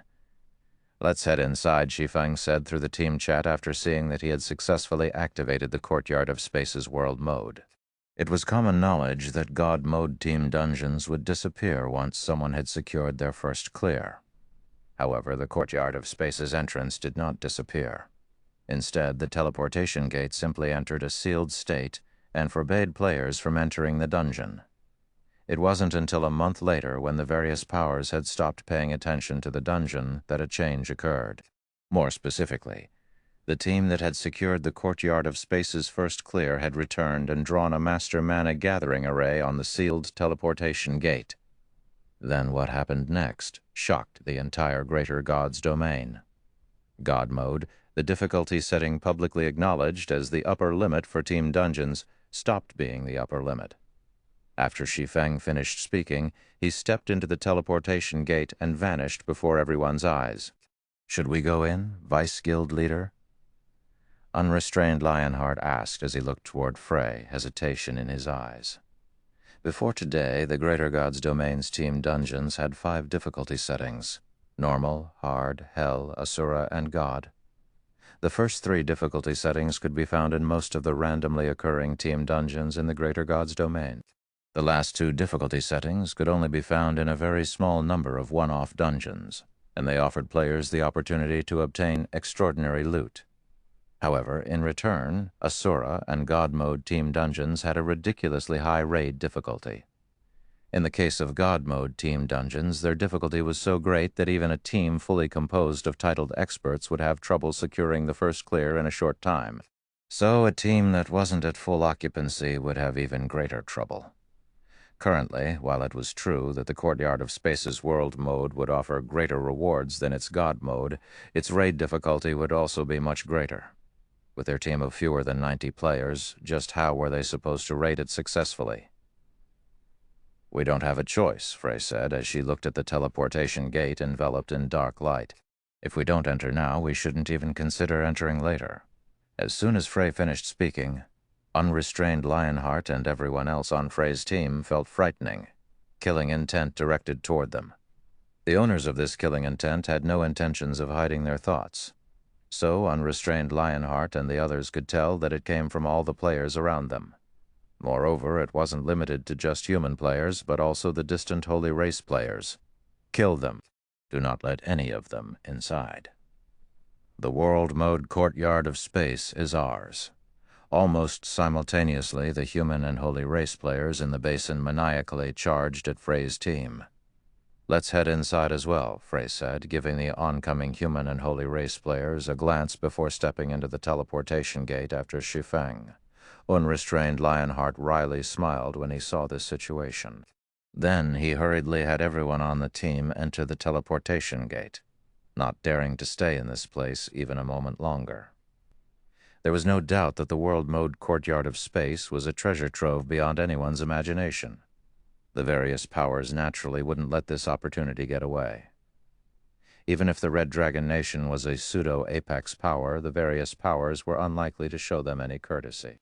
Upon seeing unrestrained Lionheart and the others disappearing into the teleportation gate, the human and Holy Race players quickly switched their target to each other and began a slaughter outside the Courtyard of Space. Everyone was desperately trying to monopolize and enter the Courtyard of Space. At the same time, the various teams inside the God Mode Courtyard of Space also received news about the dungeon's change. "What did you say?" Moro was stunned by his subordinate's report. The Courtyard of Space now has a World Mode option? He had never heard of team dungeons having a World Mode difficulty setting before. "What should we do now, Lord Moro?" Desert Web, the Windworld Saint, asked anxiously. "The higher-ups have told us to secure the World Mode Courtyard of Space's first clear at all costs. But we've already entered the God Mode Courtyard of Space, so we cannot change difficulty settings for an entire week." Meanwhile, Vice Guild Leader Frey's team is already inside. As soon as Desert Web finished speaking, Parker, the Rockspear Saint resting at the side, revealed an ashen complexion. What was going on here? Chapter 3376, Chapter 450, World Mode Courtyard of Space. Chapter 3376, Chapter 450, World Mode Courtyard of Space. Chapter 450, World Mode Courtyard of Space. "Elder Parker, what is the meaning of this World Mode?" Moro questioned as he coldly looked at Parker. Why have I never heard you mentioning it before? The Red Dragon Nation was a pseudo-apex power and a titanic existence in the greater god's domain. It was vastly more powerful than the likes of the galaxy conglomerate. Because of this, every elder position in the guild was highly sought after by the Red Dragon Nation's many executives. Parker might be one of the rare individuals who had reached the realm of saints, but the Red Dragon Nation had quite a few of such existences under its command. So, even as a saint, Parker wouldn't be guaranteed an elder position if he joined the guild. Meanwhile, for the sake of ruining Frey's plans, Morrow and the conglomerate behind him had paid a heavy price to secure Parker an elder position in the Red Dragon Nation. Yet now, I have never heard Frey talk about this before when I was by her side, Lord Morrow, Parker hurriedly explained when he saw Morrow's cold expression. The two women who provided the Courtyard of Space's information never mentioned this either. Honestly, Parker was even more astonished than Morrow to learn that Frey had activated the Courtyard of Space's world mode. Enough. I do not want to hear your excuses, Morrow said. Everyone present shuddered when they heard Morrow's cold tone. Even saints like Parker and Desert Webb shuddered a little. As someone who had served as one of the Red Dragon Nation's Vice Guild leaders for over 2 decades, Morrow possessed not only astonishing individual strength, but also an extraordinarily powerful background. So it wasn't difficult for him to deal with a saint or two. "What should we do now, Lord Morrow?" Desert Webb asked. "Even if we try to form a new team now, I do not think we can gather strong enough players to raid the world mode Courtyard of Space. We continue with our raid." After taking a deep breath, Morrow took a deep breath and smiled. "I have underestimated Frey before, I hate to admit it, but it would seem that she didn't get into the position through luck. It is too late for us to contest world mode now. But Frey probably didn't expect Parker's group to defect, so she shouldn't think of securing the first clear either." "That is true." Desert Webb nodded. "Her team can't even clear God mode without Parker's group, let alone world mode. Meanwhile, if we can obtain the God mode Courtyard of Space's loot, it should make things a lot easier for us to raid world mode." "Indeed. Frey might think she has secured an advantage, but if she can't even clear God mode, what can she do in world mode? This is the first time the Greater God's Domain has ever seen a world mode team dungeon, so its raid difficulties should be beyond imagination. It might look like we have taken a longer way, but who will emerge victorious remains to be seen." Morrow nodded. Immediately, he stood up and said, "We've rested enough. Continue advancing." Parker vehemently nodded in agreement with Morrow and Desert Webb. He also couldn't help but sigh in relief. Apart from Morrow's team, the other teams stuck in the God mode Courtyard of Space also had the same idea and started to accelerate their raid progress. They were all aiming to pave a path for themselves toward the world mode Courtyard of Space. Meanwhile, inside the world mode Courtyard of Space, the Courtyard of Space's interior was as vast as a city. Countless divine patterns covered the sky, the glow they radiated illuminating the entire courtyard. Meanwhile, along with the descent of numerous streaks of light in the courtyard's front garden, the garden quickly became lively. This is the world mode Courtyard of Space. Death Omen and Thousand Scars immediately gasped when they arrived in the front garden's plaza. Although there were no monsters in the plaza, they could see spatial blades flying all over the courtyard. These spatial blades came in various lengths, with the smaller ones measuring several centimeters, while the larger ones measuring several dozen meters.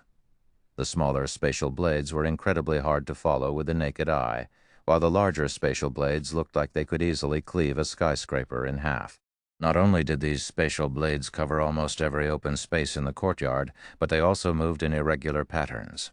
Moreover, every spatial blade carried enough destructive power to give Tier 6 experts a lot of trouble. Tier 5 players simply had no chance at blocking these spatial blades and living to tell the tale. Even Tier 5 MTs were not an exception. When Frey, Unrestrained Lionheart, and the other fifth-floor experts of the team saw the spatial blades flying around them, they couldn't help but feel cornered. As if these spatial blades weren't hard enough to deal with on top of having great numbers, speed, and irregular movement patterns, these spatial blades would also bounce off any object which innately belonged to the courtyard, altering their course and speed in the process. It was also challenging to predict whether a spatial blade would accelerate or decelerate after bouncing off an object. If they had to fight against monsters in such an environment, even fifth-floor experts going all out would have difficulty performing effectively, let alone fourth-floor experts. So, this is the rumored blade field. Shi Feng was similarly astonished by the sight before him. To make matters worse, because the blade field covered one of the aspects that made the world mode courtyard of space challenging was the blade field. Every spatial blade in the blade field had power at the Tier 6 standard and speed rivaling the arrows fired by Tier 5 Rangers.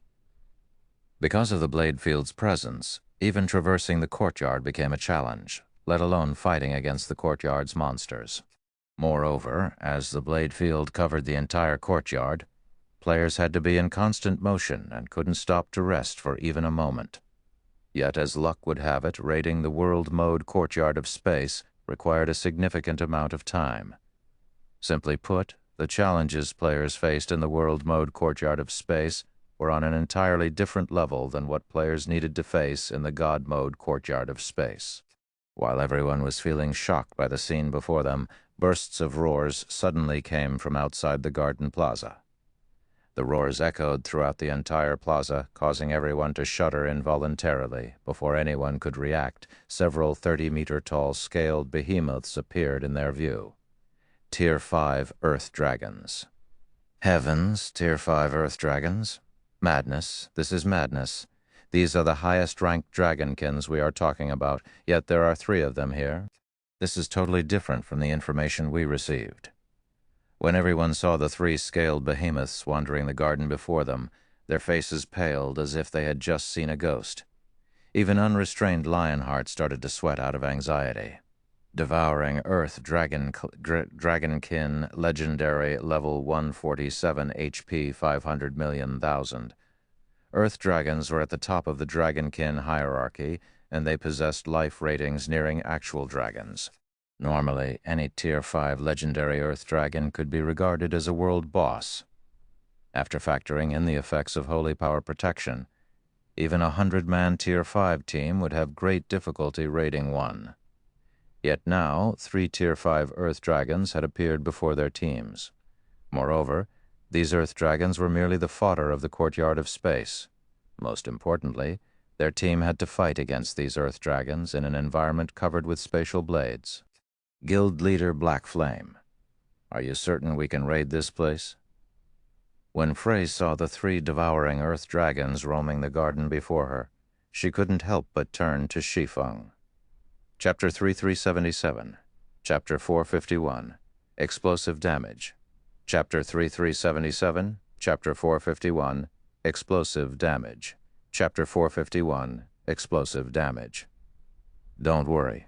Seeing Frey's confusion, Shi Feng calmly smiled and said, "If nothing unexpected occurs, raiding the world mode courtyard of space should be easy." Easy? Unrestrained Lionheart was left speechless. The devouring Earth Dragons had 500 billion HP each. After factoring in their innately extraordinary defense and the Holy Power Protection effect, the average Tier 5 expert team would probably need half a day just to kill one. Yet now their team had to go up against 3 devouring Earth Dragons simultaneously. They even had to do so in the courtyard of space's deadly environment. If nothing unexpected occurred, they'd be long dead before they could see any of the devouring Earth Dragons' HP fall to a critical level. Not to mention their team currently only had 88 members. They were missing 12 players worth of DPS. 12 players might not seem like much to a 100-man team, but under normal circumstances, after deducting the team's 10 tanks and 20 healers, a 100-man team would only have 70 players doing damage. So, a reduction of 12 players was equivalent to a reduction of 1/6 of the team's damage output. This was by no means a negligible difference. Thousand Scars also felt that Shi Feng was spouting nonsense, and she couldn't help but roll her eyes at him. The Tier 5 devouring Earth Dragons could regenerate 100 million HP every 5 seconds. That was already close to the full HP of a mythic monster of the same level. Meanwhile, Tier 5 players could only average around 10 million DPS when fighting against Tier 5 legendary monsters in the Eternal Realm. Even if 100 Tier 5 players attacked together, they could only do around 5 billion damage every 5 seconds. Moreover, this was only the case for the average legendary monster. Against the likes of a devouring earth dragon, the damage Tier 5 players could do would be much lower. Simply put, even the damage output of a 100-man team of Tier 5 players wouldn't be enough to overcome the battle recovery of the Courtyard of Space's devouring earth dragons. While everyone was expressing their confusion, Shi Feng took out a bunch of compounding potions from his bag and distributed them among the team. Drink this potion before we start fighting. Afterward, Desolate Fury will distract an earth dragon, while the other tanks lure the remaining two to the side. As for everyone else, focus your attacks on Desolate Fury's earth dragon, Shi Feng instructed through the team chat. Is this potion all we need? When Frey looked at the compounding potion in her hand, a hint of confusion appeared in her eyes. The compounding potion's effect was simple. Upon consumption, the potion would enhance the user with mana and holy power for 12 hours. No matter how Frey looked at it, she found it hard to believe that such an effect would be enough to help them deal with the 3 devouring earth dragons. Honestly, even with a fragmented divine weapon in hand, Frey doubted the damage she could do could be much greater than experts wielding fragmented legendary weapons. So, how much improvement could a potion possibly provide? However, since Shi Feng was now in charge of the team, Frey and the others quickly consumed the compounding potion and moved accordingly. Desolate Fury was the first to step out of the safety of the plaza. Wielding his ancient and heavy shield, he swiftly evaded the spatial blades flying about and quickly attracted the attention of the 3 devouring earth dragons. Meanwhile, following behind Desolate Fury were the other tanks of the team, and they patiently waited for the right time to lure 2 of the earth dragons away. Unlike the average monster found out in the fields, the legendary ranked devouring earth dragons were highly intelligent. After letting loose an angry roar, they moved as one and charged at Desolate Fury from 3 different directions. Their actions were swift and precise. Even with a shield, there was no way Desolate Fury could defend himself against all 3 attacks simultaneously. Come! When Desolate Fury saw the claws of the 3 earth dragons coming at him, he began to rotate his bulky shield, his heart pounding with excitement. Previously, when Desolate Fur first received Shi Feng's invitation, he hadn't thought much of it. However, he was given a huge fright after seeing the individuals on the team. Unrestrained Lionheart, one of the vice commanders of the Red Dragon Nation's main force. Frey, a vice guild leader of the Red Dragon Nation and one of the Galaxy Conglomerate's 4 princesses. In front of these individuals, even Cheng Xin, the Dragon Tongue Conglomerate's little princess, was nothing, let alone a measly titled expert like Desolate Fury. For him to be on the same team as these individuals felt no different than a dream. He naturally had to perform his best to not shame Shi Feng. Subsequently, 3 loud metallic clangs echoed across the garden, the resulting shockwave so powerful that everyone present could feel it with their bodies. Meanwhile, to everyone's surprise, even after blocking the attacks of the 3 devouring earth dragons, Desolate Fury still had over 90% of his HP remaining. Not only did he possess basic attributes close to matching the 3 earth dragons, but his reaction speed was also extraordinary. What a quick reaction speed! When unrestrained Lionheart saw Desolate Fury successfully blocking the 3 earth dragons' claw attacks, a flash of surprise appeared in his eyes.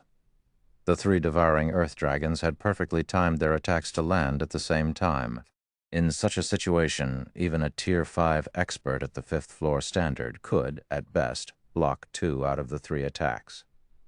In the Greater God's domain, legendary monsters possessed incredible reaction speeds, and even 5th floor experts would barely have an advantage over legendary monsters in this regard. This was because reaction speed had little to do with an individual's basic attributes and combat standards. Instead, it was affected more by an individual's physique and innate talent. For Desolate Fury to block all 3 attacks, he'd need to have reaction speed superior to most of the team's 5th floor experts. Previously, unrestrained Lionheart was still confused as to why Shi Feng would have a titled expert serve as the main tank, while keeping the team's 2 5th floor tanks on support. After all, they were all Tier 5 tanks. However, after seeing Desolate Fury's performance, Unrestrained Lionheart quickly understood that Shi Feng had chosen the right person to be the main tank. Tanks were responsible for aggroing monsters. If a tank did nothing but evade a monster's attacks, they'd have difficulty building aggro. If a tank wanted to build aggro, it would be best to block attacks with their shield. Under God's Domain's aggro system, blocking attacks with a shield generated much more aggro than dealing damage. As a result, tanks that could perfectly block attacks were much more popular than tanks that could perfectly dodge attacks. Meanwhile, unlike Unrestrained Lionheart, Shi Feng wasn't surprised by Desolate Fury's performance at all. In Shi Feng's previous life, Desolate Fury was known as the Divine Shield Bearer. Apart from having a divine shield, another major factor contributing to Desolate Fury receiving such a title was his extraordinary reaction speed. Thanks to his reaction speed, even fifth-floor experts could never land any direct hits on Desolate Fury, who was nothing more than a titled expert at the time. They could only rely on brute force to overwhelm him. All other tanks move forward, Shi Feng commanded when he saw that the 3 devouring earth dragons were getting ready to launch a breath attack. Immediately, the 2 tank parties led by the 2 fifth-floor tanks charged forward. Then the 2 fifth-floor tanks preemptively attacked 2 of the 3 earth dragons. The one-handed axe and one-handed saber they wielded, giving off a resplendent glow as they struck the occupied earth dragon's eyes. 86,316,544, 91,647,481. 2 damage values nearing 100 million appeared above the 2 devouring earth dragons' heads. The sight of these values instantly silencing the battlefield as everyone widened their eyes in shock. This situation dumbfounded even the 2 fifth-floor tanks responsible for causing these damages. What was going on? Chapter 3378, Chapter 452, Combat Ranked, Secret Treasure. Chapter 3378, Chapter 452, Combat Ranked, Secret Treasure. Chapter 452, Combat Ranked, Secret Treasure. Since when did Gravel and Executioner get so powerful? Unrestrained Lionheart was greatly shocked and confused when he saw the 2 tanks causing nearly 100 million damage each to the 2 devouring earth dragons. Despite being defense-focused classes, the 2 Tier 5 tanks named Gravel and Executioner had caused close to 100 million damage to the devouring earth dragons. This situation made Unrestrained Lionheart, a Tier 5 Grand Wizard, start to question life. After all, the legendary ranked devouring earth dragons were probably close to rivaling Tier 5 dragons in defense. Based on his experience fighting the Eternal Realm's monsters, Unrestrained Lionheart doubted he could cause over 30 million damage to the earth dragons, even if he blasted them with a 2-fold Tier 5 spell. Yet, the 2 Tier 5 tanks managed to triple that amount. How did those 2 do it? White Owl, who was observing the situation from nearby, also found this development mind-blowing.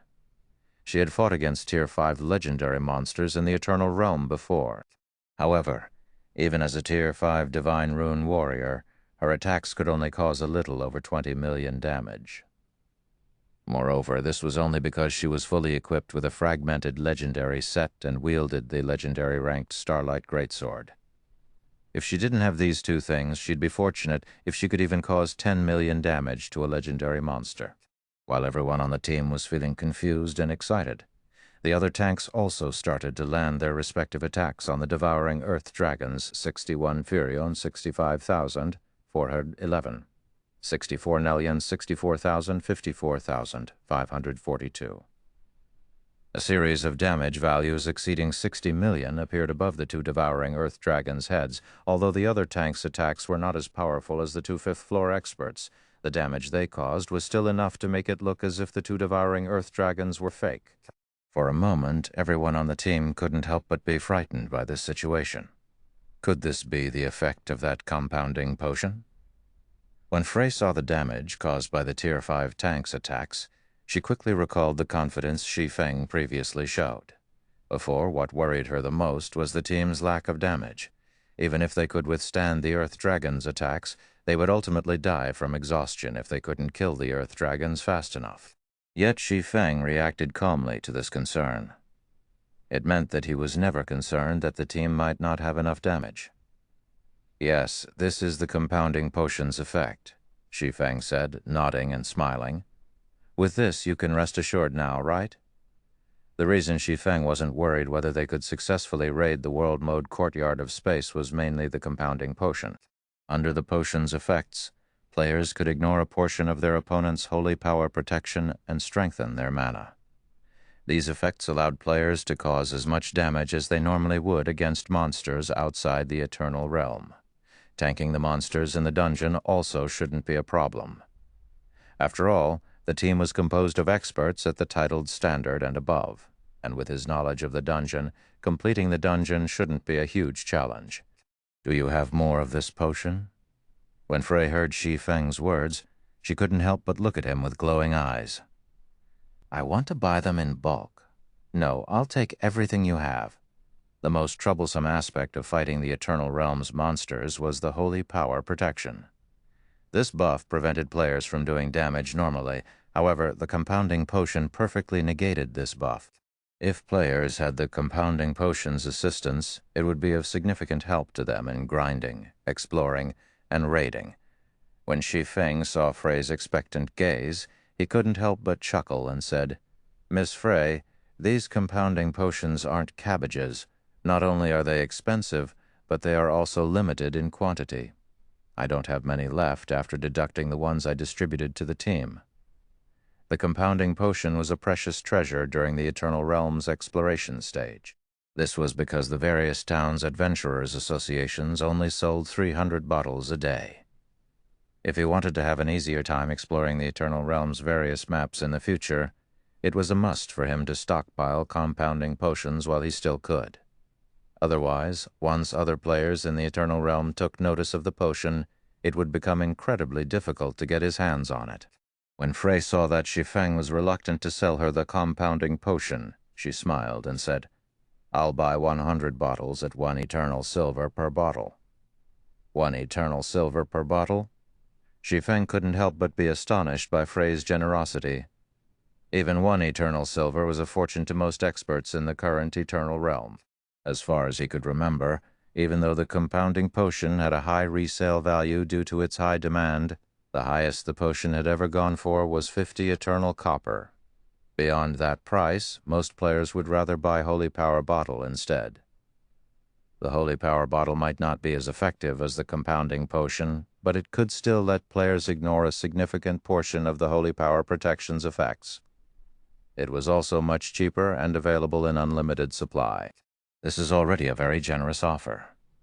I doubt you will find anyone offering you a better price in the 2 nearby towns," Frey said, growing a little anxious when she saw Shi Feng's expression remaining indifferent.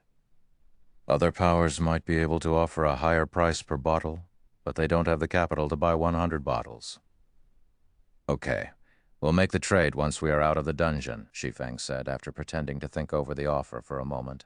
Although he wanted to stock up on compounding potions, opportunities to earn 9 eternal gold were few and far between during the Eternal Realm's early exploration stages.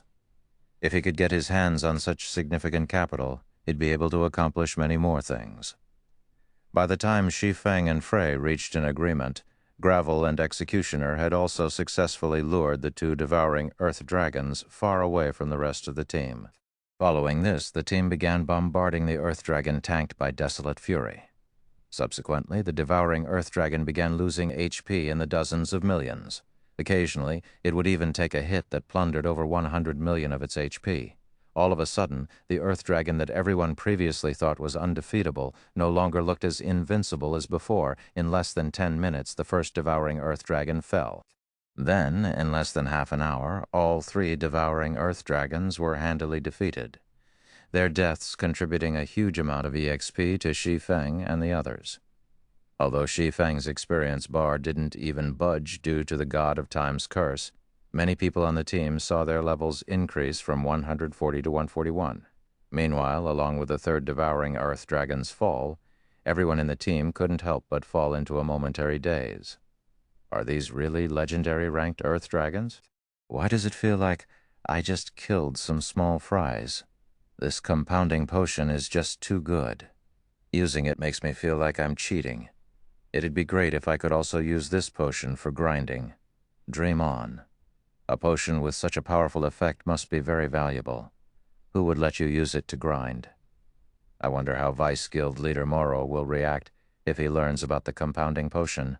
Do you guys think he'll get a stroke? Apart from feeling delighted, everyone felt a strong desire for the compounding potion after defeating 3 legendary ranked devouring earth dragons so easily. However, after everyone was done marveling at the compounding potion's effects, a strong sense of disappointment filled them when they saw the devouring earth dragon's loot. For the first 2 devouring earth dragons they killed, the monsters only dropped 2 silver chests filled with coins and nothing else. The stinginess of the earth dragons was unprecedented in the greater god's domain.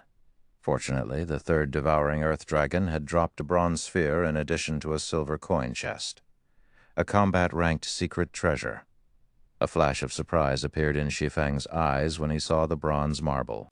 Chapter 3379, Chapter 453, Power to Change the World. Chapter 3379, Chapter 453, Power to Change the World. Chapter 453, Power to Change the World. Do you recognize this item, Guild Leader Blackflame? When Frey saw the look of surprise on Shi Feng, curiosity filled her as she picked up the bronze marble. The bronze marble dropped by the 3rd devouring earth dragon looked and felt inconspicuous. It didn't give off any mana fluctuations and couldn't be identified. If it wasn't an item dropped by a legendary ranked earth dragon, she would have probably ignored it, thinking it was an ordinary marble someone dropped. I do recognize it. Shi Feng nodded. This is something good that's hard to come by. Secret treasures were items unique to world mode dungeons, and they carried the power to change the world. Meanwhile, secret treasures could be categorized into several ranks, namely common, combat, extraordinary, and fantasy. Meanwhile, even common-ranked secret treasures were comparable to fragmented legendary equipment in value, while combat-ranked secret treasures were more valuable than even fragmented legendary weapons. Is it really something good? Frey asked, as she fiddled with the bronze marble. Even when she used a master identification skill, she failed to appraise it. This thing cannot be appraised, Shi Feng said when he saw magic arrays appearing in Frey's eyes. Faintly smiling, he continued, You need to use a sufficient amount of 7 luminaries crystals to activate it. As soon as Shi Feng finished speaking, everyone present couldn't help but look at the bronze marble with great curiosity. This thing needs 7 luminaries crystals to activate. Frey was surprised. The preciousness of 7 luminaries crystals need not be said. The rich mana within the crystals gave them incredible value, and many player powers often used these crystals as the main form of currency in auctions. The crystals were also essential for players to get promoted to Tier 6. However, 7 luminaries crystals were scarcely available in the greater god's domain. They were so rare that a large part of why there were so few Tier 6 players in the greater god's domain was that of the 7 luminaries crystals' limited supply. In reality, many experts were more than capable of creating a divine body, but couldn't because they didn't have access to enough 7 luminaries crystals, so Frey found it hard to imagine that an ordinary-looking marble would actually require precious 7 luminaries crystals to activate. But when Frey changed her perspective, she quickly felt it was only right for the marble to have such a setting. The entire world mode courtyard of space was shrouded in mystery. The dungeon was so strange that its legendary-ranked devouring earth dragons would only drop coin chests. When it came to stinginess, the world mode courtyard of space's devouring earth dragons definitely ranked number 1 out of all legendary monsters in the greater god's domain.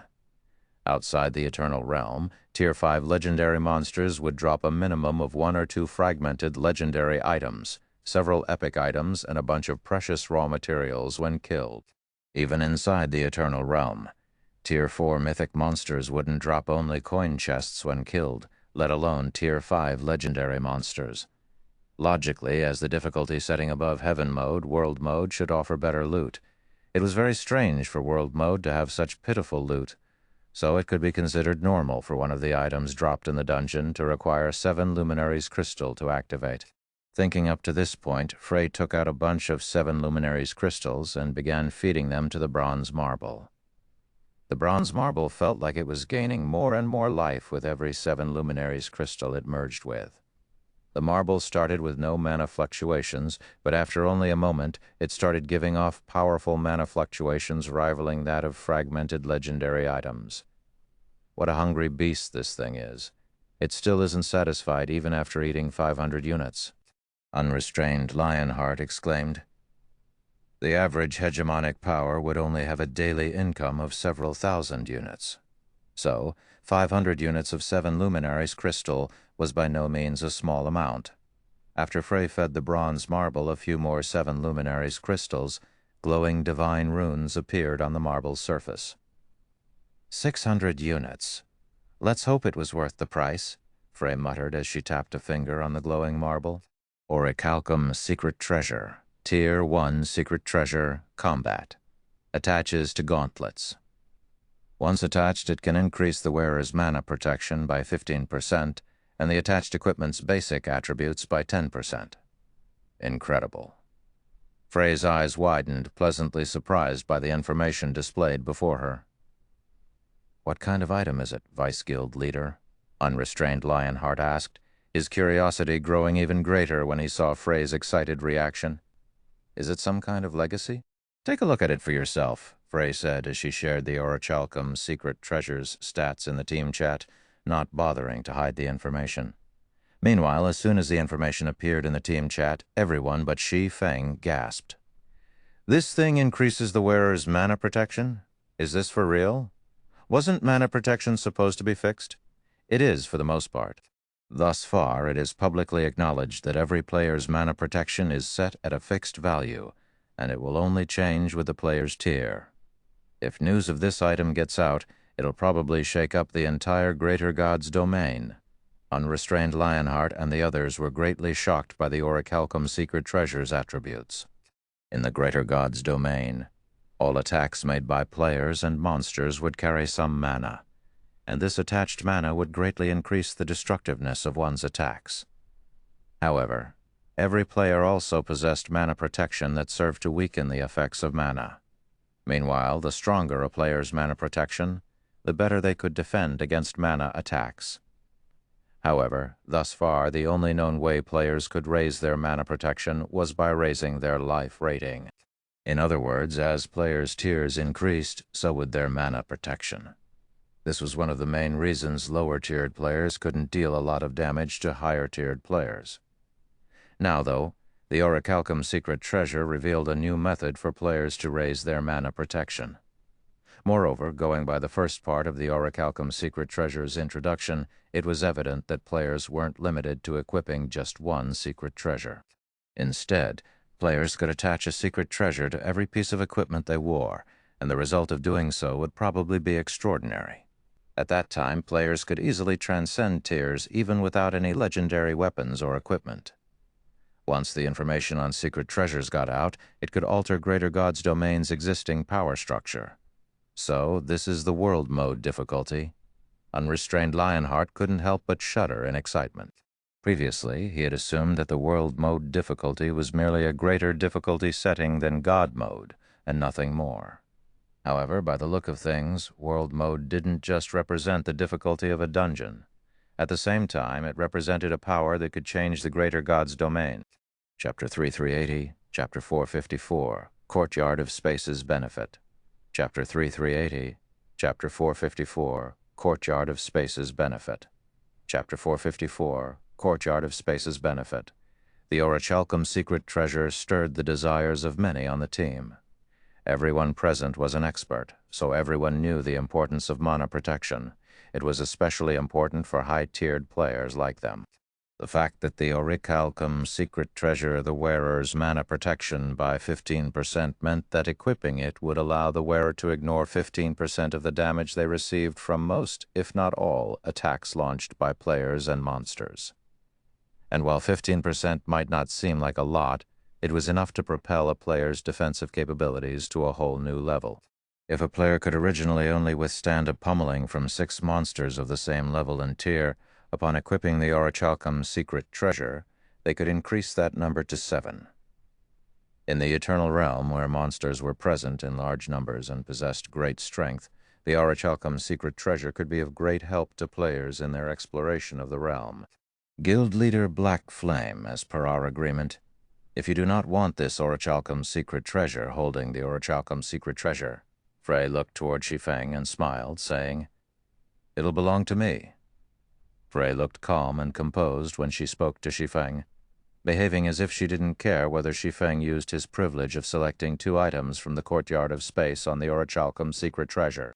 Unfortunately, try as she might, the hint of worry in her voice still betrayed her true thoughts. In reality, Frey was incredibly worried Shi Feng might choose the Orichalcum's secret treasure as one of the 2 items he would be taking. Although their team had already obtained a secret treasure after killing the first 3 monsters they encountered in the courtyard of space, she'd be a fool to assume that secret treasures had a high drop rate in this dungeon. As items capable of rewriting the Greater God's domain's existing power structure, there was no way secret treasures would have a high drop rate. The more likely explanation for the Orichalcum's secret treasure dropping so early into the raid was that their team had lucked out and obtained an ultra-rare drop that would normally take many raids to acquire. For all she knew, the Orichalcum's secret treasure's value might even surpass the combined value of the dungeon boss's loot. When Shi Feng saw the worry in Frey's eyes, he shook his head and chuckled, saying, "Don't worry, Miss Frey. I'm not interested in the Orichalcum's secret treasure." Secret treasures were indeed a rare drop in world mode dungeons. This was also why he was surprised to see one drop so soon. Normally, even if players killed all of a world mode dungeon's monsters, they'd be lucky if they could get 3 or 4 secret treasures. If unlucky, they might end up with only 1 secret treasure to show for their efforts. Moreover, the majority of the secret treasures dropped would only be common ranked secret treasures that could only provide a small boost to mana protection. They wouldn't even increase the basic attributes of the attached piece of equipment. However, while secret treasures might be rare, they were nothing compared to the Divine Spatial Potion and 7 Luminaries Ring. "Thank you, Guild Leader Black Flame." Frey sighed in relief when she heard Shi Feng's answer. If she could give the Orichalcum's secret treasure to one of her team's tanks, it would increase the team's survivability significantly. This, in turn, would greatly help the team in exploring the Eternal Realm and raiding team dungeons in the future. The secret treasure's value easily surpassed that of most fragmented legendary items. With the Orichalcum's secret treasure, she would also have a greater chance of coming out on top in her struggle with Morrow. After saying so, Frey handed the Orichalcum's secret treasure to a Tier 5 Demi-Dragon Shield Warrior. When the tall and large Shield Warrior received the secret treasure, he excitedly attached it to his fragmented legendary gauntlets without hesitation. As soon as the Demi-Dragon Shield Warrior equipped the Orichalcum's secret treasure, his mana underwent a significant transformation. Anyone sensitive to mana would be able to tell that the mana surrounding the Shield Warrior had become much more condensed.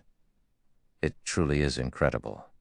It's a pity we'll only get to look at it," White Owl said, as she enviously looked at the Demi-Dragon Shield Warrior. There were many powerful experts in the current Eternal Realm, and those who could match her existed in significant numbers. Competition out in the fields was originally very intense already, and it was made worse with the addition of the Holy Race players. If she could have a secret treasure in this situation, it would increase her survivability by a lot. Standing next to White Owl, Death Omen, and Thousand Scars nodded in agreement, and they couldn't help but look at Shi Feng in confusion. Their agreement with Frey was different from Shi Feng's agreement with her. According to their agreement, they would provide information on the Courtyard of Space's monsters on the condition that Frey let them join her raid team. However, there was an added condition stating that they would have nothing to do with the dungeon's loot, and all they could get from the raid were the reputation points awarded by the dungeon's first clear reward. Shi Feng, on the other hand, could choose any 2 items obtained from the dungeon, yet he had chosen not to take the Orichalcum's secret treasure.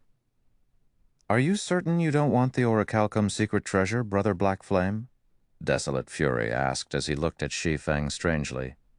"If you have this item, it'll greatly help you compete for an entry token in the Blood Hell Mountain Range once the map opens in 5 days.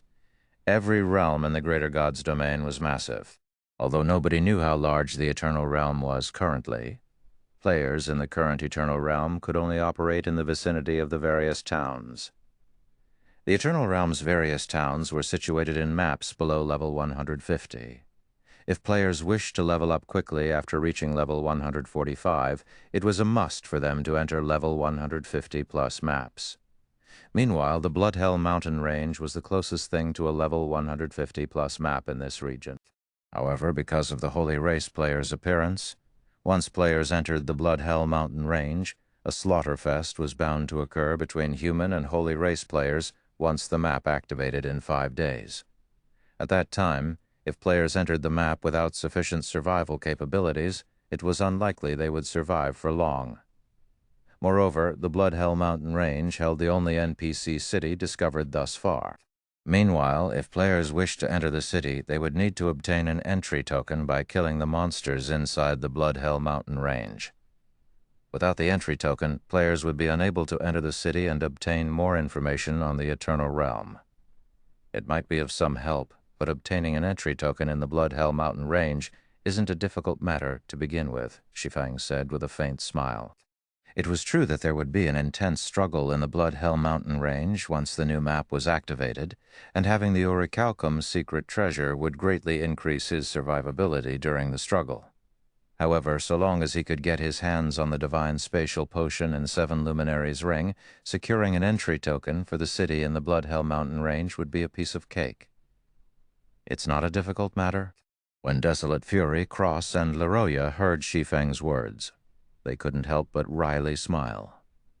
Unlike Shi Feng, the 3 of them were not at all confident in obtaining an entry token in the Bloodhell mountain range.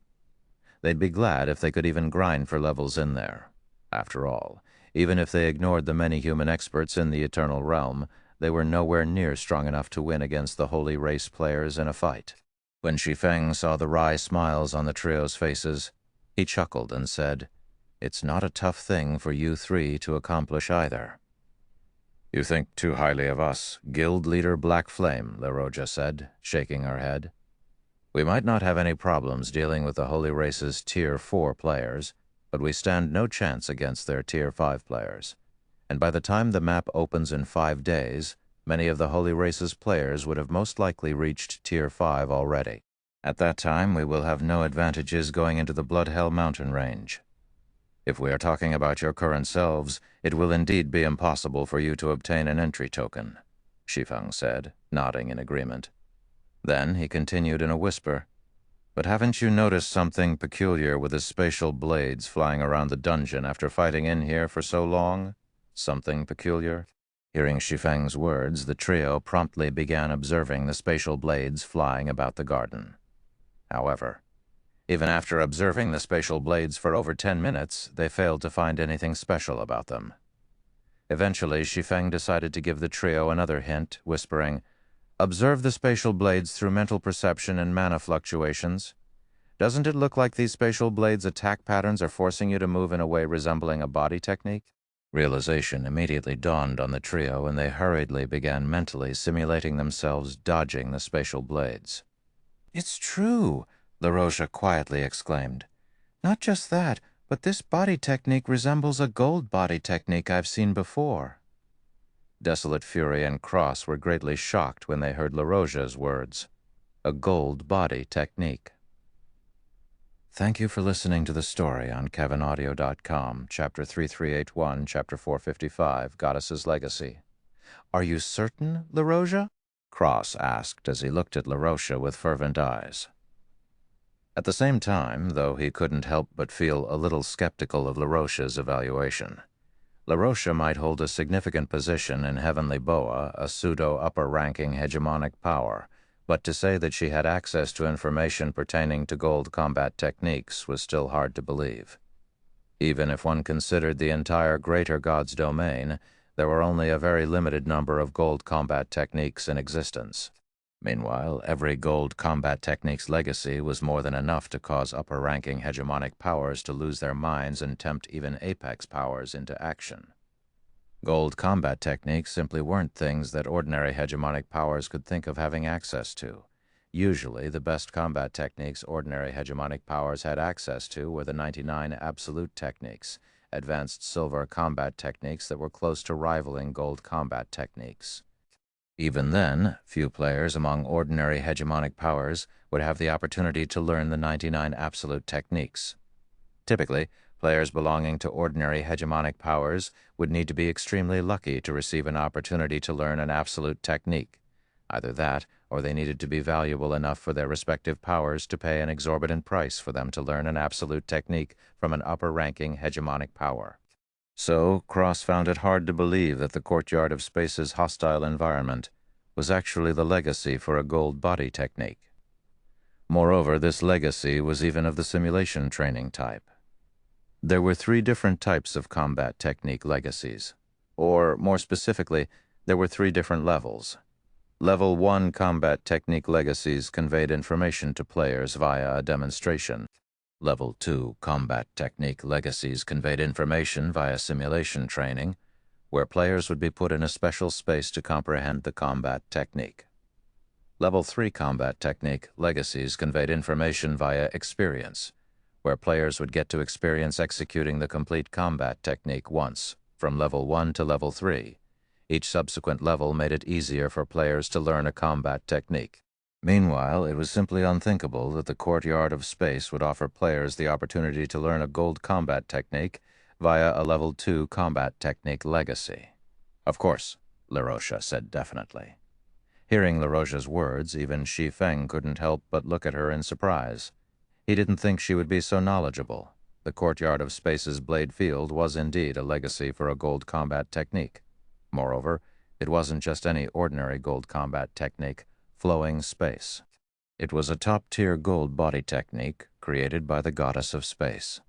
The technique was split into 4 levels: stepping space, phantom body, flowing light, and instant space. Flowing space as a whole was vastly superior to the average gold combat technique. Even the technique's first level, stepping space, was already close to matching the potency of basic gold body techniques, while the second level, phantom body, could rank number 1 out of all basic gold body techniques. If players could master flowing space to the 4th level, instant space, they'd have themselves one of the top 3 gold body techniques in existence. Meanwhile, gold combat techniques were rarer than even legendary weapons. Even Frey, who was now a Vice-Guild leader of the Red Dragon Nation, probably hadn't seen more than a handful of gold combat techniques. She might never have even seen a gold body technique before, considering that body techniques were much rarer than offensive and defensive combat techniques. The reason Shi Feng knew the Courtyard of Space's Blade Field was a legacy for flowing space was that the team that secured the Courtyard of Space's first clear in Shi Feng's previous life had been fortunate enough to obtain Flowing Space's legacy tablet, which allowed them to watch the complete demonstration of flowing space. It was also after obtaining the legacy tablet for flowing space did the team realize that the Courtyard of Space's hostile environment was actually a simulation training left behind by the goddess of space. Unfortunately, as the team had already conquered the Courtyard of Space at the time, they couldn't return to make use of the simulation training even if they wanted to. They had no choice but to learn the gold body technique via the legacy tablet, which significantly increased the learning difficulty. If that's the case, doesn't this mean we've struck gold? Desolate Fury said, excitement coloring his face as he turned to look at the countless spatial blades flying around the garden. It might be challenging to learn a gold combat technique, but if we have a simulation training legacy, even we can have a chance at learning it. Shi Feng nodded. Gold combat techniques, even basic ones, were incredibly hard to learn. It was especially so if players were learning a gold combat technique via watching demonstrations. Even for geniuses like Desolate Fury, LaRoche, and Cross, their chances of successfully learning a gold combat technique through this method were less than 5%. Even a peerless paragon like Frey wouldn't have more than a 20% chance of successfully learning a basic gold combat technique. Meanwhile, the complexity of gold combat techniques was also why any player who had successfully mastered one could stand at the Greater God's domain's apex. However, if the learning process was done via simulation training, Desolate Fury, Cross, and LaRoche's chances of success would reach 20%, Although it was still a very low success rate, it was still better than nothing. Moreover, flowing space was a special gold combat technique in that its 4 segments were completely independent of each other. It was different from other gold combat techniques that required players to fully master them to properly use. And as luck would have it, stepping space, the first level of flowing space, was much easier to learn than basic gold combat techniques. So the chances of the trio successfully learning it were very high. Once the trio learned stepping space, their combat power would skyrocket. At that time, they might even be able to stand shoulder to shoulder with pseudo-fifth floor experts. Meanwhile, if they had the strength to rival pseudo-fifth floor experts, they should have no trouble holding their ground against the Holy Race's Tier 5 players and securing an entry token in the Blood Hell Mountain range. Seeing the excited looks on the trio, Shi Feng chuckled and quietly said to them, "We can train using the spatial blades when we are fighting monsters later, but be sure not to make it too obvious to the others." "Rest assured, Brother Black Flame, we won't let the others discover what we are doing," Desolate Fury said, nodding. Cross and La Roja also nodded their heads. They were very grateful to Shi Feng for sharing the Courtyard of Space's hidden benefit with them. After all, if he didn't do so, they would probably never notice it. So, now that Shi Feng was asking them not to spread this information, they naturally wouldn't act recklessly and arouse suspicion from the others. After everyone rested in the starting plaza for half an hour, the team resumed its advance and exploration of the Courtyard of Space. The entire Courtyard of Space was split into 3 areas: the Outer Garden, Inner Courtyard, and Core Castle. The garden area was occupied by numerous devouring earth dragons, while combat puppets with incredibly high combat standards occupied the courtyard area. Every combat puppet was at the Tier 5 legendary rank and possessed combat standards rivaling third-floor experts. In addition, these combat puppets usually appeared in groups of 30 or more. As for the castle area, it was occupied by Great Wind Spirits, level 147 higher legendary monsters that were known for being incredibly swift. Even with the compounding potions effects in Shi Feng's leadership, the team could only progress at a snail's pace due to the presence of these powerful monsters and the constant harassment of countless spatial blades. However, while everyone else was having a headache dealing with the Courtyard of Space's monsters and environment, Shi Feng, Desolate Fury, Cross, and La Roja enjoyed the entire process as they used the monsters to experiment with and learn the flowing space technique. Initially, the 4 focused 99% of their attention on dodging spatial blades because they tried to learn the evasive body technique imparted by the spatial blades. As a result, they did hardly any damage to the monsters they faced. After the team defeated a couple of dozen devouring earth dragons, another secret treasure dropped. This time, it was a common-ranked secret treasure meant for cloth armor headgear, while Frey and the others were feeling overjoyed by this harvest. Shi Feng's group of 4 had secretly memorized the movements for all 4 of Flowing Space's levels, and officially began trying to use the gold body technique. Meanwhile, the courtyard area's combat puppets seemed specifically designed to help players learn how to use Flowing Space. The combat puppets were 8 arm machines that were capable of launching rapid attacks. This made it difficult for players to get close to them. Even for 4th floor experts, among those in the team, only Tier 5 MTs and 5th floor experts capable of predicting danger could hold their ground against these combat puppets in a one-on-one situation. When Desolate Fury, Cross, and La Roja fought against the combat puppets using Flowing Space, they still needed to defend themselves using their weapons from time to time. As for Shi Feng, because he was already at the extrasensory realm, he was able to properly use Flowing Space in his battle. Although his execution was a little stiff, he achieved astonishing results with the technique. From an outsider's perspective, it looked as if Shi Feng was dancing amidst a storm of fists. He would even soar into the air from time to time. His evasive capability is vastly superior to players stuck fighting on the ground. This scene greatly shocked Frey and the others. He can fly. Chapter 3382, Chapter 456, First Step, Stepping Space, Chapter 3382, Chapter 456, First Step, Stepping Space, Chapter 456, First Step, Stepping Space. Aren't we in the Eternal Realm? Unrestrained Lionheart couldn't help but rub his eyes when he saw Shi Feng dancing and evading a combat puppet's attacks in midair. In the Eternal Realm, even Tier 5 experts were incapable of flight, yet Shi Feng, a Tier 4 Sword Emperor, had accomplished this feat. At this time, Unrestrained Lionheart wasn't the only one finding this situation unbelievable. Death Omen, Thousand Scars, and White Owl, who were more familiar with Shi Feng, couldn't help but be astonished by what they were seeing. How was he doing it? Death Omen was greatly confused as she watched Shi Feng rapidly move across the air. As a former Tier 6 assassin, Death Omen was more knowledgeable regarding speed and body techniques than anyone present. The reason Tier 4 players could fly was mainly due to the transformation of their mana because of their stronger mana. Tier 4 players could manipulate a much larger amount of ambient mana in their surrounding environment, which in turn allowed them to create an invisible pair of mana wings to achieve flight. However, the Eternal Realm's environment contained not just mana, but also holy power. Meanwhile, the influence holy power had over mana made it incredibly difficult for players to manipulate the ambient mana around them reliably. Hence, even Tier 5 players were incapable of flight in the Eternal Realm. If players wished to fly in the Eternal Realm, they would have to create a divine body and reach Tier 6. At that time, they would have a frightening amount of mana in their bodies, and they could create a pair of mana wings for themselves even without manipulating ambient mana. However, no matter how much Death Omen focused her senses, she couldn't sense any fluctuations coming from Shi Feng or the ambient mana around him. Yet, Shi Feng had clearly changed directions 3 times in midair, his feet never touching the ground throughout the process.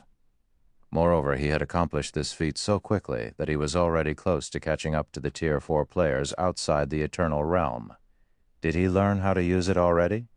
Unlike everyone else, Desolate Fury, Cross, and LaRosia had an idea of how Shi Feng was flying, and they couldn't help but gape at this realization. A monster. They couldn't think of a more fitting description to describe Shi Feng. The man's learning capabilities were simply monstrous. The 3 of them had already memorized the movements involved in the Goddess of Space's Gold Body technique. Hence, they knew how challenging it was to execute the technique. Even though the 3 of them were only half a step away from reaching the Beyond Domain realm, it was still incredibly challenging for them to execute the technique at a crude level, let alone execute it smoothly. The series of movements involved in flowing space made use of every aspect available in space. In a certain sense, the combat technique was a way of utilizing the Domain realm's principles to the extremes. Upon reaching the Domain realm, players could perceive everything around them up to a certain range. Meanwhile, every improvement they achieved in the Domain realm would raise the clarity of their perception. When players reached the Domain realm's 3rd step, their perception was already clear enough for them to stand in the middle of a rain and count the raindrops present within their vicinity. They could even pinpoint the location of specific raindrops if they wanted. Meanwhile, flowing space made full use of this extraordinary perception to determine the flow of wind and the various particles present in the user's vicinity. Then, through subtle movements across the entire body, the user of flowing space would move through the path of least resistance, while simultaneously compressing small patches of air around them to create spatial tension, which, in turn, allowed the user to achieve flight. Of course, flowing space didn't just allow users to add an extra dimension to their combat. The technique's explosive movements also allowed users to double their speed or more. Incredible. Truly incredible. No wonder flowing space can rank among the top 3 of all gold body techniques. Shi Feng was in awe as he evaded the combat puppet's attacks. Even though my movements are still clumsy, I can still move in midair, and the speed I can achieve is already on par with advanced silver body techniques. Meanwhile, with each subsequent use of flowing space, Shi Feng became increasingly familiar with the technique, and the amount of time he could stay in the air also became increasingly longer. Currently, the team was fighting against a group of more than 30 combat puppets, and every one of these combat puppets was a legendary monster with 150 billion HP. In addition to the team's tanks, every other melee player of the team was also assigned to tank a combat puppet. Even 5th floor magical class experts like Unrestrained Lionheart and Frey had to take on one by themselves. This was so that the team's ranged damage dealers could focus on killing the combat puppets one at a time. That should be enough practice against one combat puppet. When Shi Feng stopped feeling pressure from facing just one combat puppet, he swiftly aggroed the combat puppets that unrestrained Lionheart and Frey were facing. He intended to test his limits with 3 combat puppets. Is he crazy? Frey was rendered speechless when he saw Shi Feng trying to take on 3 combat puppets by himself. The combat puppets in the courtyard of space were legendary monsters with extraordinary combat capabilities. Even as a Tier 5 player, Frey could at most take on 2 by herself. Shi Feng was currently only a Tier 4 Sword Emperor. He might have Tier 5 basic attributes, but tanking 1 combat puppet should already be his limit. In fact, it was already amazing he could keep up with the combat puppet's attacks. After all, it took White Owl, a Tier 5 Divine Rune warrior, her all just to defend against the attacks of 1 combat puppet. She couldn't even launch any attacks of her own against the combat puppet. Meanwhile, things played out exactly as Frey anticipated. As soon as Shi Feng had to go up against 3 combat puppets simultaneously, he immediately fell into a passive state, unable to find any opportunities to attack. He even had to resort to blocking attacks using both his swords, something he had never done previously. After all, blocking any attack from the combat puppet would result in him getting sent flying over a dozen yards and losing over 1/5 of his HP. 1 minute, 10 minutes, 30 minutes after butting heads with the combat puppets and getting sent flying numerous times, Shi Feng gradually reduced the frequency in which he got sent flying. Initially, he would be forced to block an attack every 2 or 3 seconds. However, as his execution of flowing space smoothened, he was able to gradually increase the interval to 20 seconds and more. When the battle crossed the 1-hour mark, the team had already slain over 20 combat puppets. However, just as everyone thought the battle would soon end, another group of 32 combat puppets suddenly emerged from the distance and charged at the team. Not good. All tanks activate your life-saving skills and intercept those monsters. Frey hurriedly commanded through the team chat. Immediately, the team's Tier 5 tanks stopped conserving their strength and activated their respective Tier 5 life-saving skills. The life-saving skills came in all shapes and forms.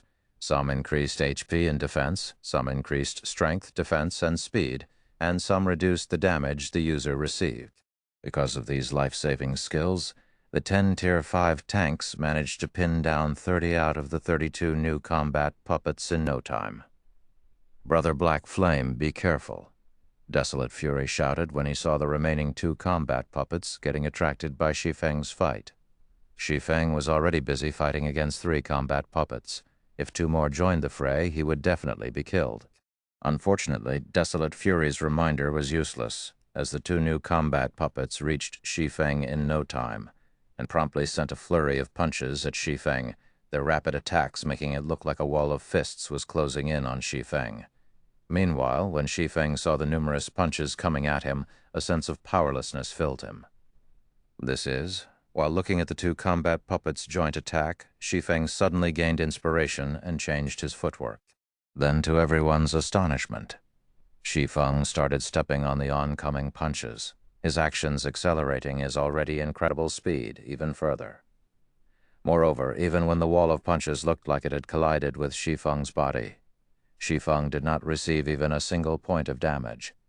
At the same time, the sound of a system notification rang in Shi Feng's ears. "System, congratulations. You have learned the gold combat technique Flowing Space, rewarding 1 level and a permanent 10% increase in reaction speed." Chapter 3383, Chapter 457, Goddess's First Appearance. Chapter 3383, Chapter 457, Goddess's First Appearance. Chapter 457, Goddess's First Appearance. How can such an out-of-this-world body technique exist? This is insane. A Tier 4 Sword Emperor is tanking 5 legendary monsters solo. Even saints shouldn't be able to pull off such a stunt. No wonder the Vice Guild leader is willing to pay such a high price to hire him. If Elder Parker finds out about this, he'll probably die of regret. Everyone was greatly shocked as they watched Shi Feng taking on 5 combat puppets while staying in the air. Although their team had less than 100 members because of Parker and Co.'s betrayal, Shi Feng had single-handedly made up for the 12 missing players. This situation was both unbelievable and frightening. It should be known that a Tier 5 MT with a Tier 5 life-saving skill active could, at best, take on 5 combat puppets simultaneously. Moreover, it would only be for a very limited time.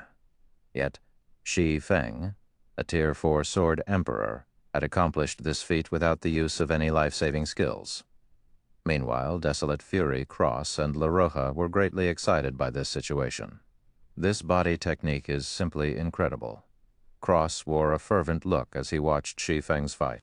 If I can successfully learn it as well, I can fight against even extrasensory realm experts. La Roja also shared similar thoughts, her eyes full of surprise and hope. Previously, she only knew that the Courtyard of Space's hostile environment was actually a gold combat technique's legacy in disguise. However, she had no idea exactly how powerful this gold combat technique was. However, after seeing Shi Feng transforming the sky into his battlefield, something which should be impossible to accomplish in the Eternal Realm, she quickly understood the value of the flowing space technique. The boost in combat power this combat technique could provide to players in the Eternal Realm was utterly immense. It was especially so for rangers like herself. If she could monopolize the skies while her opponents were stuck on the ground, she was confident she could fight against even fifth-floor experts. So, this is a gold combat technique? Compared to La Roja and the others, Shi Feng was even more excited by flowing space's effectiveness. In addition to letting him sprint in midair, the technique also drastically boosted his speed on the ground, if he wanted to. Every step he took on the ground could propel him across great distances instantaneously, and leave over a dozen after-images in his wake. This situation thoroughly renewed his opinion of flowing space and gold combat techniques altogether in his previous life. Shi Feng never got to learn a gold combat technique. The strongest technique he managed to learn was the Holy Annihilation Mana technique. Now that he had successfully learned one, he finally understood how frightening gold combat techniques could be. He also understood exactly how powerful the Goddess of Space's gold body technique was. Even though his mastery of flowing space only reached the stepping space standard, not only did he gain a permanent 10% boost in reaction speed, but he also gained a huge boost in his movement speed and nimbleness while executing the technique. He was at least twice as fast and nimble than when he was outside the Eternal Realm. As icing on the cake, he also gained the ability to fly in the Eternal Realm. So long as he didn't run out of stamina and concentration, he could remain in flight for as long as he wanted. With all these benefits, even if he didn't wield a legendary weapon, he was confident he could hold his ground against a dragon of the same tier. Meanwhile, outside the Courtyard of Space, 9 hours after the World Mode Courtyard of Space's activation, streams of light appeared outside the teleportation gate, the light revealing the silhouette of human players as they faded. Damn it all. Morrow cursed as he glared at the dark pillar of light rising from the teleportation gate. Parker, who was teleported out of the Courtyard of Space with Morrow, also wore an ugly look, his face looking like it had aged by more than a decade. Ha ha ha, that's one more team annihilated, and it's even a team from the Red Dragon Nation this time. The Red Dragon Nation's team might be strong, but it's a pity that the God Mode Courtyard of Space is unlike any of the other God Mode team dungeons we've seen before.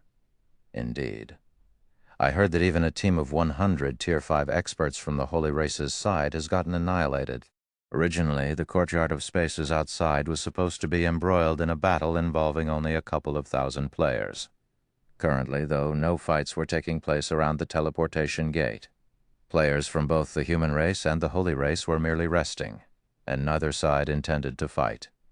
Moreover, the number of players outside the Courtyard of Space had increased to several tens of thousands. And if one looked carefully, one would find that some of these players belonged to the teams that had previously entered the God Mode Courtyard of Space. Now that we've failed to raid the God Mode Courtyard of Space, what should we do next, Lord Morrow? Desert Web tentatively asked, as he looked at Morrow, who was clearly in a terrible mood. After scanning the area and pondering for a moment, Morrow said, We wait. The God Mode Courtyard of Space's difficulty was beyond his imagination. The dungeon's final boss was absurdly tough, gradually exhausting and eradicating his team. Meanwhile, teams that had suffered annihilation in a God Mode team dungeon could only re-enter the dungeon after the weekly cooldown period. We're waiting, anxiously, Desert Web said, but the Bloodhell mountain range would have already activated by the time the cooldown finishes. Of course, we won't wait for that long, Morrow said, as he looked at the World Mode Courtyard of Space's teleportation gate. Then he sneered and continued, I just checked, and not only is Frey's team not here, but my friends list shows that she is still online. This proves that her team is still inside. Otherwise, the various powers experts here would have long since eliminated her team. Do you mean to wait for Vice Guild leader Frey's team to come out? Desert Web's eyes lit up when he heard Morrow's words. Currently, there were very few teams with the strength necessary to challenge the World Mode Courtyard of Space. This was because 99% of the raid teams that had previously gathered to raid the Courtyard of Space had entered the dungeon's God Mode difficulty. Out of the human teams gathered, the only one that managed to enter World Mode was Frey's team. The Courtyard of Space's God Mode difficulty was already challenging beyond belief, so one could easily imagine how challenging World Mode would be. If the teams present wished to successfully raid the World Mode Courtyard of Space once their respective cooldown periods were over, they would need plenty of information regarding the World Mode dungeon.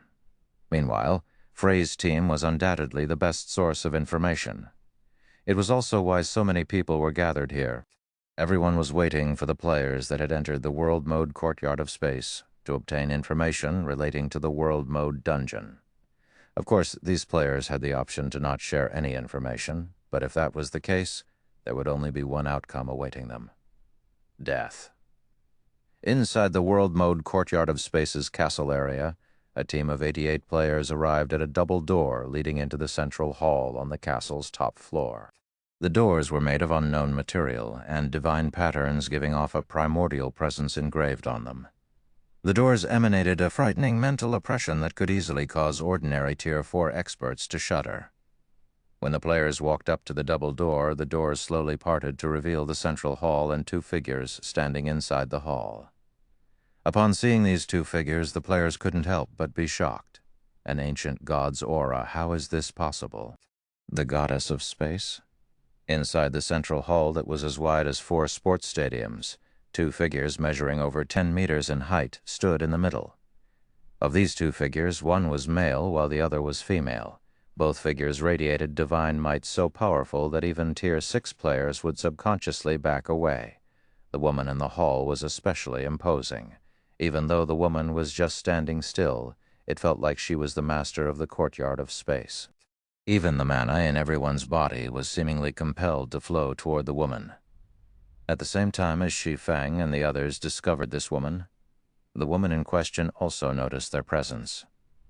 Suddenly, she vanished from where she stood and reappeared in front of Shi Feng's group, her spontaneous appearance making it seem as if she had always been standing in front of the group.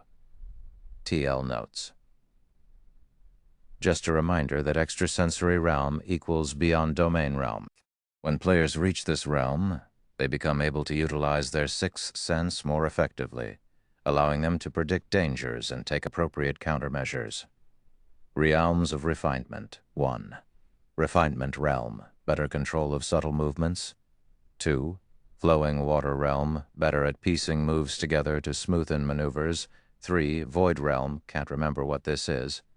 I think it has something to do with having better perception. 4.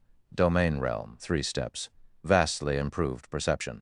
5. Beyond Domain Realm, Extrasensory Realm, improved sixth sense effectiveness. Domain Realm is different from Mana Domain. Mana Domain is something gained through having superior control over mana. Thus far, Mana Domain has 2 stages, Mana Domain and World Creation. Chapter 3384, Chapter 458, Holy Ancestor. Chapter 3384, Chapter 458, Holy Ancestor, Chapter 458, Holy Ancestor. Chapter 458, Holy Ancestor, Chapter 458, Holy Ancestor, Unrestrained Lionheart's expression paled as he looked at the giant of a woman standing before him. Then he looked to Shi Feng, and wryly smiled, saying, "Mr. Black Flame, I think we received a little more than what we bargained for. The inside of the hall was shrouded in mist, so they couldn't determine the woman's appearance and strength just now. However, that was no longer the case now that the woman was standing right in front of them. Although the woman's blue-rimmed white hood prevented them from seeing her face, the sight of the woman's stats bewildered everyone. Goddess's Shadow, Ancient God's Doppelganger, Tier 6, Level 240 HP. Level 240? Is this really just a doppelganger? At this time, White Owl, Death Omen, and Thousand Scars similarly experienced despair. The three of them previously had the fortune of seeing an ancient god in person in the miniature Ancient World's World Passage. So they could tell that in terms of presence, the goddess's shadow before them was much stronger than even the ancient god they met in the World Passage. Under normal circumstances, even a team of Tier 6 experts would have to flee if they encountered this goddess's shadow, let alone a bunch of Tier 5 players like themselves. After all, the goddess's shadow's level of 240 was a height most Tier 6 players in the greater god's domain struggled to reach. Not to mention, as an ancient god, the goddess's shadow possessed a life rating vastly superior to dragons of the same tier. The goddess of space truly is an existence that has surpassed primordial gods. Standing before the goddess's shadow, Shi Feng also experienced unprecedented pressure.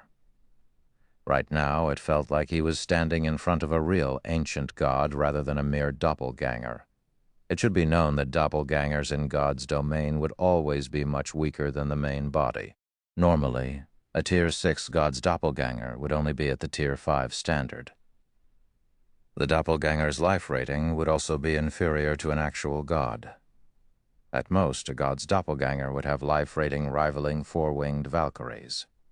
Yet, the goddess's shadow's life rating reached the standard of ancient gods. With this doppelganger's level and life rating, even if it was only at Tier 5, it would still be impossible for their team to defeat it. Just as everyone thought their raid had come to an end, the goddess's shadow suddenly spoke up. After all this time, someone has finally come.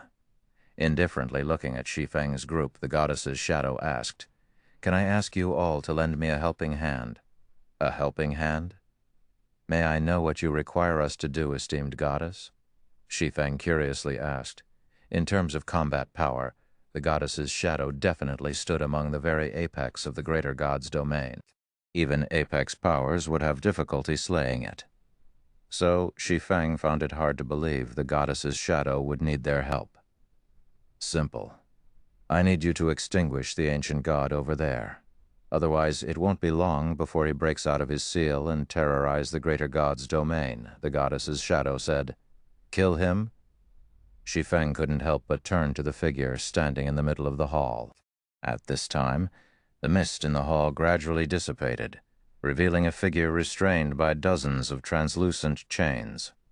There were faint purple-gold divine runes flashing on the chains, the runes giving every chain a tyrannical divine might, rather than inanimate objects.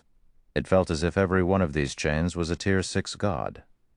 Shi Feng couldn't help but grow confused as he looked at the gigantic man in the middle of the hall. From what Shi Feng recalled, the world mode courtyard of space's final boss should be a four-winged Tier 6 archangel, an existence with a life rating superior to Valkyries and close to matching ordinary dragons of the same tier. Basically, teams needed to defeat a monster that was about as strong as a Tier 6 dragon.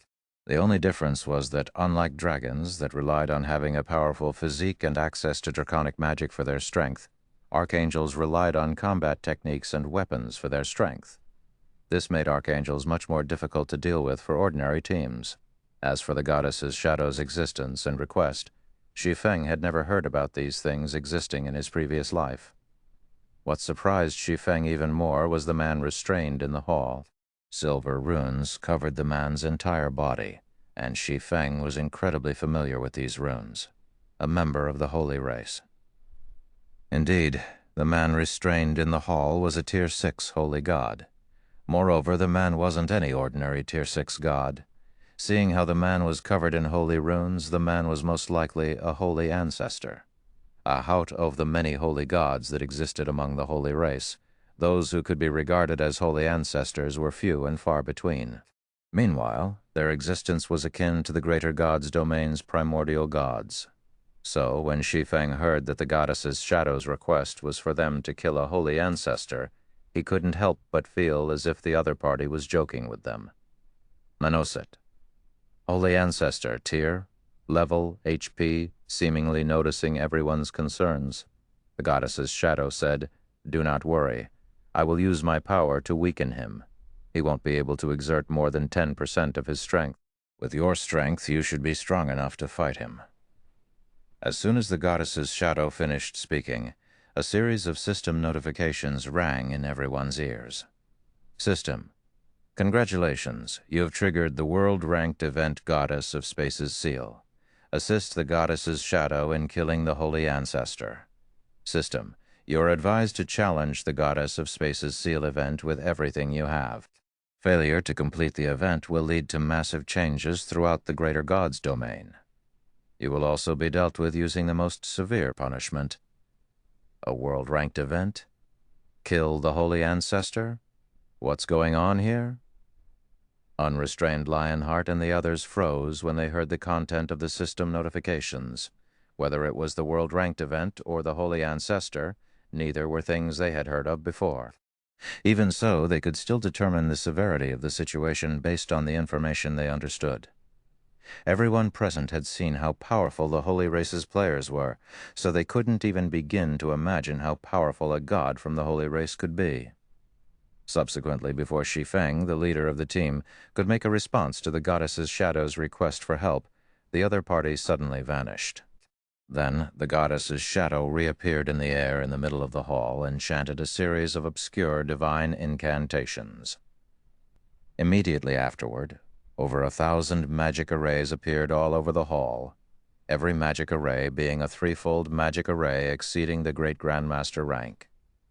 Suddenly, the divine runes on the chains binding the holy ancestor glowed as they rapidly sapped his strength.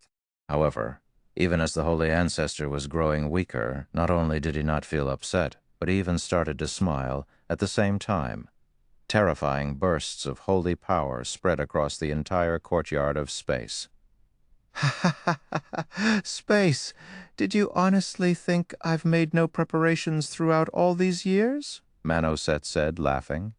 Then he coldly swept his gaze across Shi Feng's group and continued, "Pitiful adventurers, today will mark the end of your lives." As soon as Manoset finished speaking, the chains binding him started to break one after another. Meanwhile, with every chain that broke, Manoset's aura also grew in intensity. At one point, his mere presence had caused the entire castle to tremble. Shi Feng and the others also found themselves unable to move their bodies. Die. After breaking out of the chains restraining his arms, Manoset swung his fist in the direction of Shi Feng's group. Chapter 3385, Chapter 459, Surpassing Dragons. Chapter 3385, Chapter 459, Surpassing Dragons. Chapter 459, Surpassing Dragons. When Manoset threw his punch, even the hall's sturdy space instantly turned into a dark void. Not only did this void devour all mana caught within its vicinity, but it also caused time to slow down to a standstill. As a result, Shi Feng and every other player present could not move. Moreover, apart from Shi Feng, Frey, Unrestrained Lionheart, and a few other experts on the team, everyone else experienced a lag in their thoughts. It's over. So this is the strength of a holy ancestor? Frey and Unrestrained Lionheart were greatly shocked when they saw the destruction happening before their very eyes. Tier 6 gods were very rarely seen in the greater god's domain, but as a pseudo-apex power, the Red Dragon Nation had plenty of video information on Tier 6 gods. The guild even had quite a few video recordings of ancient gods in battle. However, out of all the gods and ancient gods recorded in the Red Dragon Nation's archives, not even the strongest ancient god could throw out a punch as powerful as Manoset's. Incredible. This punch is already as strong as a primordial god's attack. Shi Feng was also greatly surprised by Manoset's devastating punch. Shi Feng had fought against many holy gods during his previous life, But never had he come across a holy ancestor before, so this was his first encounter with a holy ancestor. Even in the holy race's world, few records were available on holy ancestors. As far as Shi Feng was aware, no human player had come across a holy ancestor during his previous life, and all everyone knew was that holy ancestors were existences rivaling primordial gods. Meanwhile, it should be known that Manaset was currently in a sealed state. Even though he had already broken free of the chains binding him, his strength remained sealed, and he'd be fortunate if he could even unleash 30% of his actual strength. Yet, even with just 30% of his strength, Manaset could already throw a punch rivaling that of primordial gods. While Shi Feng was marveling at Manaset's punch, the shock that Frey and unrestrained Lionheart experienced gradually turned into despair. A primordial god's attack simply wasn't something Tier 5 players could withstand. Even fragmented legendary items would be reduced to dust if struck by a primordial god's attack. So long as they were killed by it, they would most certainly see their immortal souls extinguished. However, when Manaset's fist was just 10 yards away from reaching Shi Feng's group, the goddess's shadow, who was in the middle of chanting an incantation, suddenly waved her hand. Boom! An explosion shook the entire courtyard of space, the shock waves of the explosion causing the courtyard's environment to crack like glass. If another such explosion occurred, the courtyard's environment would most certainly shatter, and everything within the courtyard would perish. Back inside the castle's top-floor hall, we're alive. We're not dead? The players in the hall couldn't help but be surprised as they inspected their bodies. Although most of the players present had failed to see what had just happened, they weren't fools. Time in the hall had yet to freeze the instant Manaset swung his fist, so everyone understood that there was no way any of them could have survived an attack from the holy ancestor. While everyone was wrapped in confusion, several thoroughly translucent barriers before them shattered and disappeared one after another. When the 5th barrier disappeared, and cracks started to appear on the 6th one, Manaset's fist came to a complete stop. Am I dreaming? A 6-fold world wall? Unrestrained Lionheart nearly dropped his staff when he saw the barriers that had just shattered, and he couldn't help but look toward the goddess's shadow. Is she really just a doppelganger? World Wall was a Tier 6 defensive spell. It was also the strongest defensive spell available at Tier 6. Normally, even a Tier 6 expert at the 5th floor standard could at best silent cast a ownfold World Wall. And if they chanted the spell's incantation, they could cast a 2-fold World Wall. Yet, the goddess's shadow had constructed a 6-fold World Wall with just a wave of her hand. Normally, this was a feat an ancient god would find extremely difficult to accomplish, even with their true bodies, die. Manaset was unfazed even after seeing his first attack failing to connect. Without hesitation, he began throwing out a barrage of devastating punches. The punches so numerous that it looked like a wall of fists was approaching Shi Feng's group. The players present were dumbfounded when they saw this scene. A gold combat technique? Impossible. How can an NPC use a gold combat technique? How are we supposed to even fight against such an NPC? Of those present, Frey and unrestrained Lionheart were especially shocked when they saw the barrage of punches. With their vast knowledge of God's domain, they immediately understood that Manaset had just executed a gold combat technique. It should be known that NPCs typically possessed much greater basic attributes than players. They also had higher combat standards than monsters, with many Tier 6 NPCs having combat standards at the 4th floor standard. Because of these factors, very few Tier 6 players could rival Tier 6 gods, and a large number of Tier 6 experts were necessary to take down a Tier 6 god under normal circumstances. However, if a Tier 6 god knew how to use gold combat techniques on top of having greater basic attributes than players and greater combat standards than monsters, defeating them would be nigh impossible for players. Seal. Just as the barrage of punches was about to reach Shi Feng's group, a divine voice suddenly echoed in everyone's mind. Immediately afterward, the wall of fists gradually disappeared. "Damn it, Space, you cannot stop me," Manaset yelled out in pain and fury. Subsequently, countless divine runes appeared around Manaset, locking down the space within a 100-yard radius of the Holy Ancestor. Then these divine runes started to resonate with the remaining chains on Manaset's body and sap away at his strength. Primordial God, Tier 6 Ancient God, Tier 6 God.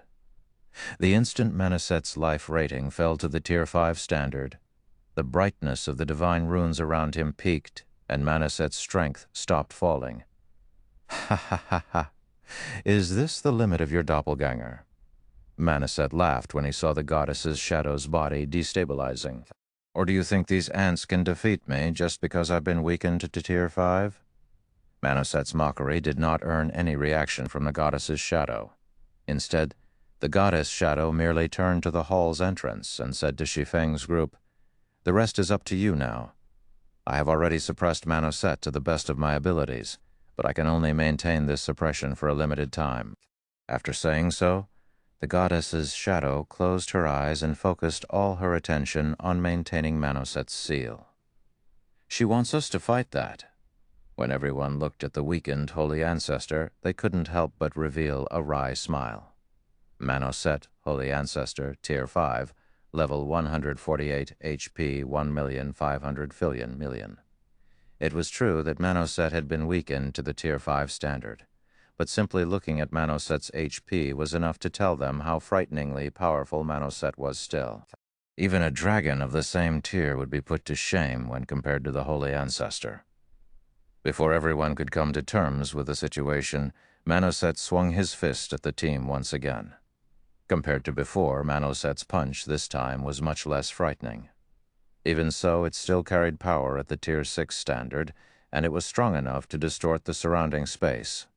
Before Manaset's punch could reach the team, a Tier 5 Demidragon Shield Warrior intercepted it. The Demidragon Shield Warrior was the tank that had previously received the Orichalcum secret treasure from Frey. After he let out a roar, his shield transformed into multiple barriers of light that continuously redirected and weakened Manaset's punch. One of the 99 absolute techniques, Skylight Guardian. Boom!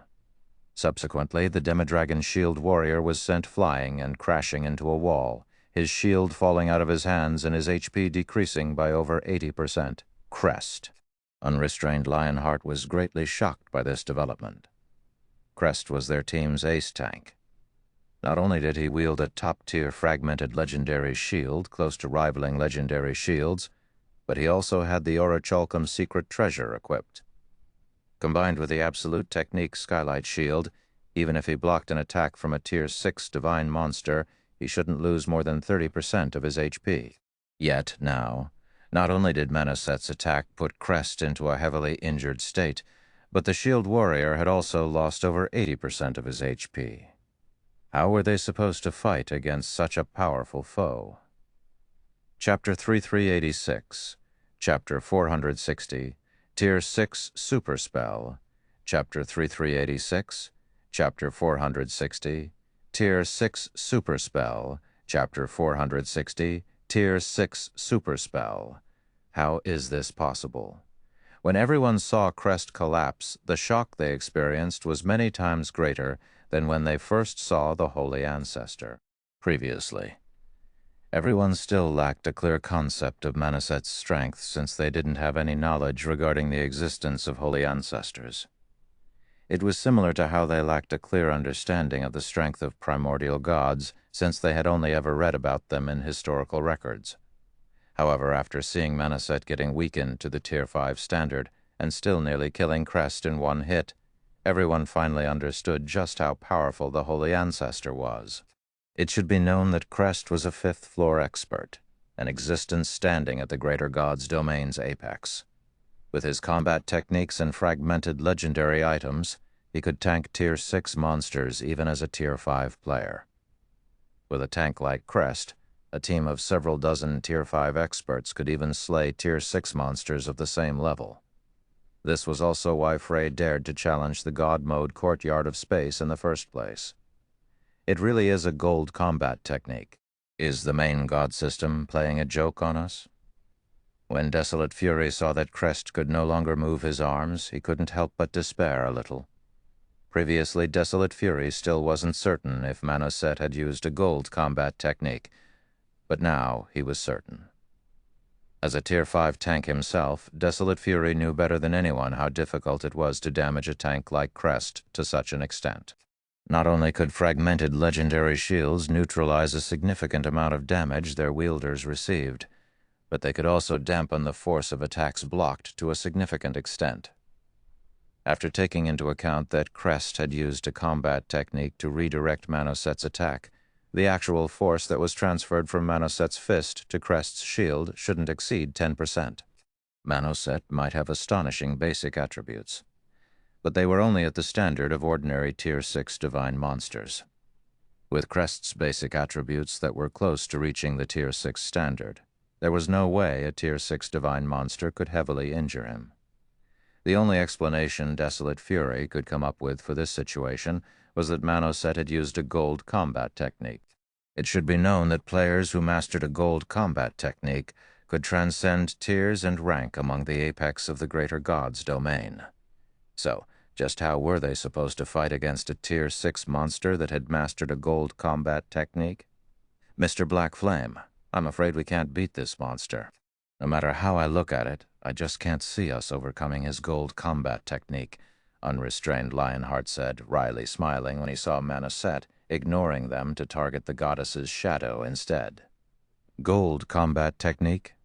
Shi Feng chuckled when he heard Unrestrained Lionheart's words. What he's using isn't a gold combat technique.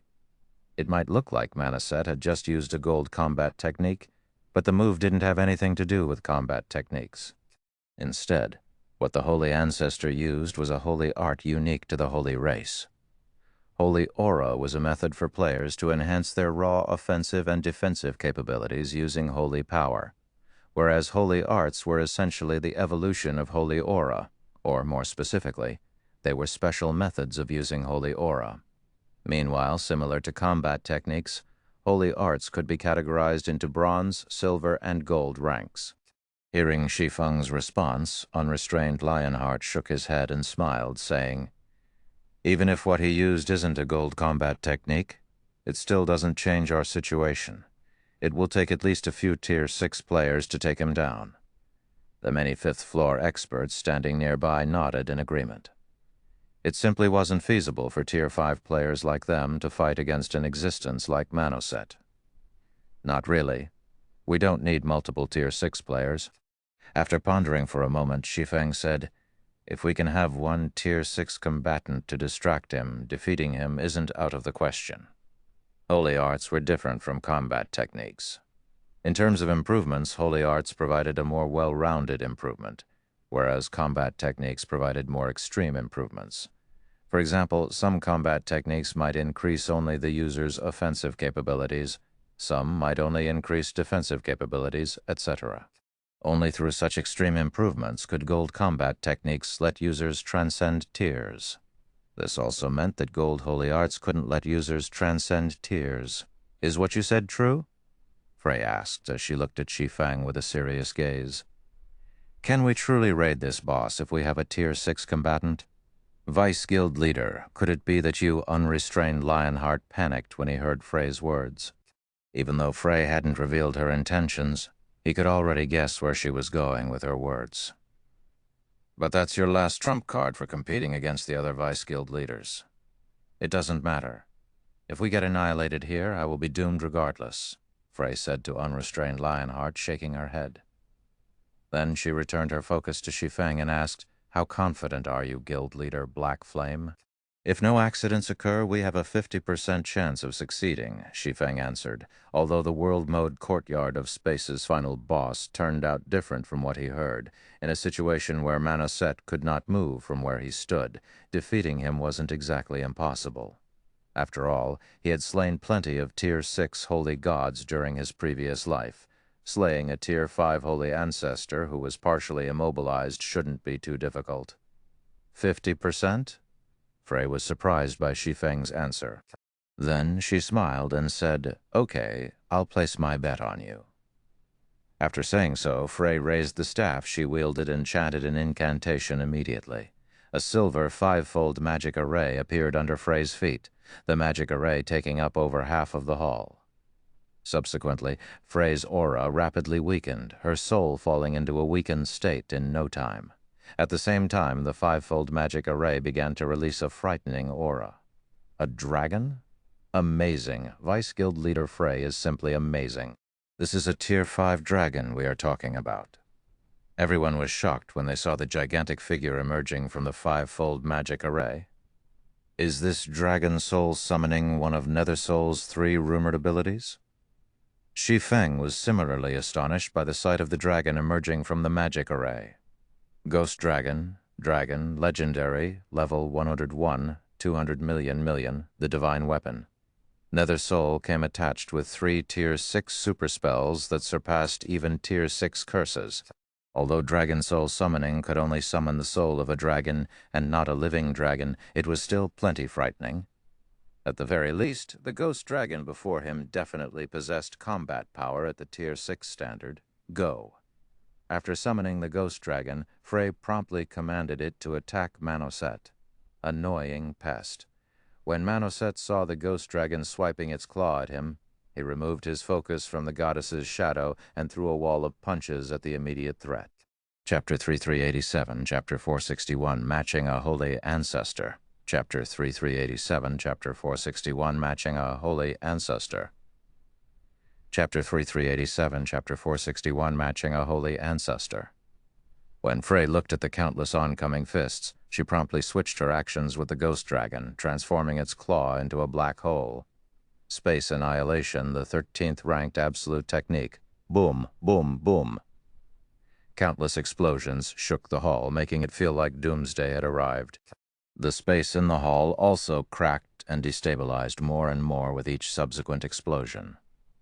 For a moment, it felt like 2 Tier 6 experts were battling here. This exchange greatly stunned Desolate Fury, Thousand Scars, and the others. Had this battle taken place outside the Eternal Realm, the explosions taking place in the hall would have been strong enough to erase an entire map. Is this the power of a dragon? No, this isn't a result of just the dragon's power. It's also because of Vice Guild leader Frey's impressive control. Indeed, Space Annihilation is an incredibly complex technique. Even fifth-floor experts have difficulty executing it under normal circumstances, let alone executing it through a non-human body. Yet, Vice Guild leader Frey is executing the technique consecutively. If we're comparing purely in terms of control, Vice Guild leader Frey can already rank among the Red Dragon Nation's top 10. Red Dragon Nation's members grew excited when they saw the Ghost Dragon manipulated by Frey holding its ground against Manoset. They also grew more confident in defeating the Holy Ancestor. The biggest concern a team faced when raiding a boss monster was whether it had the ability to withstand the boss's attacks. So long as a team had someone or some way to resist a boss's attacks, it would become possible to raid the boss. Previously, the power Manoset displayed was simply terrifying, and their team's ace tank nearly got killed in one hit. If any of the team's other tanks tried to block the Holy Ancestor's attacks, they would most likely be killed on the spot. So, their team essentially had no way of resisting Manoset's attacks. However, now that the Ghost Dragon under Frey's control had proven itself capable of resisting Manoset's attacks, all they needed to do next was attack the Holy Ancestor with their all. Subsequently, the team's ranged players began bombarding Manoset with attacks from over 100 yards away. Tier 5 skill, Spacebreaker. Tier 5 spell, Ice Devourer. Tier 5 taboo skill, Demon King's Rose. Because the Holy Ancestor could not move and was busy defending himself from the Ghost Dragon's attacks, he could only let the numerous Tier 5 skills and spells batter his body. 3,465,424.54 quad, 5,541,746 465,471. Everyone froze when they saw the damage they did to the Holy Ancestor. Impossible. My Tier 5 taboo skill only caused 7 million damage? Did the compounding potion's effects expire? Everyone couldn't believe their eyes when they saw how little damage they had caused to Manoset. Previously, even when they fought against the legendary-ranked Devouring Earth Dragons, their attacks still managed to cause damage nearing 100 million. Meanwhile, the devouring earth dragons were only slightly inferior to dragons of the same tier regarding defense. Yet, when they used the same attacks against Manoset, none managed to cause more than 10 million damage to the Holy Ancestor. The damage they caused wasn't even a fraction of Manoset's battle recovery, let alone Manoset's 1.5 trillion HP pool. At this rate, even if Manoset simply stood there and took their attacks, he would still be perfectly fine after 100 years, as expected of a Holy Ancestor. Not even Tier 6 dragons have such a high defense. Shi Feng was also a little astonished when he saw Manoset's defense. Although members of the Holy Race typically had very high defense due to the improvements provided by Holy Power, this was the first time Shi Feng had seen a member of the Holy Race having such an absurdly high defense. This won't do, Vice Guild Leader. The boss's defense is simply ridiculous. There's no way we can deal enough damage to kill him, Unrestrained Lionheart said, the corner of his eyes twitching as he silent cast Tier 5 spells one after another. Frey also fell into thought as she manipulated the ghost dragon.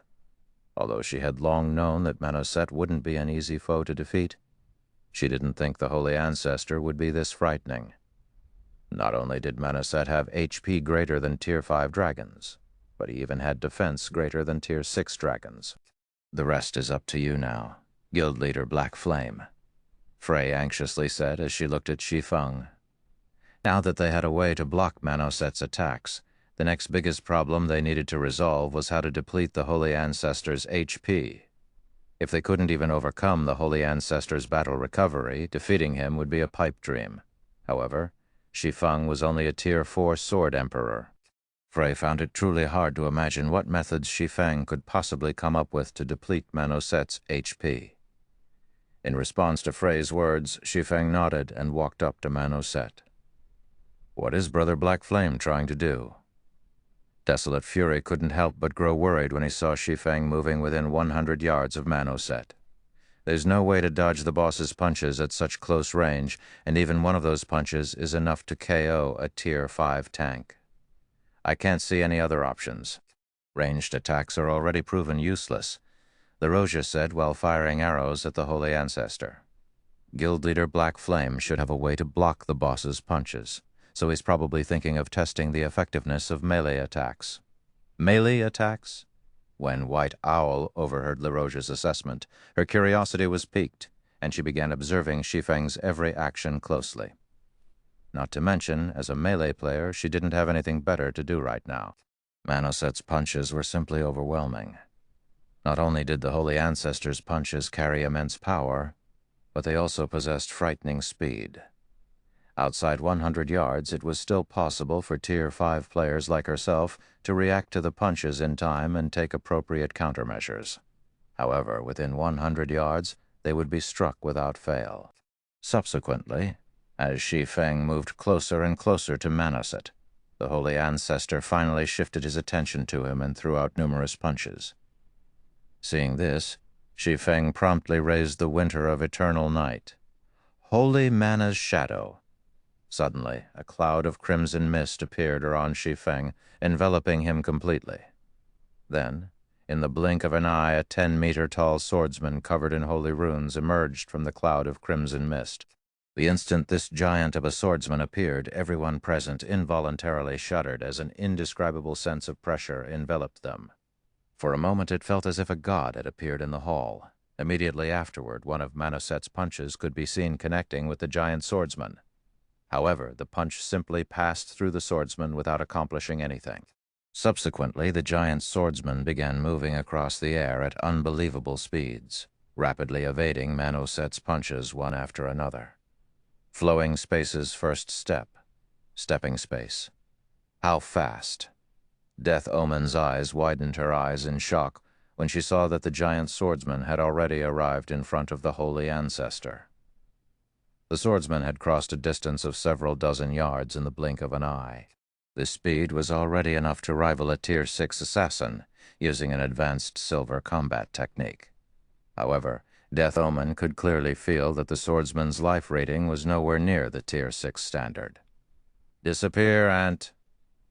When Manoset saw Shi Feng appearing before him, he sneered and abandoned all defense against the ghost dragon, opting to send a rain of punches at Shi Feng. Holy annihilation. Without hesitation, Shi Feng executed his strongest move against Manoset's barrage of punches. Boom. Space within the hall became devastated, and the barrage of punches disappeared as Manoset was sent stumbling backward and nearly falling to the ground. At the same time, an unbelievable damage value appeared above his head.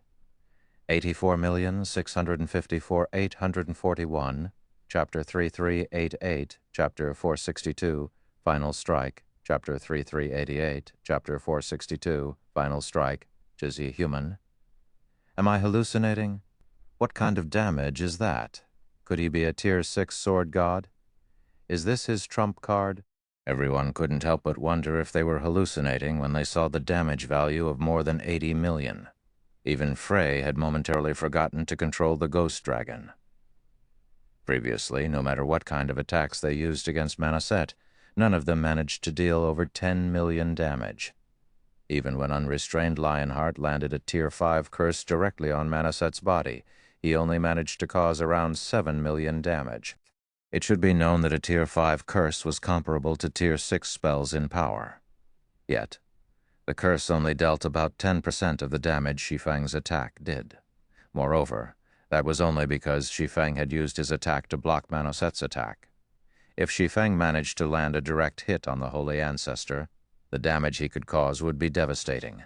While everyone was still in shock, Shi Feng, in his reconstructed body composed of mana and holy power, swung his sword again. Holy annihilation!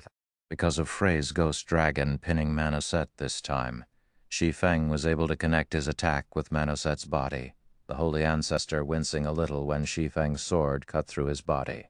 1 flash 218,35,651. Shi Feng's attack caused Manoset's HP bar to experience a visible drop this time. Upon seeing this, everyone present gasped. Crap! What is this damage? That's already more than our entire team did to the boss! Is this the strength of a saint? No way! I doubt even saints can have such frightening damage.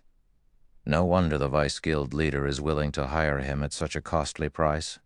Had we entered God mode with him, we would have definitely secured the first clear. When everyone saw Shi Feng's second attack dealing 1.2 billion damage, they felt shocked and joyful. At the same time, they became more confident in bringing down Manoset. Is that all he has for his trump card? Different from everyone else.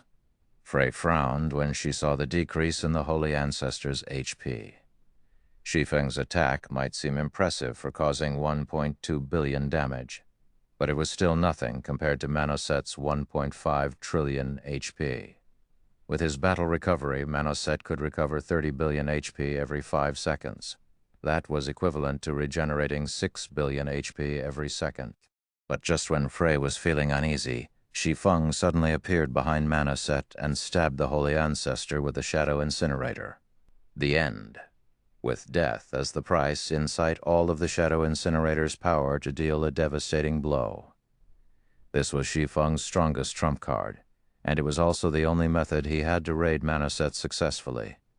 The Shadow Incinerator was a godly relic. During his previous life, the weapon had allowed the strongest demigod to slay an ancient god. Although Manoset was a Holy Ancestor, an existence comparable to primordial gods, he was currently weakened by the Goddess of Space's seal, and his life rating was only at the level of a Tier 5 holy god. So long as Shi Feng could heavily injure Manoset, defeating the Holy Ancestor wouldn't be a dream. Otherwise, with their current team, even if they increased the team's size by tenfold, it'd still be impossible to kill Manoset. Initially, during the early phases of the war between the Holy Race and the human race in his previous life, human players were utterly powerless against the Holy Race's holy gods. It didn't matter even if numerous Tier 6 human experts worked together. They simply couldn't overcome the frightening defense and HP of the holy gods. However, later on, human players found an effective way to take down holy gods, and that was by heavily injuring them. So long as a holy god became heavily injured, they would lose the ability to strengthen their body with holy aura. Without holy aura, a Tier 6 holy god's defense would become weaker than even that of Tier 6 divine monsters, and their basic attributes would also plummet. The only problem with this strategy was that human players first needed to overcome the frightening defense of a holy god to injure them heavily. Meanwhile, the requirement to do so was much greater than the requirement to heavily injure a divine monster. Please let this succeed. Shi Feng prayed when he ran the shadow incinerator through Manoset's heart. Boom. Suddenly, the space surrounding Manoset transformed into purgatory, and even the ghost dragon, which was swinging its claw to attack Manoset, had lost its claw. Roar! Immediately afterward, everyone heard an agonizing cry coming from Manoset, the powerful sound waves the holy ancestor produced, causing unrestrained Lionheart and the others to stumble over a dozen yards backward. A short moment later, the flames surrounding Manoset disappeared and revealed a dark void. The result of Shi Feng's attack was even more devastating than Manoset's punch before the holy ancestor was weakened to Tier 5. What did he do? Mutual destruction. Is he crazy? Everyone's eyes widened in shock when they saw only one figure standing amidst the void. At this time, Manoset was in a miserable state as he stood in the middle of the void. The holy ancestor's body was covered in severe burns and the gaping hole in his chest. His life rating had also plummeted even further, a sign that he had been heavily injured. Even his HP had undergone a shocking change. Manoset, heavily injured. Holy Ancestor, Tier 5, Level 148, HP 750 million. However, while Manoset might have entered a heavily injured state, Shi Feng had also disappeared, leaving behind only a ring in his place. He must be insane. He chose soul annihilation just to injure a boss. Unrestrained Lionheart was flabbergasted when he failed to sense Shi Feng's presence. Unlike the average player, unrestrained Lionheart had a powerful perception toward souls. This allowed him to easily distinguish the state of a player's soul when they died.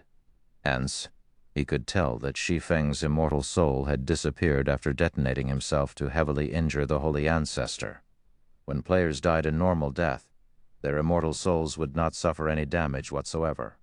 Only when players were killed by a Tier 5 attack or above would their immortal souls suffer some permanent damage. Even so, their immortal souls would remain in existence after death. However, should a player suffer soul annihilation, nothing would be left of their immortal soul once they died. Meanwhile, soul annihilation to a player was equivalent to a permanent farewell from God's domain. This was an outcome worse than any penalty players could receive for failing a quest in God's domain. After all, the worst penalty a quest could give was to have players start over with a new account. However, if a player suffered soul annihilation, they wouldn't even get the chance to start over again. "No, he's still alive," Frey said, as she lifted her head and looked at the space above the ring Shi Feng had dropped after his death.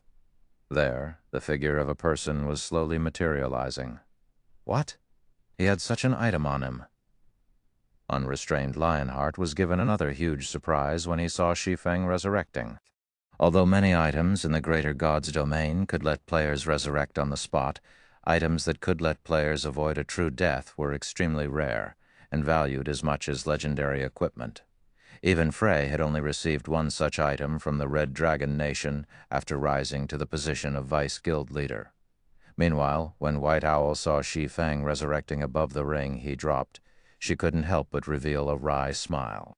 Others might not know where Shi Feng had gotten that death prevention tool from, but as one of the Paimon Conglomerate's 10 great paragons, White Owl couldn't be any more familiar with it.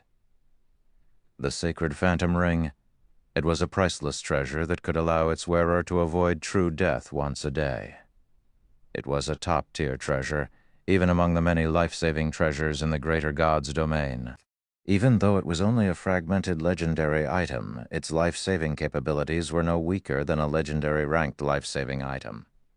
Originally, the Sacred Phantom Ring was a treasure the Paimon Conglomerate had prepared for the Divine Seal Saint. However, the Divine Seal Saint had given it to his youngest son, Dira, who had ended up losing it to Shi Feng. Good, it worked. After resurrecting, when Shi Feng saw Manoset's chilling state, a look of joy appeared in his eyes. Immediately, he commanded, "Quick, everyone attack the boss now." Chapter 3389, Chapter 463, World Modes First Clear.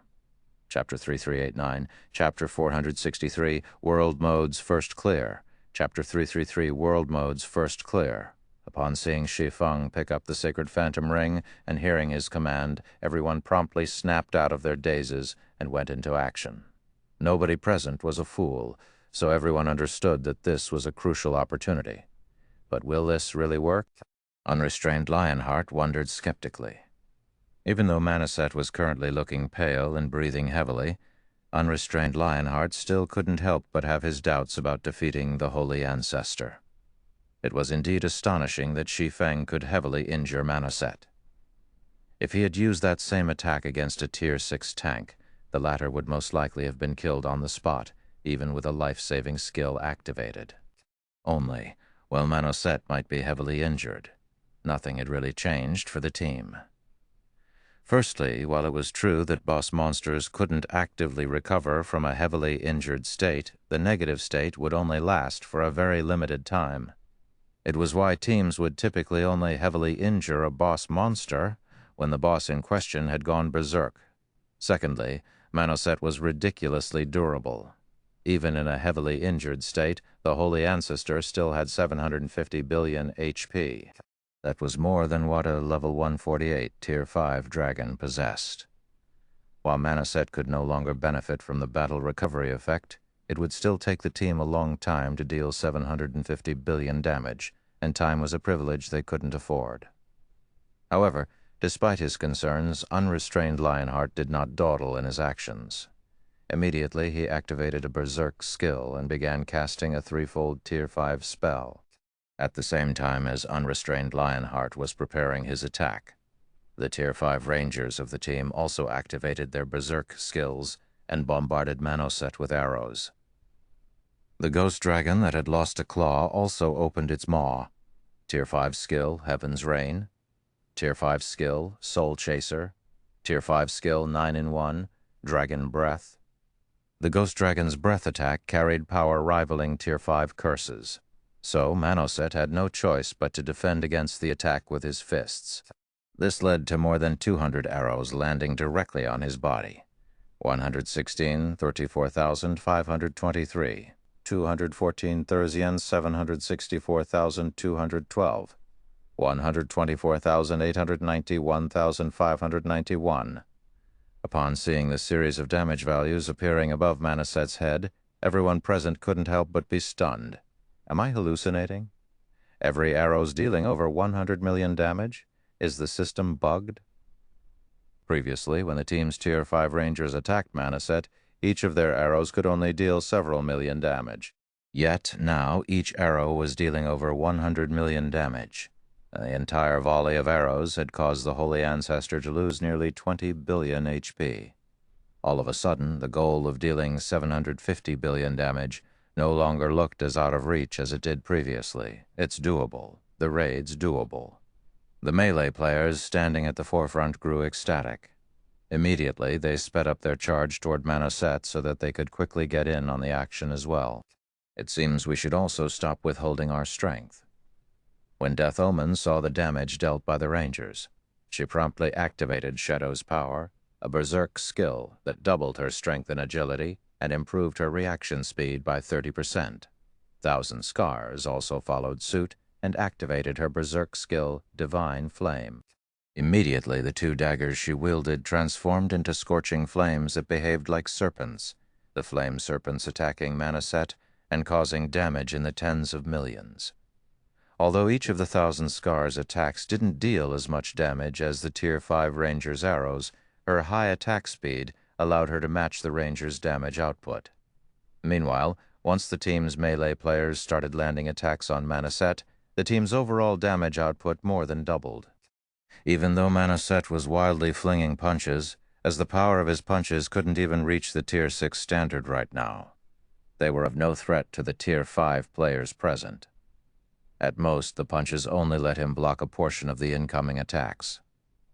76%, 52%, 33%, Manaset lost dozens of billions of HP with every round of attacks he suffered, which resulted in his HP bar decreasing by visible chunks. However, the lower the Holy Ancestor's HP fell, the slower the decrease became. Faster. Faster. We need to be faster. When Shi Feng saw Manaset's punches becoming faster and stronger, he knew that the Holy Ancestor would soon recover from his heavily injured state. Meanwhile, once Manaset recovered, it would be a pipe dream for their team to defeat him. When Manaset's HP fell to 25%, the gaping hole in his chest had already recovered by 90%, and a silver heart had started to take shape in the hole. Ha ha ha! When Manaset saw that he was close to fully recovering, he laughed and stopped defending against the incoming attacks. Instead, he scanned the players before him with a contemptuous gaze, causing everyone to experience unprecedented intimidation. Holy art, splitting star. After Manaset let out a loud roar, a gigantic illusory fist smashed down on the hall like a falling star. Partway through its descent, the star split into countless meteorites that carried as much power as the Holy Ancestor's punches. Seeing this, Shi Feng promptly stopped holding back. The winter of eternal night in his hand unleashed a dark aura that enveloped its surroundings. Radiant night. Sword's orbit under Radiant Night's effect. Every one of Shi Feng's attacks carried power at the Tier 6 standard and dealt damage in the hundreds of millions to Manaset. While executing Sword's orbit, Shi Feng could land over 30 attacks on the Holy Ancestor every second, which translated to more than 10 billion damage every second. 25%, 23%, 21%. As Manaset's HP fell, the number of players killed by the descending meteorites also increased. 80, 62, 45. In only a few seconds, the team lost over 40 players. Of the team's surviving members, only those at the 5th floor standard could dodge the rain of meteorites perfectly. As for titled experts, they could only pray that they weren't targeted by more than 2 meteorites at a time. Otherwise, unless they were a tank, they would be killed on the spot. Is it still not enough? Shi Feng couldn't help but feel disappointed when he saw that the team had less than 30 members remaining and that Manaset had recovered from his heavily injured state. Currently, Manaset still had 20% of his HP remaining, with fewer than 30 players on the team. They wouldn't be able to defeat the Holy Ancestor, even if he was still heavily injured. So it'd be even more impossible to defeat Manaset now that he was no longer heavily injured. This is the end of the line for you, ants, Manaset said, his body seemingly growing a little larger after he had recovered from his injuries. Then he sent a flurry of punches at Shi Feng and the others. Sure enough, it's a failure. Frey sighed deeply when she saw the wall of punches coming at her. However, just as everyone thought the wall of punches would devour them, the goddess's shadow, who had been maintaining the seal on Manaset all this time, suddenly moved. You've done well to weaken Manaset to such an extent, heavens blessed, the goddess's shadow said as she raised her hands. Immediately, eternal energy flooded the hall, and the space around Manaset began to twist and shrink rapidly, forcing the Holy Ancestor to shrink with it. In the blink of an eye, Manaset's 10-meter-tall body was reduced to just 1 meter, then to the size of a rice grain, and ultimately to an indiscernible speck. This scene dumbfounded everyone in the hall. He's dead? Shi Feng was similarly stunned by Manaset's abrupt disappearance. A Holy Ancestor, an existence comparable to primordial gods, was eliminated. Just like that, before Shi Feng could come back to his senses, a series of system notifications sounded in everyone's ears. System, congratulations. You have cleared the World Mode Courtyard of Space and completed the Goddess of Space's Seal Event Regional System Announcement. Congratulations to Red Dragon Team for obtaining the first clear on the World Mode Courtyard of Space. Rewarding plus 100 Regional City Reputation Points and plus 200 Regional Town Reputation Points. For a time, unprecedented silence enveloped the entire Corrosion Mountain Range. Faster, faster, we need to be faster. When Shi Feng saw Manaset's punches becoming faster and stronger, he knew that the Holy Ancestor would soon recover from his heavily injured state. Meanwhile, once Manaset recovered, it would be a pipe dream for their team to defeat him. When Manaset's HP fell to 25%, the gaping hole in his chest had already recovered by 90%, and a silver heart had started to take shape in the hole.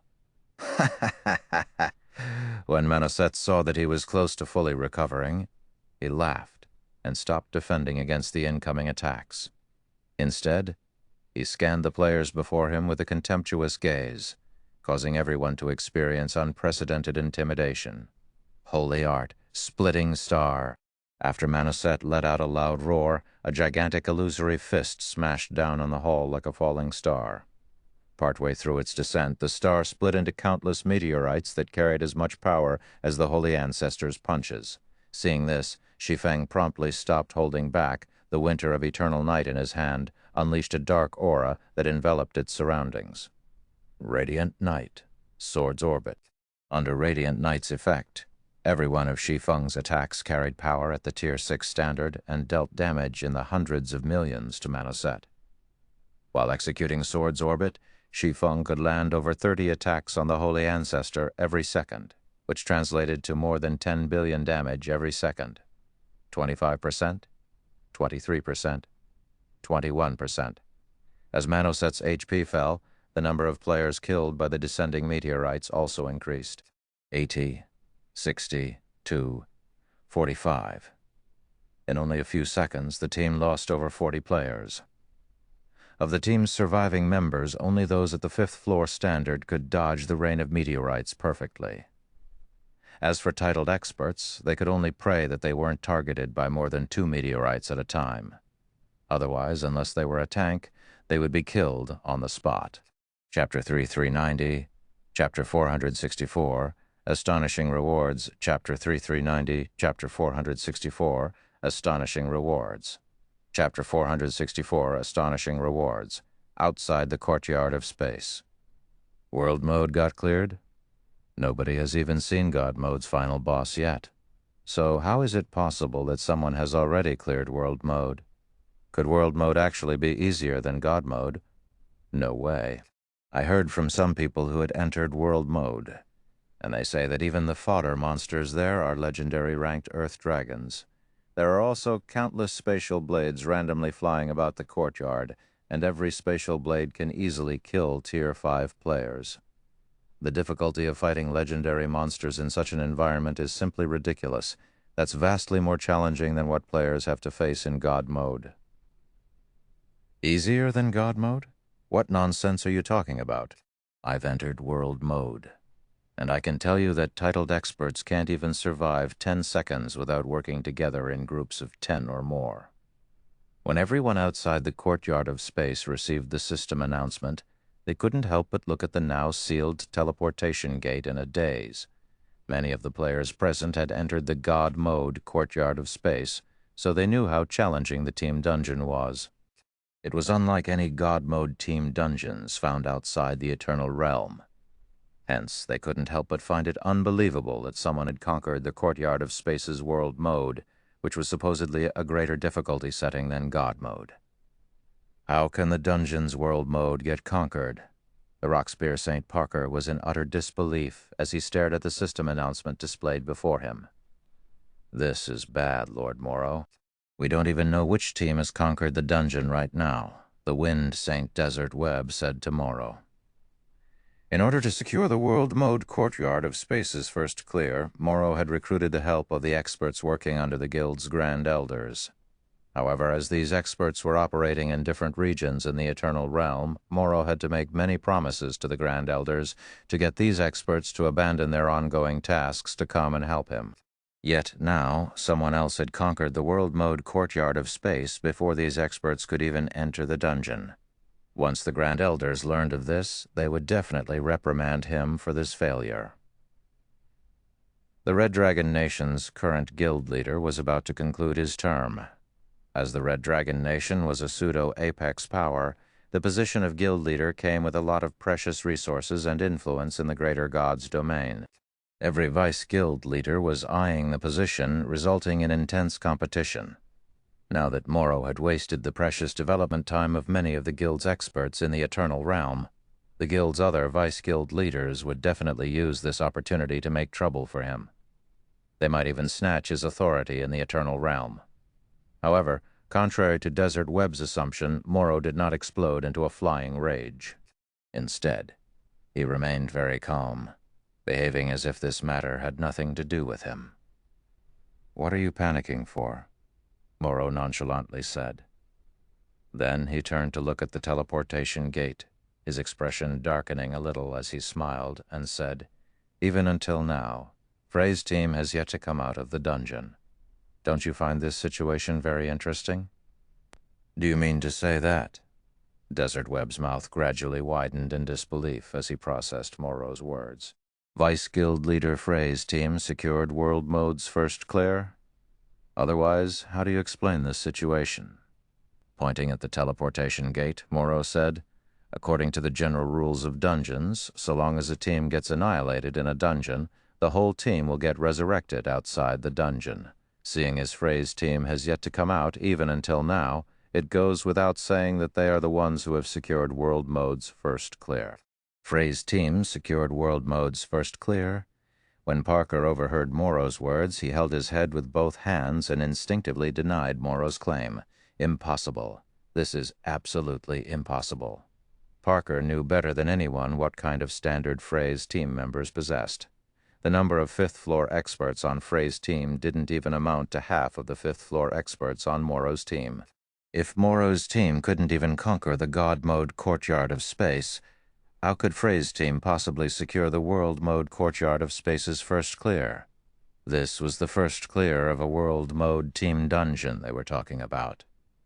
Currently, the World Mode Courtyard of Space was receiving a lot of attention from the Red Dragon Nation's Grand Elders.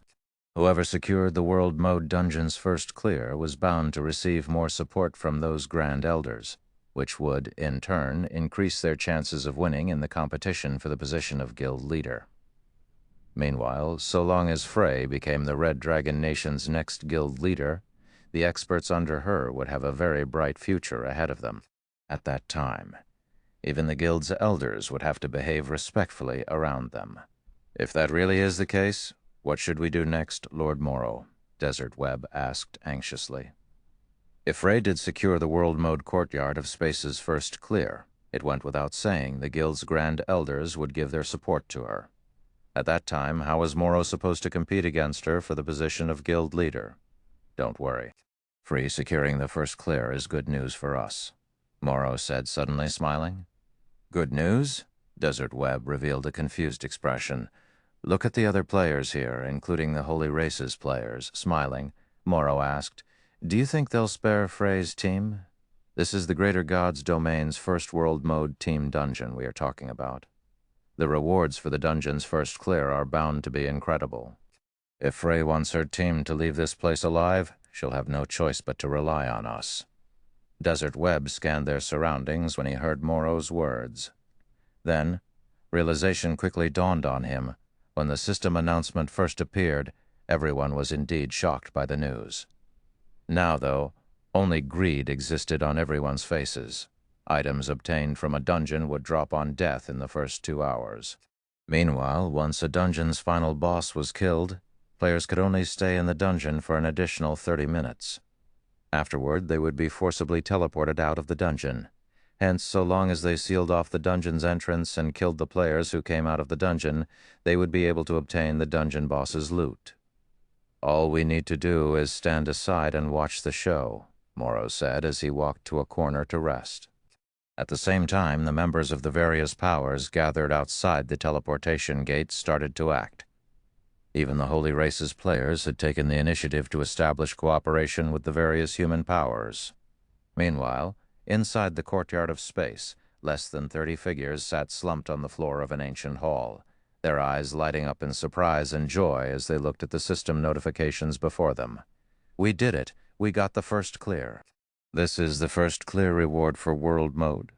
1,000 scars, Desolate Fury," and the others couldn't help but shout out in excitement when they saw the Holy Ancestor disappearing completely. "System, congratulations. You have received a Goddess treasure chest for completing the Goddess of Space's Seal event. The reward is so generous." Unrestrained Lionheart was greatly shocked as he looked at the treasure chest in his hand. Although he didn't know what rank of treasure chest the Goddess treasure chest belonged to, seeing as it was made entirely of 7 luminaries crystals, its value must rival legendary treasure chests. It should be known that legendary treasure chests were extremely rare in the Greater God's domain. Even God Mode Team Dungeons would only occasionally drop one. Yet now, the World Mode Courtyard of Space had awarded every team member with one Goddess treasure chest. Moreover, this was in addition to the items gradually descending from the ceiling. The rewards were so lucrative that it felt as if they had just raided 100 God Mode Team Dungeons. However, unlike everyone else, Shi Feng's attention wasn't on the Goddess treasure chest. Instead, his gaze was focused on items descending from the ceiling, a flash of surprise appearing in his eyes when he saw what the Holy Ancestor had dropped. Chapter 3391, Chapter 465, Goddess's Treasure. Chapter 3391, Chapter 465, Goddess's Treasure. Chapter 465, Goddess's Treasure. Mr. Black Flame, you don't seem very interested in the Goddess treasure chest, unrestrained Lionheart commented when he noticed Shi Feng paying more attention to the items dropped by the Holy Ancestor than the Goddess treasure chest in his hand. It is only thanks to your leadership that we managed to secure the World Mode Courtyard of Space's first clear. How about I ask Vice Guild Leader Frey for permission to exchange one of the boss's dropped items for your Goddess treasure chest? That won't be necessary. 2 items are enough for me, Shi Feng said, shaking his head. Treasure chests, such as the Goddess treasure chest, were also known as divine treasure chests. Meanwhile, the value of a divine treasure chest could range anywhere from an inferior legendary treasure chest to an inferior mythical treasure chest. Although Shi Feng had no idea how powerful the Goddess of Space was exactly, after seeing how powerful the Goddess's doppelganger was, he was certain that the Goddess was vastly stronger than the average ancient god. Hence, it wouldn't be surprising if the rewards inside the Goddess treasure chest rivaled that of legendary treasure chests in value. The only downside of divine treasure chests was that each chest would only contain 1 item. However, even if it was only 1 item, it was still a precious item from a legendary treasure chest equivalent, so it wouldn't be any worse than the items dropped by the Holy Ancestor. After all, the Holy Ancestor they killed here was heavily suppressed. Moreover, they had even relied on the Goddess's shadow to deal the finishing blow. In terms of value, the Holy Ancestor's loot would, at best, rival the loot of an ordinary Tier 6 Holy God. When Shi Feng finished speaking, many people in the hall had already opened the Goddess treasure chest they received. Suddenly, silence enveloped the entire hall, which was followed by bursts of exclamations. Heavens, a secret treasure! I got a secret treasure from my treasure chest. A gold combat technique legacy? I must be hallucinating. I actually got a one-time opportunity to experience a gold combat technique. Everyone who had opened their Goddess treasure chest couldn't help but gasp when they saw the contents of their respective chests. Desolate Fury, Cross, and La Rocha, in particular, revealed fanatical expressions. A Legacy Pearl. This was an item that could allow players to experience the combat technique recorded inside. Meanwhile, the combat technique recorded in their Legacy Pearls was none other than the gold body technique Flowing Space. Although the 3 of them were envious of those who had obtained secret treasures, the thought of exchanging their Legacy Pearls for a secret treasure never crossed their minds. As they had already made some progress in learning the Flowing Space technique, the Legacy Pearl was much more valuable to them than any secret treasure. After all the effort they had put in previously, if they could experience the correct way of using Flowing Space even once, they would have at least a 50% chance of successfully learning the gold body technique and reaching the technique's first level, Stepping Space. At that time, their combat power would skyrocket, and they'd be able to hold their ground against fifth-floor experts. While they might not become the strongest, they would still be regarded as powerhouses in the Eternal Realm. We really lucked out this time. Big Sis Omen. Both of us actually got combat-ranked secret treasures, Thousand Scars said as she looked at the secret treasure in Death Omen's hands. Then she looked at her own secret treasure and continued, "If I attach this thing to my boots, I'm confident I can hold my ground against Holy Race experts of the same tier." Death Omen nodded and smiled in response. Originally, she thought that they would merely be working as free labor in this raid. Apart from receiving some town reputation points, they never really thought of obtaining anything else. So, it was a pleasant surprise for them to be able to leave the courtyard of space with a secret treasure. Different from Thousand Scars, Death Omen had obtained a secret treasure for weapons. Although it didn't increase any movement speed like Thousand Scars' secret treasure, it allowed her attack power to undergo a qualitative improvement. A legacy pearl for flowing space? When Shi Feng opened his goddess treasure chest and saw the legacy pearl in it, he couldn't help but feel a little joyful. While it was true that secret treasures offered players a more direct improvement to combat power, the value of Flowing Space's legacy pearl was easily 10 times greater than any combat-ranked secret treasure.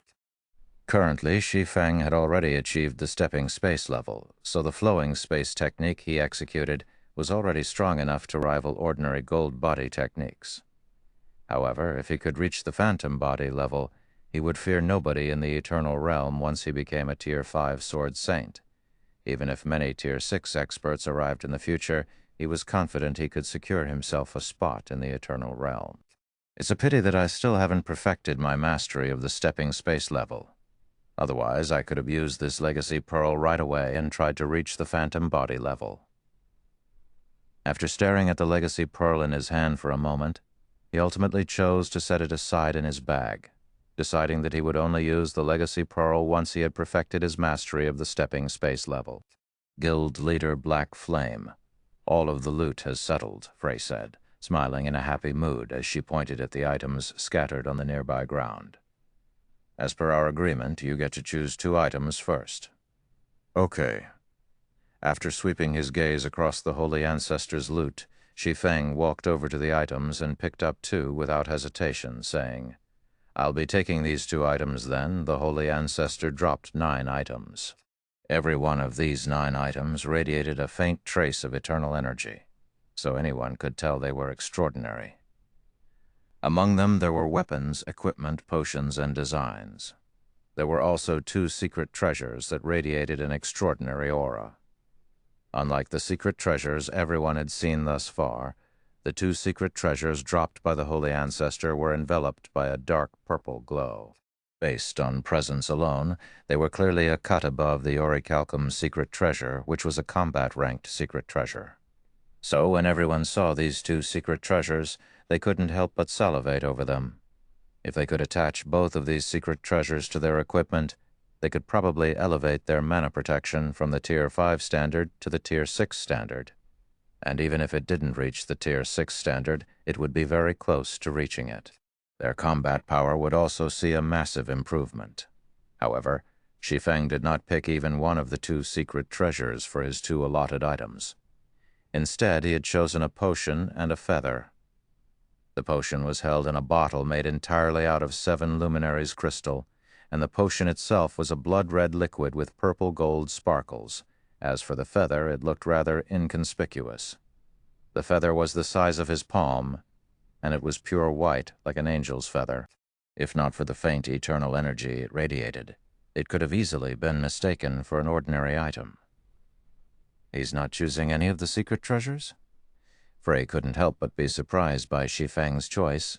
In her opinion, although all 9 items dropped by the Holy Ancestor were undoubtedly precious, the value of the 2 secret treasures easily surpassed the combined value of the 7 other items. Yet Shi Feng didn't even glance at the 2 secret treasures that were clearly above the combat rank when he chose the blood-red potion and feather. This was truly a surprising situation. Are you sure you want those 2 items, Guild Leader Black Flame? Frey couldn't help but ask. Mm-hmm. Shi Feng definitively nodded and smiled. The 2 items he chose might seem ordinary compared to the 2 secret treasures, but they were actually the 2 most valuable items dropped by the Holy Ancestor. Any one of them was easily more valuable than the 2 extraordinary ranked secret treasures combined. The potion he chose was naturally the Divine Spatial Potion, an item that could permanently increase the user's perception of their respective power system by 1 level. As for the feather, it was the famous treasure the goddess of space had relied on to spread her name across the 12 sanctuaries in the past. The Feather of Oath. TL notes. Monk power system is referring to the human's mana system and the holy race's holy power system. Chapter 3392, Chapter 466, 12 Wings of Heaven. Chapter 3392, Chapter 466, 12 Wings of Heaven. Chapter 466, 12 Wings of Heaven. Since you've already made up your mind, I will be taking the remaining drops. Guild leader Black Flame, Frey said, inwardly sighing in relief when she saw the determined look on Shi Feng. Although Frey had no idea what use the potion and feather had, she knew that the two extraordinary rank secret treasures were of great importance to her. Each of them was easily more valuable than a legendary weapon. The competition for the Red Dragon Nation's guild leader position was extremely intense. Vice guild leaders would not only be tested on their administration and leadership capabilities, but they would also be tested on overall strength. The strength here referred to individual combat power and background, but out of the two, individual combat power was of much greater significance. After all, if a vice guild leader wasn't sufficiently strong as an individual, it would be hard for them to get the guild's numerous powerhouses to acknowledge them and follow their orders. Not to mention, as the Red Dragon Nation was a pseudo-apex power, the guild's guild leader would be under constant threat of assassination from hostile forces. If a guild leader ended up getting killed, it would greatly impact the Red Dragon Nation's reputation and influence.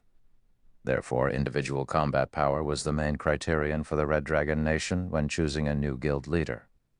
Currently, Frey was still weaker than the veteran vice guild leaders of the guild, yet the time for the current guild leader to retire was growing closer and closer, so she was in urgent need of improving her combat power.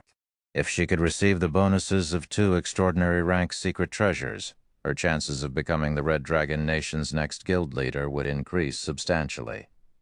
Meanwhile, Shi Feng simply chuckled when he saw Frey hurriedly collecting the 2 secret treasures. Then he sat down to rest while he appraised the feather in his hand. The Feather of Oath, also known as the 12 Wings of Heaven.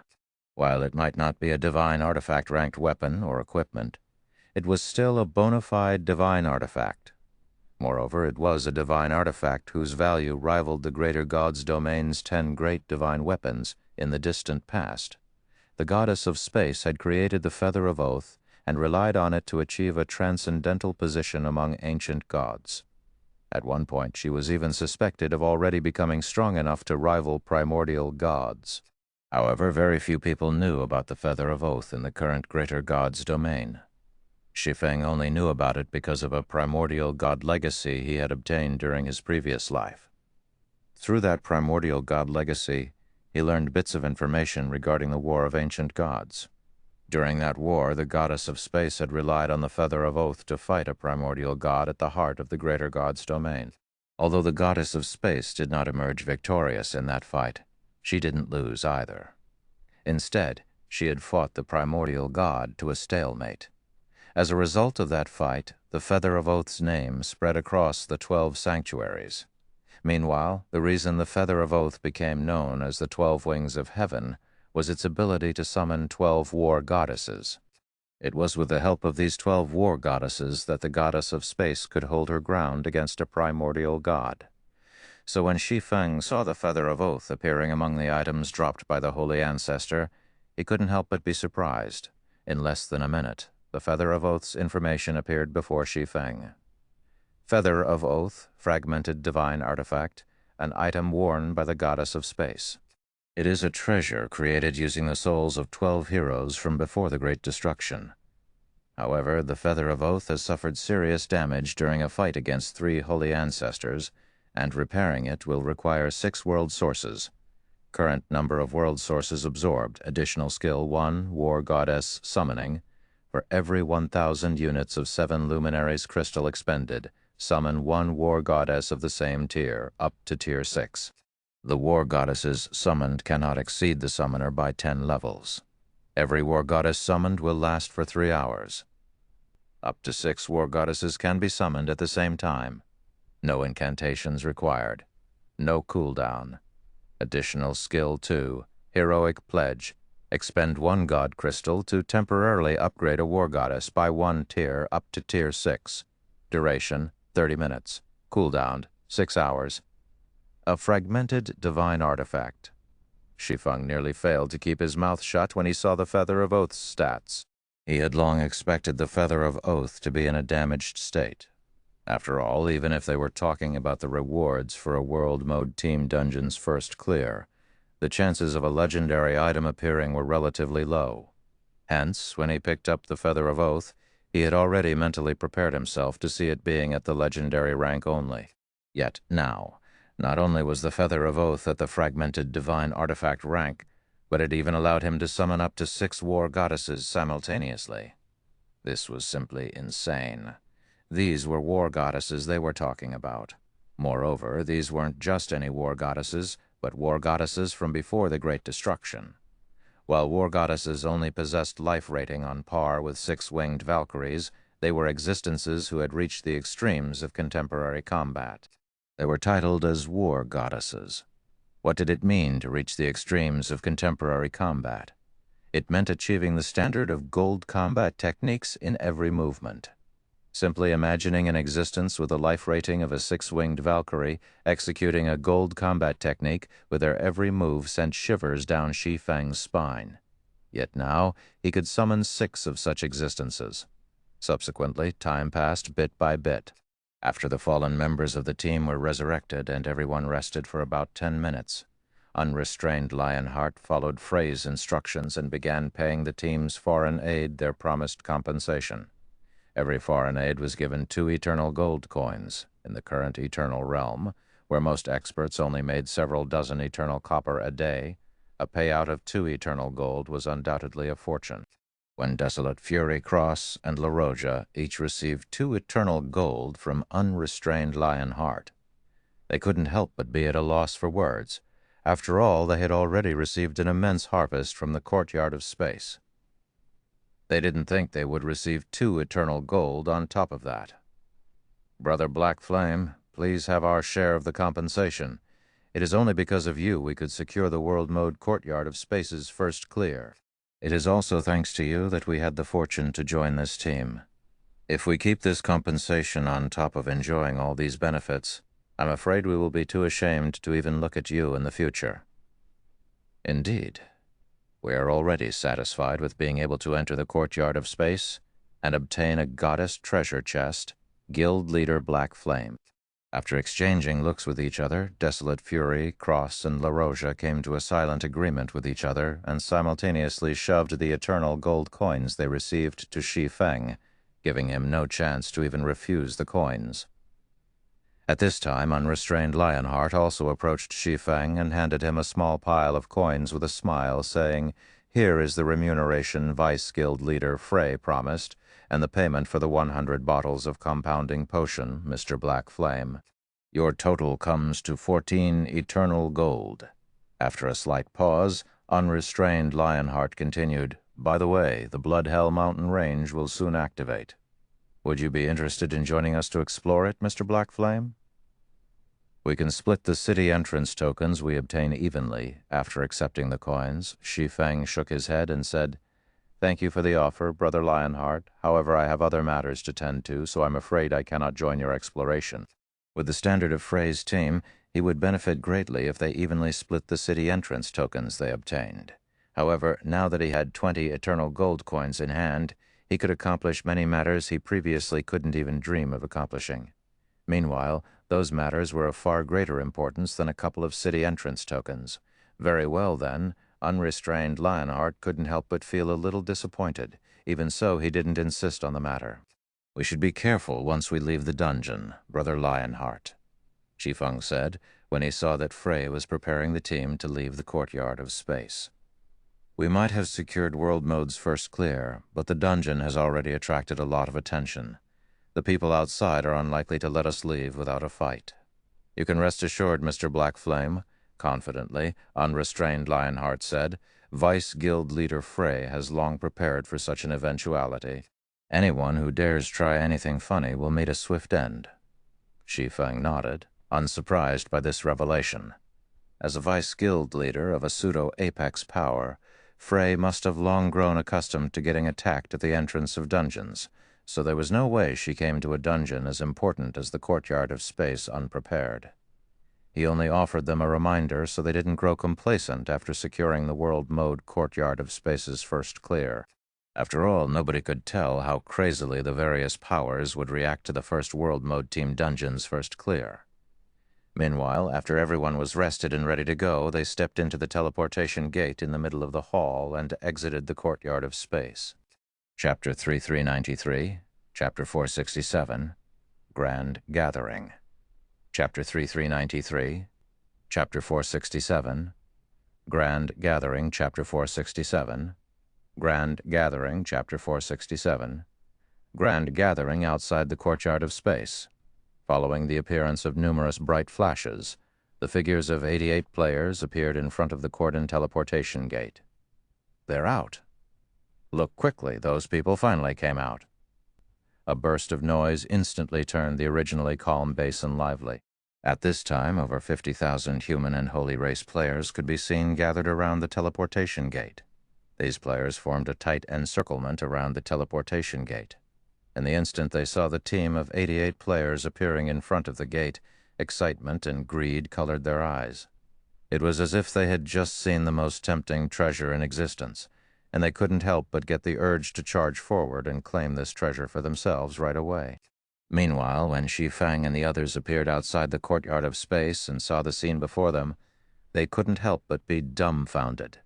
Although it was already nighttime in the Corrosian mountain range, they could still see that players crowded their surroundings. They could also feel the gazes of all these players focusing on them. In a situation where most of these players were fourth-floor experts and above, their deterrence was greater than even that of Tier 6 divine monsters. Are you kidding me? Death Omen's eyes twitched a little when she saw how many players were surrounding them. This is probably what it feels like to be universally condemned. Desolate Fury commented with a wry smile. At this time, even unrestrained Lionheart, who had been full of confidence just a moment ago, had become surprisingly quiet. As a core member of a pseudo-apex power, unrestrained Lionheart was no stranger to battles involving hundreds of thousands of players. After all, such battles were a common occurrence in the greater God's domain. Not to mention, there were even specific battlefields in God's domain that allowed any player to join to experience battles of epic scale. However, while he might have felt some pressure when participating in those large-scale battles, it was nothing compared to what he felt from being stared at by tens of thousands of fourth-floor experts and above. If a person didn't possess a strong will, they'd probably experience a mental meltdown and collapse on the spot if they were put in a similar situation. Meanwhile, after a moment of silence, Shi Feng and the others quickly noticed that the players surrounding them were split into 4 camps, 2 for the human players and 2 for the holy race players. After seeing their team exit the dungeon, these 4 camps each sent several representatives to meet them. Greetings, Vice Guild Leader Frey. I have heard many great things about you. I'm Mad Blade, the representative of the 4 conglomerates gathered. On behalf of the 4 conglomerates, I would like to congratulate you for securing the world mode courtyard of space's first clear and bringing honor to the human race. A level 142, Tier 5 Tigerkin Berserker from the human player's side said with a smile. Following the Tigerkin Berserker, a level 141. Tier 5 Giant carrying a shield on his back also offered his congratulations to Frey, saying, I am moving mountain. On behalf of the 17 guilds gathered, congratulations on conquering the world mode courtyard of space, Miss Frey. Unrestrained Lionheart couldn't help but gasp when he heard the 2 people's introduction. Why are they here? Unrestrained Lionheart muttered in disbelief, sweat rolling down his forehead as he looked at Mad Blade and Moving Mountain. Are they famous, Senior Lionheart? Thousand Scars asked, her curiosity piqued when she saw Unrestrained Lionheart's behavior. They're more than just famous. On behalf of Unrestrained Lionheart, White Owl nervously answered, They are legends who have risen to prominence over a century ago. Both of them are experts who had entered the Luminous Glory List's top 3 when they were young. After reaching Tier 6, they have even fought against many old monsters belonging to the various apex powers without dying even once. Around 2 decades ago, they were tasked with guarding 2 large-scale Saint camps situated at the northern ruins. At the time, anyone who dared to attack them could last no more than 10 moves. Even saints were no exception. I never thought they would show up in this place. Thousand Scars, Desolate Fury, Cross, and La Roja nervously gulped when they heard White Owl's introduction. Saints belong to the strongest category of players in the Holy World. Yet even saints couldn't last more than 10 moves against Mad Blade and Moving Mountain. Just what standard had these two individuals reached already? It should be known that a saint could easily fight against multiple fifth-floor experts without losing. If Mad Blade and Moving Mountain had the strength to kill a saint in under 10 moves, just one of them could probably annihilate their entire team at this time. Two experts from the Holy Race stepped forward, the approach of these two individuals causing Mad Blade and Moving Mountain to back away a little. Hints of fear had even appeared in Mad Blade's and Moving Mountain's eyes when they looked at the two Holy Race experts. Both of these Holy Race experts looked middle-aged. One looked serious and sharp, while the other was brimming with fighting spirit. However, unlike Mad Blade and Moving Mountain, these two Holy Race experts did not take the initiative to greet Frey. Instead, they simply looked at her indifferently. Hurry up and use the Tier 5 group teleportation scroll, Lionheart. Frey anxiously whispered to unrestrained Lionheart as she kept her eyes on the 4 experts in front of her. Although she had made ample preparations to fight against even a force of several saints and several hundred fifth-floor experts, she wasn't the least bit confident that her preparations could have any use against these 4 experts. Others might not know exactly how strong Mad Blade and Moving Mountain were, but Frey did. Not only were the 2 saints, but they had also created a complete set of exclusive absolute techniques. Typically, most saints and fifth-floor experts who had created exclusive absolute techniques for themselves would only be limited to one of 3 types: offensive, defensive, or movement. However, Mad Blade and Moving Mountain had created a complete set of exclusive absolute techniques. So, unlike other saints and fifth-floor experts, Mad Blade and Moving Mountain weren't just strong in one aspect, but all aspects instead. It wasn't an exaggeration to say that they had no weaknesses, at least when it came to combat techniques. However, even more importantly was that both Mad Blade and Moving Mountain were in possession of legendary weapons. If a saint with no legendary weapons like Parker were to fight them, the fight would end as soon as it began. Lionheart? Frey couldn't help but grow confused when she saw no response from unrestrained Lionheart. Meanwhile, after a long silence, unrestrained Lionheart whispered back, "I've been trying to use it the instant they showed up, but the scroll hasn't shown any reaction even until now. It's not responding?" Frey quickly scanned her surroundings when she heard unrestrained Lionheart's words, but doing so only confused her even more. "But there's no magic barrier here." Based on her knowledge, a teleportation scroll would only fail to activate if the surrounding space was sealed. Meanwhile, a magic barrier was required to seal the space of an area. However, she couldn't even feel any mana fluctuations in the area right now, let alone see a magic barrier. "You can stop searching, Miss Frey. Magic barriers aren't the only way to lock down space. You can achieve a similar feat if you have a mana domain of a sufficiently high standard," Moving Mountain said, chuckling. Frey and the others went pale when they heard Moving Mountain's explanation. Although they had long known that saints were individuals who had mastered certain aspects of mana to the extreme, they had never heard of any saint having the ability to lock down space with their mana domain. Following Moving Mountain's explanation, Mad Blade said, "Vice Guild Leader Frey, I am sure you understand why we have surrounded you here. For your own sake, hand over all your gains from the Courtyard of Space. Otherwise, things won't end with you and your team simply dying once." Chapter 3394, Chapter 468, Madman Black Flame. Chapter 3394, Chapter 468, Madman Black Flame. Chapter 3394, Chapter 468, Madman Black Flame.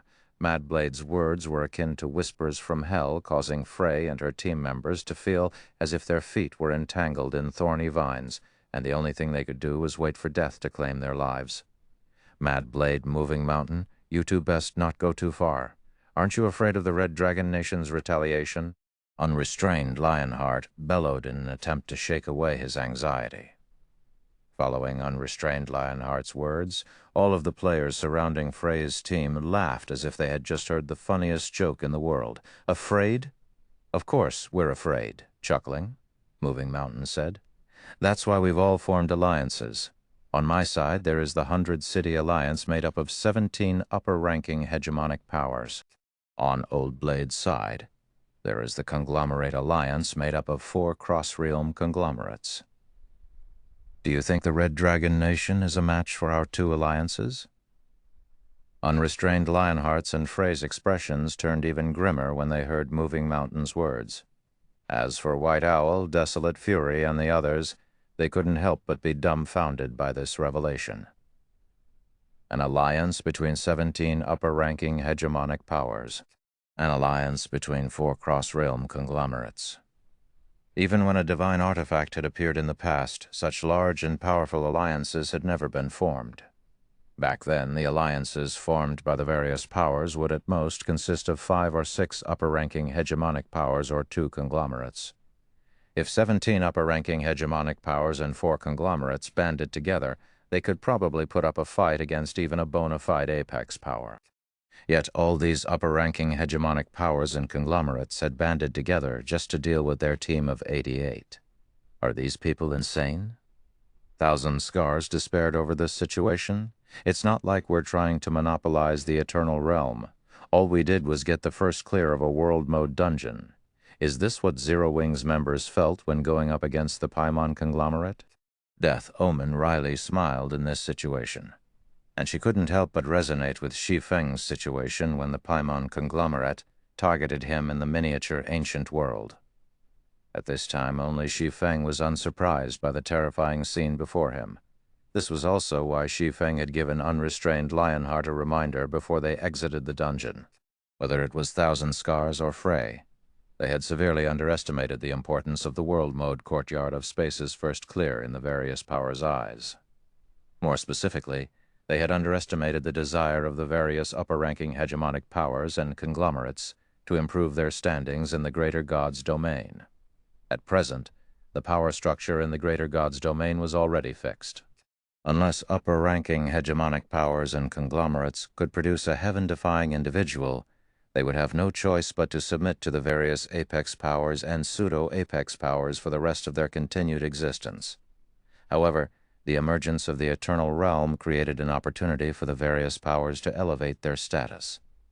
Be it apex powers or small guilds, everyone would have the same starting point in the Eternal Realm. It was akin to playing on the launch day of a new God's domain, in a situation where everyone understood the significant impact God's domain had on the real world, which power wouldn't go crazy over the Eternal Realm. It wouldn't be an exaggeration to say that so long as there was an opportunity to gain an advantage, every player and power in the Eternal Realm would do everything they could to secure it. Meanwhile, the rewards of a world mode team dungeon could undoubtedly provide the various powers with a massive advantage. Not to mention, this was also a good opportunity to eliminate a powerful competition. So, there was no way the various powers would give up on such an opportunity. While Frey and the others had fallen into despair and hesitation, a team of several hundred Tier 5 experts was quietly spectating the situation from a distant corner. Meanwhile, standing among these experts was Morrow. "All of our forces are here, Lord Morrow. Should we act now?" Desert Web asked. "If we're too late to act, the 4 alliances might get away with the items." "Don't worry. We still have plenty of time," Morrow said, smiling. "Frey's a stubborn woman. If we want to reap more profits from her, we'll have to wait until she starts to lose team members. If we wait until more than half her team is gone, she might even agree to hand over all of the loot to us in exchange for the rest of her team's survival. If I can get my hands on all the loot, we'll see if any of the Grand Elders will side with her." Parker secretly nodded in agreement with Morrow. He also couldn't help but admire Morrow's insight. Originally, he thought they were finished and all the glory would be taken by Frey alone. But now, thanks to Morrow's brilliant plan, Frey had become their stepping stone instead. In front of the courtyard of Space's teleportation gate, after scanning the tens of thousands of experts surrounding them, Frey took a deep breath and whispered to Shi Feng, "I'm afraid we won't be making it out of here alive, Guild Leader Black Flame. However, their primary target is me. It is my fault for not preparing sufficiently, so I will figure out a way to open a path for you and your friends. At that time, use that opportunity to flee." So long as you can break out of the spatial lockdown's radius, escaping shouldn't be difficult. At this point, Frey was already certain that neither Mad Blade nor Moving Mountain intended to let her and the Red Dragon Nation's members leave. With how many experts there were surrounding them, there was no way the Red Dragon Nation's members could break out of the encirclement and escape either. The only thing they could do was keep all these experts occupied and hopefully create an opening for those not belonging to the Red Dragon Nation to escape. "Would you be willing to make a deal with me, Miss Frey?" Instead of answering Frey's suggestion, Shi Feng nonchalantly smiled and offered her a different proposal. "I can safely get your team out of here in exchange for 200 million star coins." Shi Feng's words immediately stunned Frey. Death, Omen, and Thousand Scars also couldn't help but look at Shi Feng in utter surprise. They couldn't believe that Shi Feng was still in the mood for jokes despite the situation they were in. "Are you sure you're not joking with me, guild leader Black Flame?" Frey asked, wondering if Shi Feng had lost his mind. They were basically at a dead end right now. Moreover, it was one that would result in them getting disqualified from the Eternal Realm. At this moment, she would gladly pay even 1 billion star coins if she could avoid this dead end, let alone 200 million. But could there really be a way out of this situation? "Of course not. I'm very much serious," Shi Feng said, chuckling. Frey took a long look into Shi Feng's eyes and saw that the man indeed wasn't joking with her. This led her to remember all the impromptu agreements she had made with Shi Feng thus far and how much Shi Feng seemed to love money. Honestly, she had no idea whether she should be grateful or angry at him. Although Shi Feng was always there to help her in a pinch, he would always ask for large sums of money in return. However, considering their relationship was primarily that of business partners and little of anything else, Frey ultimately sighed and smiled, saying, "Fine. If you can bring us out of here, I'll transfer 200 million to your account as soon as we're safe." "Good. That settles it," Shi Feng smiled. With this, he would finally have enough money for his training center. At the same time as Shi Feng and Frey reached an agreement, Mad Blade and Moving Mountain also overheard their conversation, and they couldn't help but be incensed by what they heard. Shi Feng's behavior clearly showed that he thought nothing of them. Moreover, rather than a business talk, it looked more like Shi Feng and Frey were flirting. "Good, very good. I want to see how long you can stay arrogant, kid." Mad Blade was both angry and amused by Shi Feng's behavior. Immediately, he charged toward Shi Feng with his greatsword, stirring up a storm. Chapter 3395, Chapter 469, War Goddess's Initial Appearance. Chapter 3395, Chapter 469, War Goddess's Initial Appearance. Chapter 469, War Goddess's Initial Appearance. Not good. Unrestrained Lionheart panicked when he saw Mad Blade lunging in for an attack. Mad Blade, also known as the Maid Gale Saint, might be a berserker, but he was in possession of the Tigerkin race's strongest bloodline, the Golden Bloodline. As a result, when engaged in melee combat, he possessed explosive speed and power that allowed him to surpass even assassins of the same tier. Currently, there were less than 100 yards separating Mad Blade from Shi Feng. This was a distance that even a normal Tier 5 berserker could cover in an instant, let alone Mad Blade. At this distance, there was nothing unrestrained Lionheart or anyone else on the team could do to help Shi Feng so fast. Standing behind Shi Feng, Death Omen and Thousand Scars went wide-eyed, shocked by the speed Mad Blade displayed. Fast. Mad Blade was too fast. Even as Tier 5 assassins, they barely managed to react to Mad Blade's advance. In the time it took them to blink their eyes, Mad Blade had already appeared in front of Shi Feng. The berserker was so fast that it was as if he had used a high-tiered teleportation spell. When Tier 5 Grand Wizards used a Tier 5 teleportation spell, while they crossed distances of over 1,000 yards instantly and without any delays, they needed to reorient themselves and adjust their bodies accordingly. Meanwhile, this process required time. Although it would take little time, they must complete this process before taking further action. However, Mad Blade didn't need to do so, because he had physically crossed the distance between himself and Shi Feng in an instant. It was as if he had always stood in front of Shi Feng. Meanwhile, as soon as Mad Blade reached Shi Feng, the massive greatsword he wielded transformed into a wall of wind that smashed into Shi Feng. As the wall of wind covered a large area, facing it was akin to going up against the attacks of 4 Tier 5 combat puppets simultaneously. As expected of a saint who has created a complete set of exclusive absolute techniques. Shi Feng dared not take any chances when going up against the wind wall coming at him. Immediately, he activated abyssal power, increasing his defense by 100%, strength by 150%, agility by 60%, physique by 50%, and endurance by 100% for 3 minutes. Then he swung the Winter of Eternal Night, having it meet Mad Blade's attack. Radiant Night. Second Sword, Holy Devour. Suddenly, surging flames crashed into the wall of wind. Boom! The collision between the flames and wind created countless spatial rifts in the surrounding area and powerful shock waves that sent nearby Tier 5 experts flying several dozen yards backward. Subsequently, Shi Feng's figure could be seen flying out of the fiery storm and landing in front of the teleportation gate. He then stumbled 3 steps backward before catching his feet. Even after activating abyssal power, Shi Feng still lost 66% of his HP from blocking Mad Blade's attack.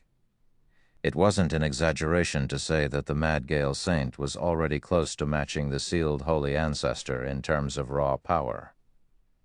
"It seems you're not all talk after all," Mad Blade commented with a sneer when he saw Shi Feng still standing. "But this is the end of the line for you." After saying so, Mad Blade stepped out of the dissipating storm and charged at Shi Feng once more. Apart from Frey and a few other experts that rivaled Tier 6 players, nobody else present managed to follow his speed. "Mad Blade, do you think I'll continue letting you run free?" Frey shouted as she swung the Nether Soul's staff. Mad Blade had acted very suddenly just now, so Frey had failed to react to his attack in time. However, now that she was ready, she naturally wouldn't let the berserker act as he wished anymore. Immediately, 16 semi-translucent soul annihilation spears flew at Mad Blade. As these spears were immune to the resistance of space, they flew faster than even a Tier 6 ranger's arrows like lightning bolts.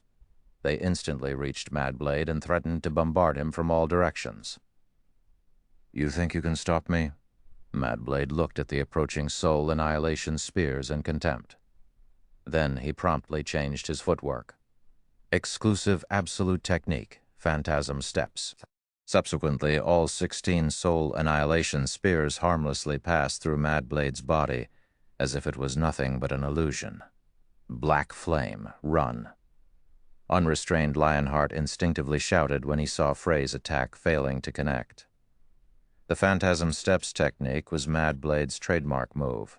It was a footwork very close to reaching the Gold Combat technique standard. Once Mad Blade executed this footwork, even Frey, someone who wielded a fragmented divine weapon, could do nothing to him, and she would have no choice but to teleport away and avoid staying anywhere near Mad Blade temporarily. Either that or she'd have to waste a life-saving skill to counter the technique. Damn it! Frustration filled Frey when she saw Mad Blade disappearing. If only she had enough 7 Luminaries crystals on hand. In that case, she'd have access to 2 extraordinary ranked secret treasures to bolster her strength, and she'd have no trouble fighting against Mad Blade. Meanwhile, a brief moment after Mad Blade had disappeared from everyone's sight, he reappeared in front of Shi Feng. "Let's see how you stay arrogant now, you little punk." After saying so, Mad Blade executed Wind Barrier, his offensive-type exclusive absolute technique, for a second time.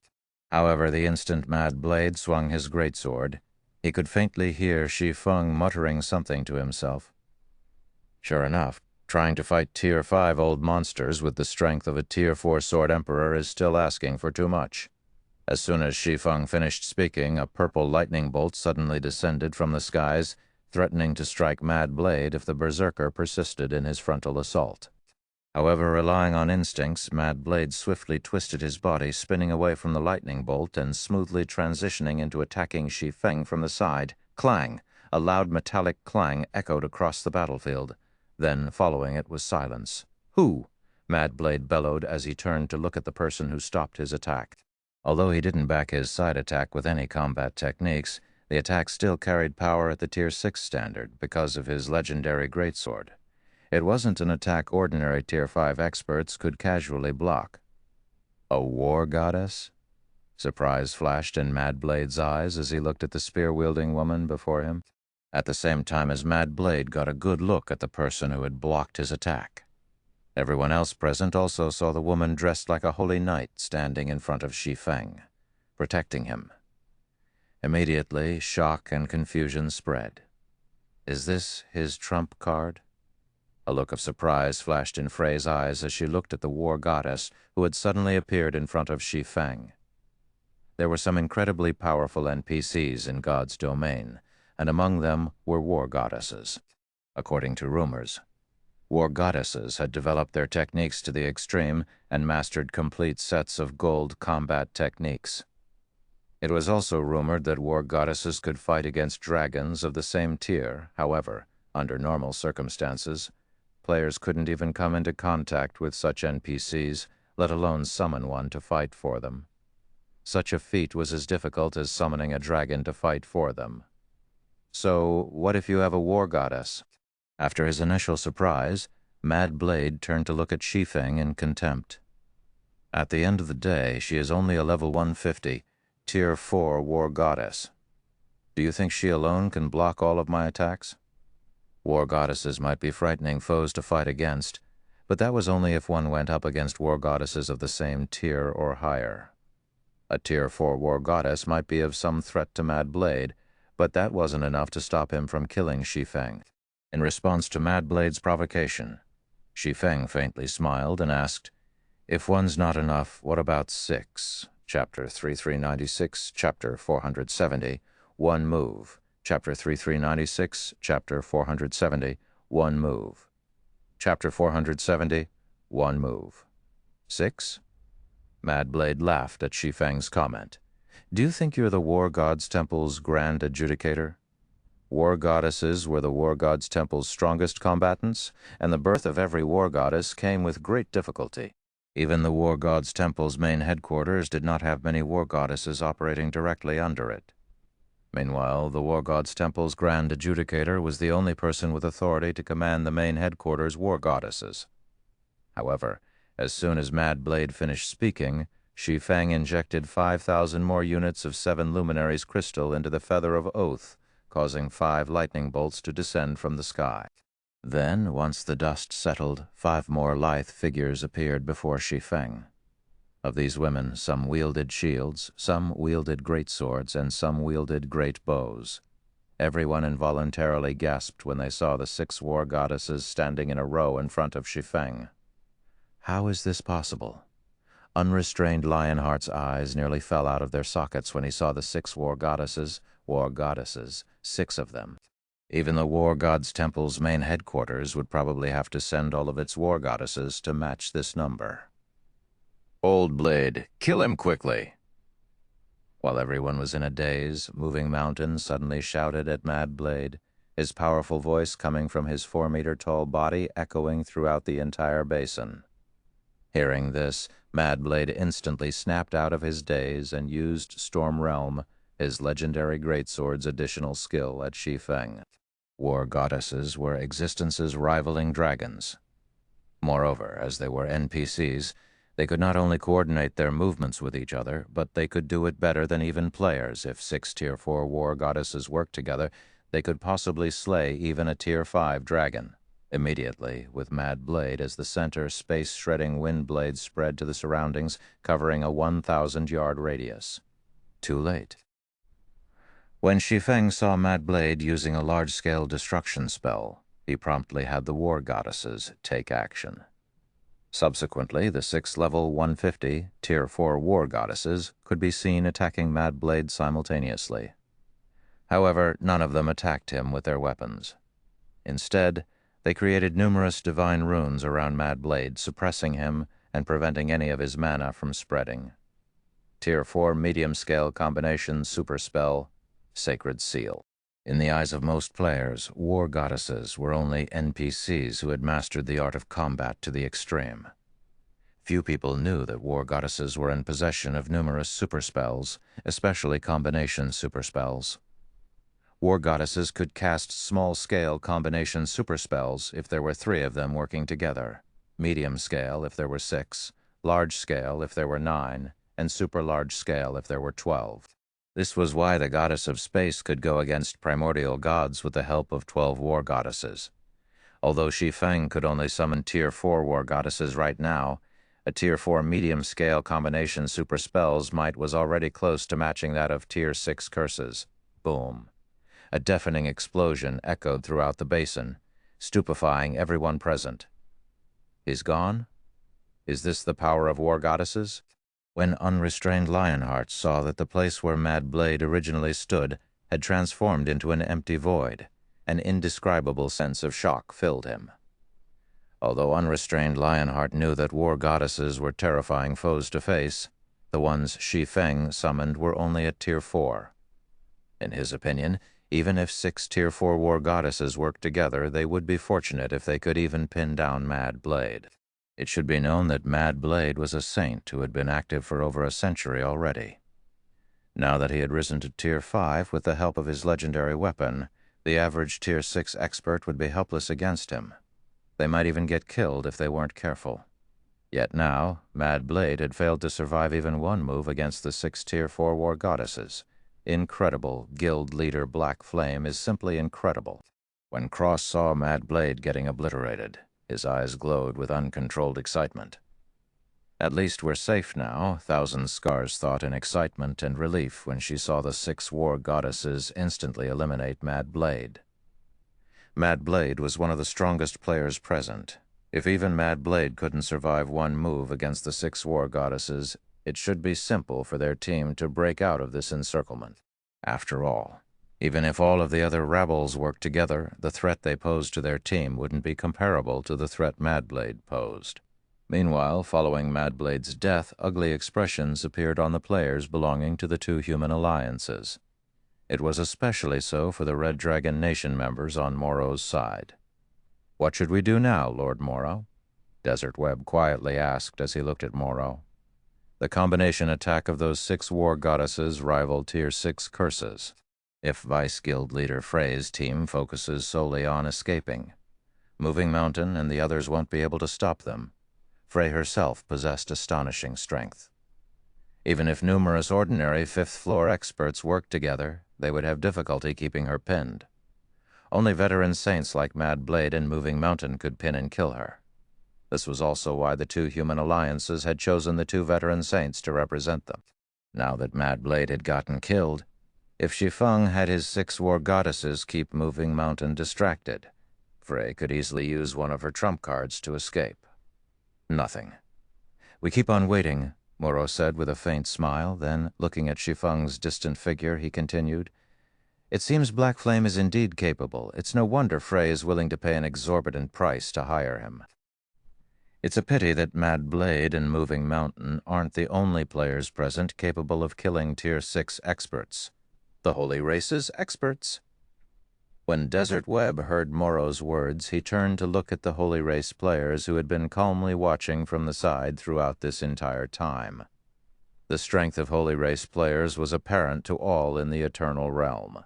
At the same tier, most human players were not a match for Holy Race players. In the case of Holy Race experts, capable of using Holy Aura, even titled experts would have to work in pairs just to take on one such expert. Moreover, these were only the most common Holy Race experts they were talking about. Among Holy Race experts, the truly powerful ones were capable of using their Holy Aura to execute Holy Arts. According to the information human players have obtained thus far, Holy Arts could be categorized into 3 ranks, similar to combat techniques. The ranks were Bronze, Silver, and Gold. Even experts capable of using Bronze Holy Arts could already rival the average Saint-ranked expert. As far as Morrow knew, out of the Holy Race players present, over 30 could use Bronze Holy Arts, and 5 could use Silver Holy Arts. Of the latter group, the leaders of the 2 Holy Race powers could even use Advanced Silver Holy Arts. Meanwhile, after silence enveloped the battlefield for a short moment, the 2 Holy Race powers members suddenly stormed forward and surrounded Frey's team. "Beatty, what are you trying to do?" Moving Mountain shouted as he looked at the leader of one of the Holy Race powers. "Don't forget our agreement." You still dare bring up our agreement after this embarrassing display? The man named Bates said disdainfully. If not for your ability to seal space, do you honestly think we need to partner with you aliens? Since you have already proven yourself incapable of keeping them here, it is our turn to act. You just need to keep locking down this space. If you can't do that much, don't even think of getting any of the loot. After saying so, Bate gestured for his subordinates to attack. Subsequently, Bate and more than 50 other Holy Race experts charged Frey's team together. Every one of these Holy Race experts was at Tier 5. When clad in their holy auras, their presence was no weaker than that of Tier 5 saints. Moreover, 4 among them had presences no weaker than Mad Blade. Frey couldn't help but gasp when she saw this scene.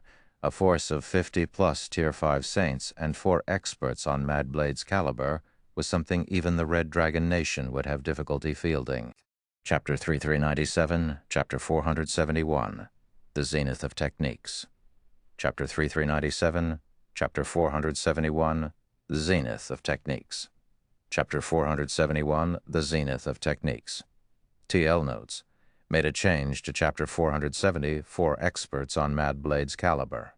Changed to 5 experts on Mad Blade's caliber. Is this the Holy Race's strength? Didn't our reports say they only have 30 bronze Holy Art users? Damn it. These bastards have been hiding their strength. How are we supposed to contest for the loot now? The human players present were greatly shocked when they saw the composition of the Holy Race team charging Frey's team.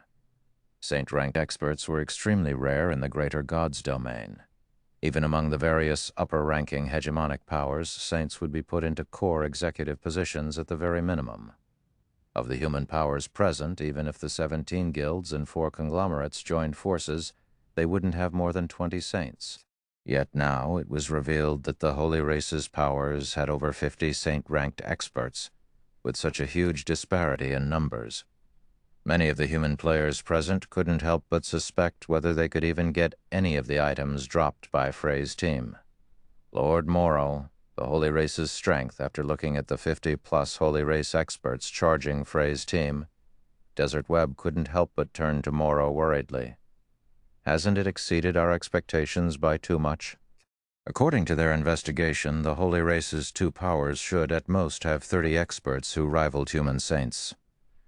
They had also prepared to assist Frey's team escape under this assumption.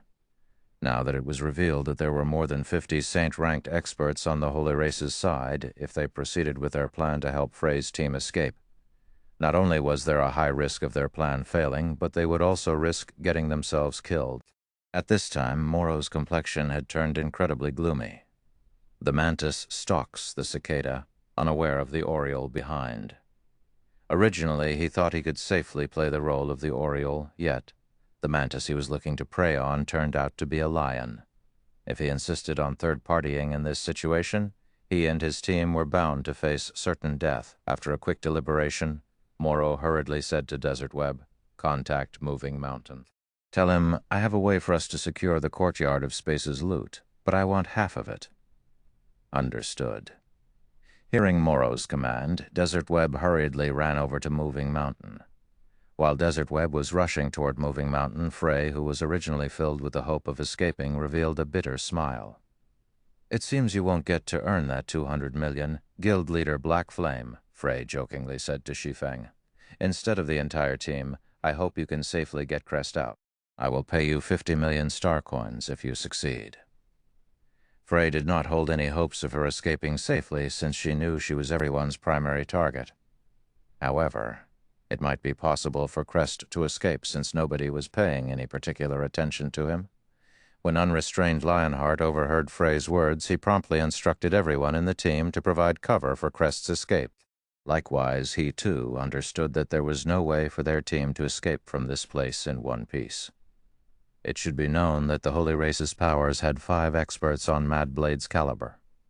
Meanwhile, 3 were enough to keep Shi Feng's war goddesses distracted, while the remaining 2 could keep Frey pinned. Without Frey and the 6 war goddesses, the Holy Race's remaining 50-plus saint-ranked experts could easily slaughter the rest of their team. "Don't worry, Miss Frey. I will collect those 200 million star coins from you," Shi Feng calmly said with a smile. I will open a path afterwards, so try to keep up as much as possible. You will open a path? When Frey heard Shi Feng's words, she couldn't help but switch her gaze between Shi Feng and the 50-plus holy race experts in confusion, thinking that Shi Feng must be joking with her.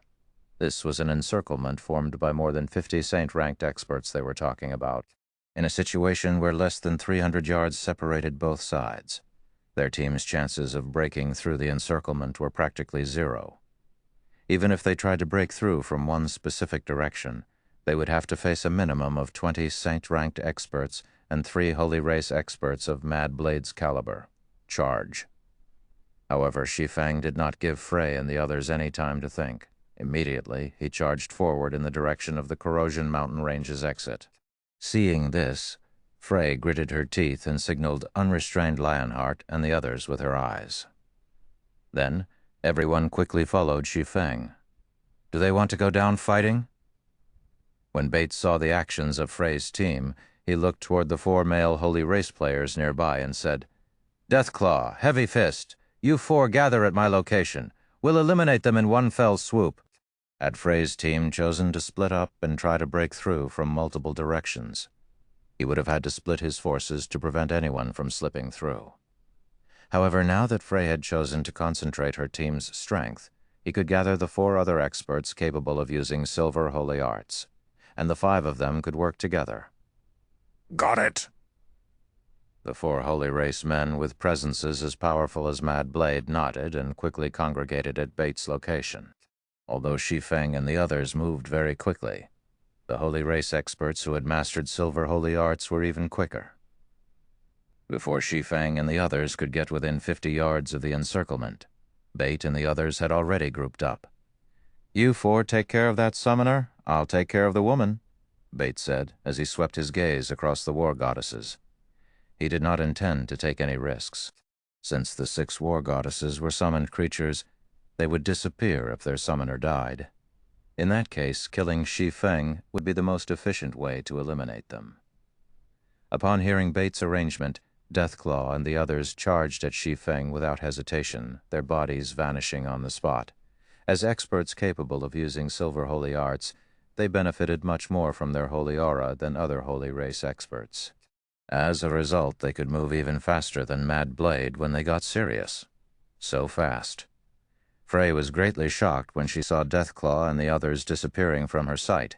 Even though her attention was on Deathclaw and the others this entire time, they moved so quickly that she only managed to catch a glimpse of their advance.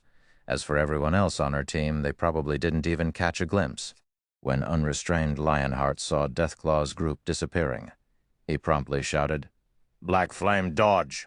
Although unrestrained Lionheart couldn't keep up with the speed of Deathclaw's group, even a fool could tell that the 4 experts were targeting Shi Feng. Unfortunately, apart from shouting a reminder, there was nothing else he could do to help Shi Feng. It might be the smartest decision for you to target me, but it's a pity you have no idea what you are facing, Shi Feng thought, smiling when he saw Deathclaw's group disappearing. Heroic pledge. With just a thought from Shi Feng, one of the god crystals in Shi Feng's bag space merged with the Feather of Oath. Immediately, a ripple of power spread across the entire battlefield, causing everyone present to shudder involuntarily. Meanwhile, the origin of this ripple was a spear-wielding war goddess. Something's not right, retreat. Bate shouted at Deathclaw and the others through the team chat. Although he had no idea what had suddenly changed, his instincts warned him of grave danger. Deathclaw and others also instinctively felt something was amiss, the alarm bells in their minds blaring at full volume. Without a second thought, they promptly fled in the direction they came from. However, the instant Deathclaw and the others began to retreat, a spear-wielding woman exuding a sacred aura suddenly appeared in their path. Then this woman split into 4 identical copies of herself and executed 3 attacks against them. Although they had tried to defend themselves against the spear-wielding woman, the first attack tore down their defenses, the second attack pierced their bodies, and the third attack disintegrated their bodies. The 3 attacks happened slowly in the perception of the players nearby. However, in reality, the entire process happened in an instant, and those watching from afar only saw a bright flash enveloping Deathclaw's group. Then, when the flash faded, Only a spear-wielding war goddess could be seen standing where Deathclaw's group originally stood, the woman radiating an aura that caused even the Tier 4 players to stand over 1,000 yards away to tremble in fear. Chapter 3398, Chapter 472, Becoming a Legend in One Battle, Chapter 3398. Chapter 472, Becoming a Legend in One Battle, Chapter 472, Becoming a Legend in One Battle. They died. Aren't those 4 supposed to be able to use silver holy arts? Can someone tell me what just happened? Upon seeing Deathclaw's group of 4 getting killed, the human players spectating from a distance were immediately dumbfounded. Many of the human players present had conducted an investigation into the holy race, so they knew that holy race experts capable of using silver holy arts could rival experts such as Mad Blade. Previously, when Mad Blade died, everyone could still see how it happened. However, none of them managed to see how Deathclaw's group died. All they saw was a bright flash. Then the 4 experts were gone. Impossible. Bait found this situation even more unbelievable than the spectating human players. Even though he had clearly seen how Deathclaw's group died, his mind still couldn't accept this situation. Experts capable of using silver holy arts were top-tier existences even among the holy race's experts. If Deathclaw's group of 4 worked together, they could even hold their ground against a Tier 6 holy god. Yet now, they failed to last even one move against a human NPC.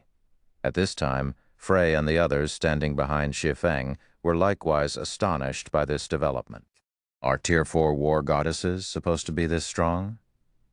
Unrestrained Lionheart couldn't help but doubt his knowledge of God's domain as he looked at the spear-wielding war goddess.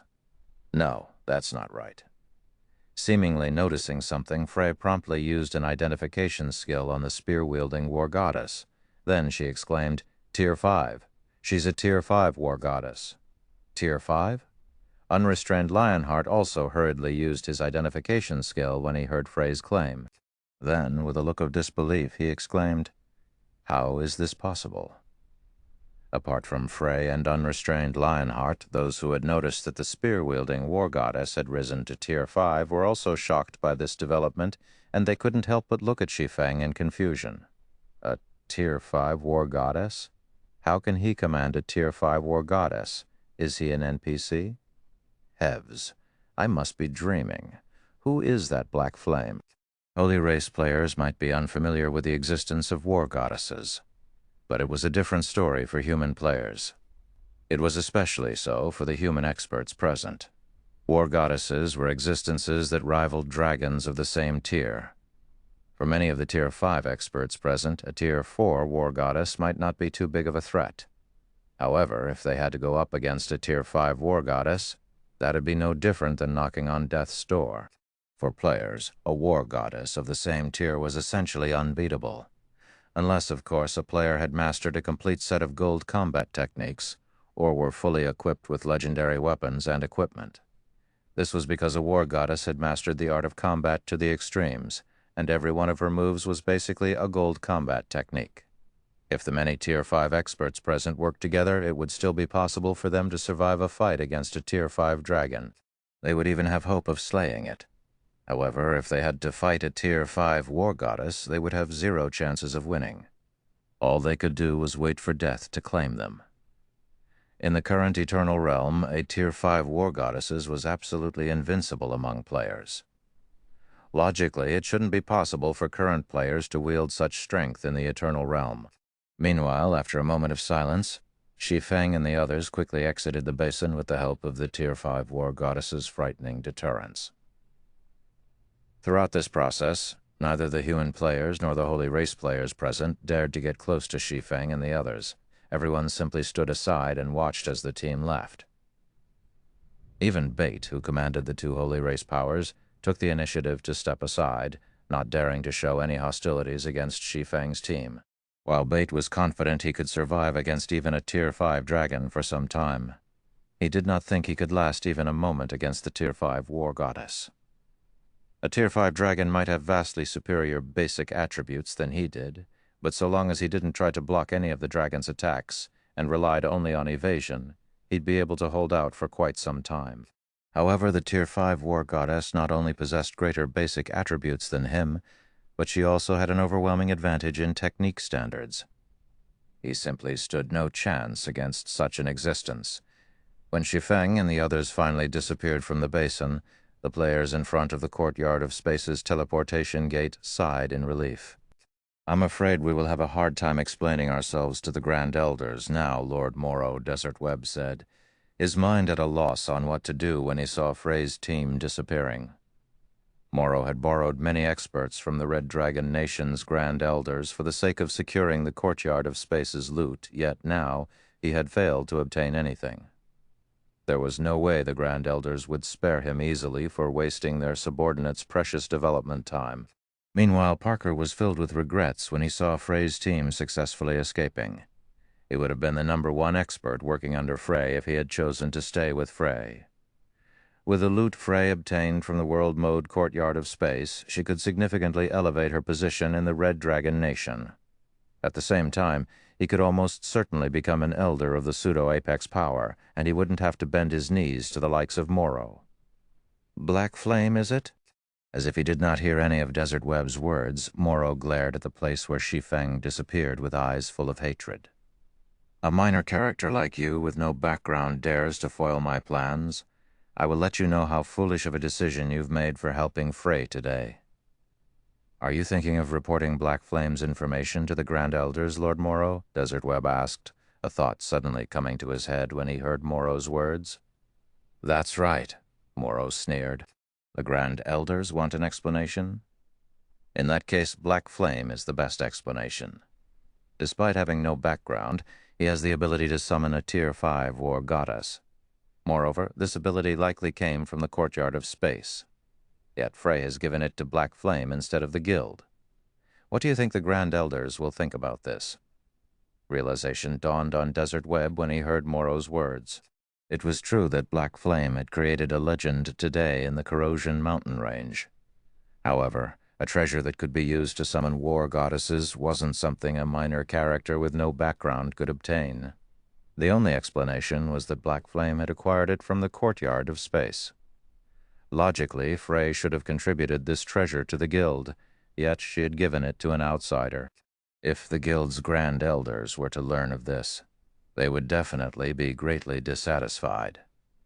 Subsequently, Desert Web followed Morrow's instructions and conveyed everything that happened in the Corrosion mountain range to the Red Dragon Nation's Grand Elders, making sure to put emphasis on the war goddesses. He also spread this information to other powers.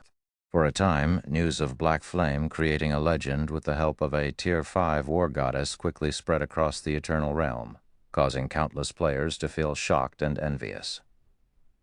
Chapter 3399, Chapter 473, Level 6 Mana. Chapter 3399, Chapter 473, Level 6 Mana. Chapter 473, Level 6 Mana. In the primeval forest outside the Corrosion mountain range. "Will you really not consider joining us at White Sail Town, Guild Leader Black Flame?" Frey asked, with a look of concern. By now, news of you having the ability to summon a Tier 5 war goddess should have spread. You will be on your own if you continue developing in Pharos Town. Even if you can summon a Tier 5 war goddess, you can't have her summoned by your side all the time. I strongly suggest you move to White Sail Town. My forces are operating from there, and the town is also situated close to the Bloodhell mountain range. We can offer you a lot of help." Upon hearing Frey's offer, Thousand Scars, Death Omen, and White Owl turned to look at Shi Feng with hopeful eyes. Although there were some conflicts and hostility between them and Shi Feng in the past, they were currently under orders by Nameless Blade to join Zero Wing. Shi Feng's performance in the Courtyard of Space also allowed them to see just how powerful of an expert he was. As it so happened, the three of them were using White Sail Town as their base of operations. So, if Shi Feng moved his base of operations to White Sail Town, not only could they have a greater chance at fulfilling Nameless Blade's mission, but they could also hopefully learn a thing or two from Shi Feng. However, Shi Feng shook his head in response to Frey's offer, saying, "Thank you for the offer, Miss Frey, but I have already spread my roots too deeply into Pharos Town. I also have many ongoing affairs in Pharaoh's Town. I can no longer afford to move my operations to other towns. There were many opportunities available in the Eternal Realm, especially during the early exploration stage. Of these opportunities, a major one would be transportation. Because of the Eternal Realm's restrictions, players couldn't use any land mounts for travel. They could only rely on their feet or flying mounts at the extraordinary rank or higher. And even if players had an extraordinary flying mount, they could only use it for roughly 4 hours a day. This greatly restricted players' ability to develop rapidly in the Eternal Realm. However, flying mounts weren't the only mode of transport available to players during the Eternal Realm's early stages. Skyships. Skyships were flying vehicles that traveled between the Eternal Realm's various NPC cities and NPC fortresses. Even after the early exploration stage ended, skyships remained the primary mode of transport for players to travel and transport cargo across great distances. Any NPC city or NPC fortress that had an airport was highly coveted by players and powers, their lands being worth their weight in gold currently. Access to the Eternal Realm's NPC cities remained closed off to players, but access to NPC fortresses was already open. The only problem was that these NPC fortresses were situated in dangerous high-leveled maps, and these were not players that current players could casually set foot into. Fortunately, Shi Feng knew of a medium NPC fortress situated nearby Pharaoh's Town, the Lightless Fortress. In addition to being an NPC fortress situated near Pharaoh's Town, the Lightless Fortress was also the only safe haven situated on the path leading to the level 160 world-ranked regional map, the Hundred Eyes Canyon. Meanwhile, the Hundred Eyes Canyon was a place where secret treasures dropped. During Shi Feng's previous life, even upper-ranking hegemonic powers were erased from existence amidst the struggle for hegemony over Hundred Eyes Canyon. As for the Lightless Fortress, the value of its lands had skyrocketed thousands of times. Players could make a fortune simply by renting out the fortress's lands. Before the Courtyard of Space raid, Shi Feng was only a Tier 4 Sword Emperor with hardly any money to his name. Even if he had the mutated Frostflame Dragon to aid him, he still didn't have any ideas on how he could afford the Lightless Fortress's lands. However, not only did he have 20 eternal gold coins on hand now, but he also obtained the Divine Spatial Potion. With the potion, he could attempt ascending to Tier 5, so long as he could successfully create a Tier 5 legendary mana body and get promoted into a Tier 5 Sword Saint, he could try to reach the Lightless Fortress. "Can't you at least humor me and consider my offer for a moment?" Frey shook her head and sighed when she saw Shi Feng rejecting her offer without hesitation. "Fine, suit yourself.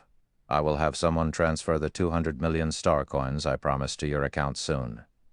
If you come into any trouble in the future, feel free to find me at Whitesail Town. So long as it's not trouble on today's scale, I can more or less give you some help." "I will have to thank you in advance then, Miss Frey," Shi Feng said, finding Frey's offer surprising. He didn't think the woman would be so generous. Subsequently, Shi Feng parted ways with Frey's team and returned to Pharaoh's Town with Desolate Fury's group of 3. Pharaoh's Town, Alchemist Association's VIP room. While Desolate Fury, Cross, and Leroya had left for the town's training center to study the flowing space combat technique, Shi Feng paid a visit to the Alchemy Association to collect the earthen magic flowers he had commissioned the association to purchase. Shi Feng couldn't help but be astonished when he saw the NPC receptionist before him taking out bag after bag of earthen magic flowers. In less than 2 days, all of the money he had left with the Alchemy Association was used up, and he ended up with over 40,000 earthen magic flowers. Because of his actions, though, many other players had also started purchasing earthen magic flowers, while some were stalking the players purchasing these flowers. Evidently, all of these players suspected that there might be some great use for these flowers. However, Shi Feng did not mind this situation. With the Sacred Phantom Ring's disguise, most players would have no way of tracking him, let alone finding out the true purpose of the earthen magic flowers. After Shi Feng placed another commission to purchase earthen magic flowers and put in a deposit of 1 eternal gold, he quickly returned to the Collet Hotel. Inside an advanced suite on the Collet Hotel's 3rd floor, Divine Spatial Potion. Don't disappoint me. Shi Feng mentally prayed as he took out a bottle made of 7 luminaries crystal from his bag. Theoretically, the divine spatial potion could forcibly increase a player's affinity with their power system by 1 level. However, whether it could actually raise his mana affinity to level 6 was uncertain. After all, he had only ever heard about the divine spatial potion. Never had he used it before. Meanwhile, in the greater god's domain, individuals with level 5 mana affinity were already as rare as a phoenix's feather. It wasn't an exaggeration to say that anyone who had reached this standard would be a great grandmaster magician or higher. As for the rumored level 6 mana affinity, he had never heard of anyone reaching it during his previous life. Currently, it was necessary for him to create a Tier 5 legendary mana body if he wanted to reach Tier 5 without failing his legendary quest. However, if he followed the orthodox way of improving his mastery over magic arrays, it would take him a long time before he could achieve any significant improvements. If he wanted to do so quickly, his only option would be to improve his mana affinity. After calming his anxious heart, Shi Feng removed the lid on the divine spatial potion and consumed the bright red liquid in the bottle. Gulp. As soon as the bright red liquid flowed into his stomach, Shi Feng felt an indescribable sense of heat spreading across his entire body. Immediately afterward, he felt as if the mana within his body was set ablaze, violent. His mana had become incomparably violent. Even with his bountiful combat experience, Shi Feng still nearly lost consciousness due to the scorching pain coming from all over his body. After Shi Feng endured this pain for more than 10 minutes, the pain finally subsided. Then peace returned to his world. Is this what level 6 mana feels like? When Shi Feng looked at the slightly messy room around him, it was as if the world around him was laid bare before him. At this time, no secrets could hide from his senses. Chapter 3400, Chapter 474, Legendary Mana Body, Chapter 3400, Chapter 474, Legendary Mana Body, Chapter 474, Legendary Mana Body, Call It Hotel, 3rd floor advanced suite. Sitting cross-legged on the floor, Shi Feng continuously waved his fingers across the space before him, his actions causing the room's environment to change from normal to scorching hot to freezing cold and to windy as fuck. It was as if he had become the room's absolute overlord and he could change the space's environment however he wanted. Shi Feng continued this experimentation for several minutes before finally stopping, excitement and joy coloring his eyes. Incredible. The benefits of having level 6 mana affinity are simply incredible. Shi Feng was greatly shocked by the effects of having level 6 mana affinity. At this moment, no secrets could hide from his eyes, and it was as if the doors to a new world had opened for him. The veil that previously obscured his view of the magic elements and their operations had vanished, and he could now see everything with perfect clarity. He didn't even need to use his eyes to perceive the magic elements around him anymore. However, even more surprising was that his control over the magic elements had undergone a qualitative transformation. Normally, he would need to use his own mana to drive the magic elements of the world around him. However, he no longer needed to do that. Now he could manipulate the magic elements within a 300-yard radius with just his thoughts. He could even use this method to make the magic elements operate in a unique pattern. In other words, he could now achieve world creation with just a thought. It should be known that only a very small portion of Tier 5 NPCs could achieve world creation. Moreover, most, if not all of them, needed to use their mana to guide the magic elements around them. Yet Shi Feng did not need to do so. With just a thought, he could make the mana within a 300-yard radius move only for him, essentially creating an independent world around himself. This was simply incredible. His control became even greater when it came to the magic elements within a 50-yard radius. Within a 50-yard radius, he couldn't simply manipulate them as if they were his own. They were his own. It was as if his body had expanded to cover a 50-yard radius, and the degree of control he could exert over this space was vastly greater than what he could achieve with world creation. World creation only allowed him to change the operating rules of the magic elements around him, thereby achieving a suppressing effect on his opponents. But now, within a 50-yard radius, he couldn't simply suppress his opponent's ability to use external mana. Instead, he had absolute control over the magic elements, and he could use this absolute control to completely deprive his opponent's ability to use external mana. Not only that, but he could also have the ambient magic elements invade his opponent's bodies, forcing them to use a portion of their mana to defend against these invading magic elements. And if his opponents chose not to defend, they would die once enough magic elements invaded their bodies. It was similar to the corrosion effect of the mysterious energy in God's domain. At this time, Shi Feng doubted that anyone under the realm of saints could use even a shred of their mana once they entered within 50 yards of him. If he didn't permit them to use mana, they would most likely have to fight him using only their physical bodies. I wonder how many mana-gathering arrays I can manipulate with my current level of mana control. When Shi Feng looked at the surrounding mana flowing under his will, he couldn't help but start constructing Great Grandmaster mana-gathering arrays. Previously, when his mana affinity was only at level 5, he could manipulate up to 64 Great Grandmaster mana-gathering arrays simultaneously. If other Great Grandmaster magicians were to learn of it, they would definitely be given a fright. This was because the average Great Grandmaster magician could only manipulate around 30 Great Grandmaster arrays simultaneously, while stronger ones could manipulate around 40. With the ability to manipulate 64 Great Grandmaster arrays, Shi Feng could already single-handedly operate a small-sized Great Grandmaster barrier to trap a Tier 6 legendary monster. Unfortunately, even the ability to manipulate 64 Great Grandmaster arrays wasn't enough for Shi Feng to construct a Tier 5 legendary mana body. Subsequently, Great Grandmaster mana-gathering arrays could be seen appearing around Shi Feng one after another.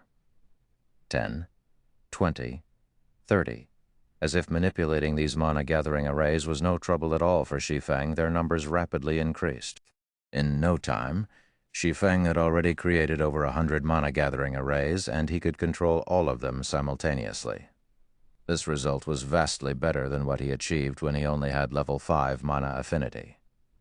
I'm already at 122 mana-gathering arrays, but why does it feel like I'm only manipulating 40? Shi Feng couldn't help but be astonished when he felt how little strain from manipulating 122 Great Grandmaster mana-gathering arrays. At this rate, even manipulating 180 mana-gathering arrays shouldn't be a problem.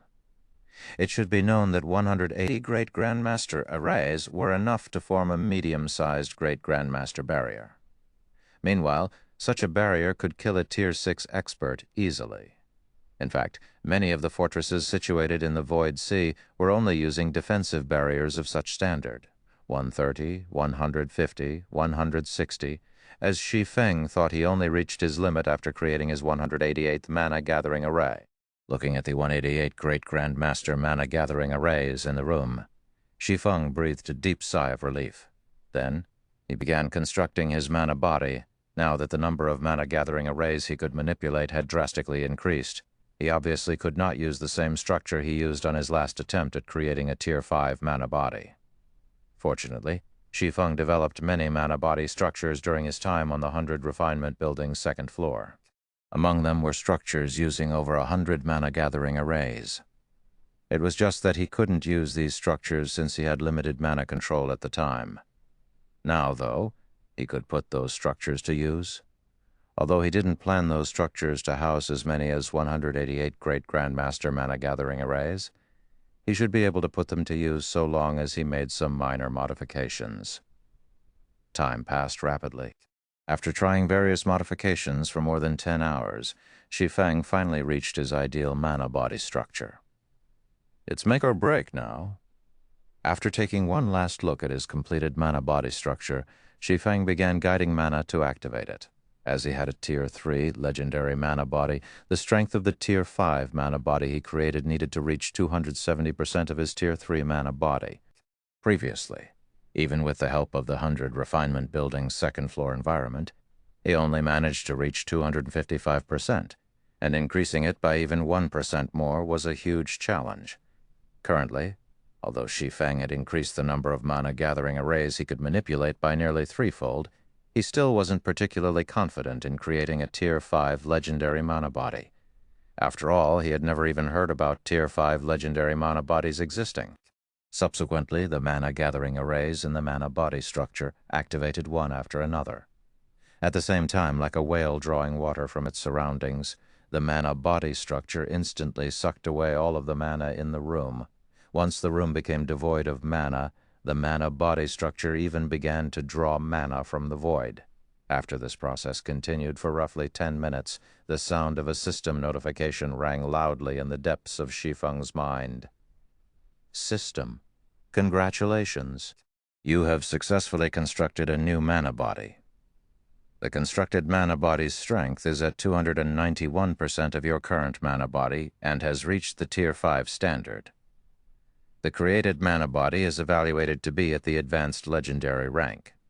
Do you wish to replace your current mana body with it and get promoted to Tier 5?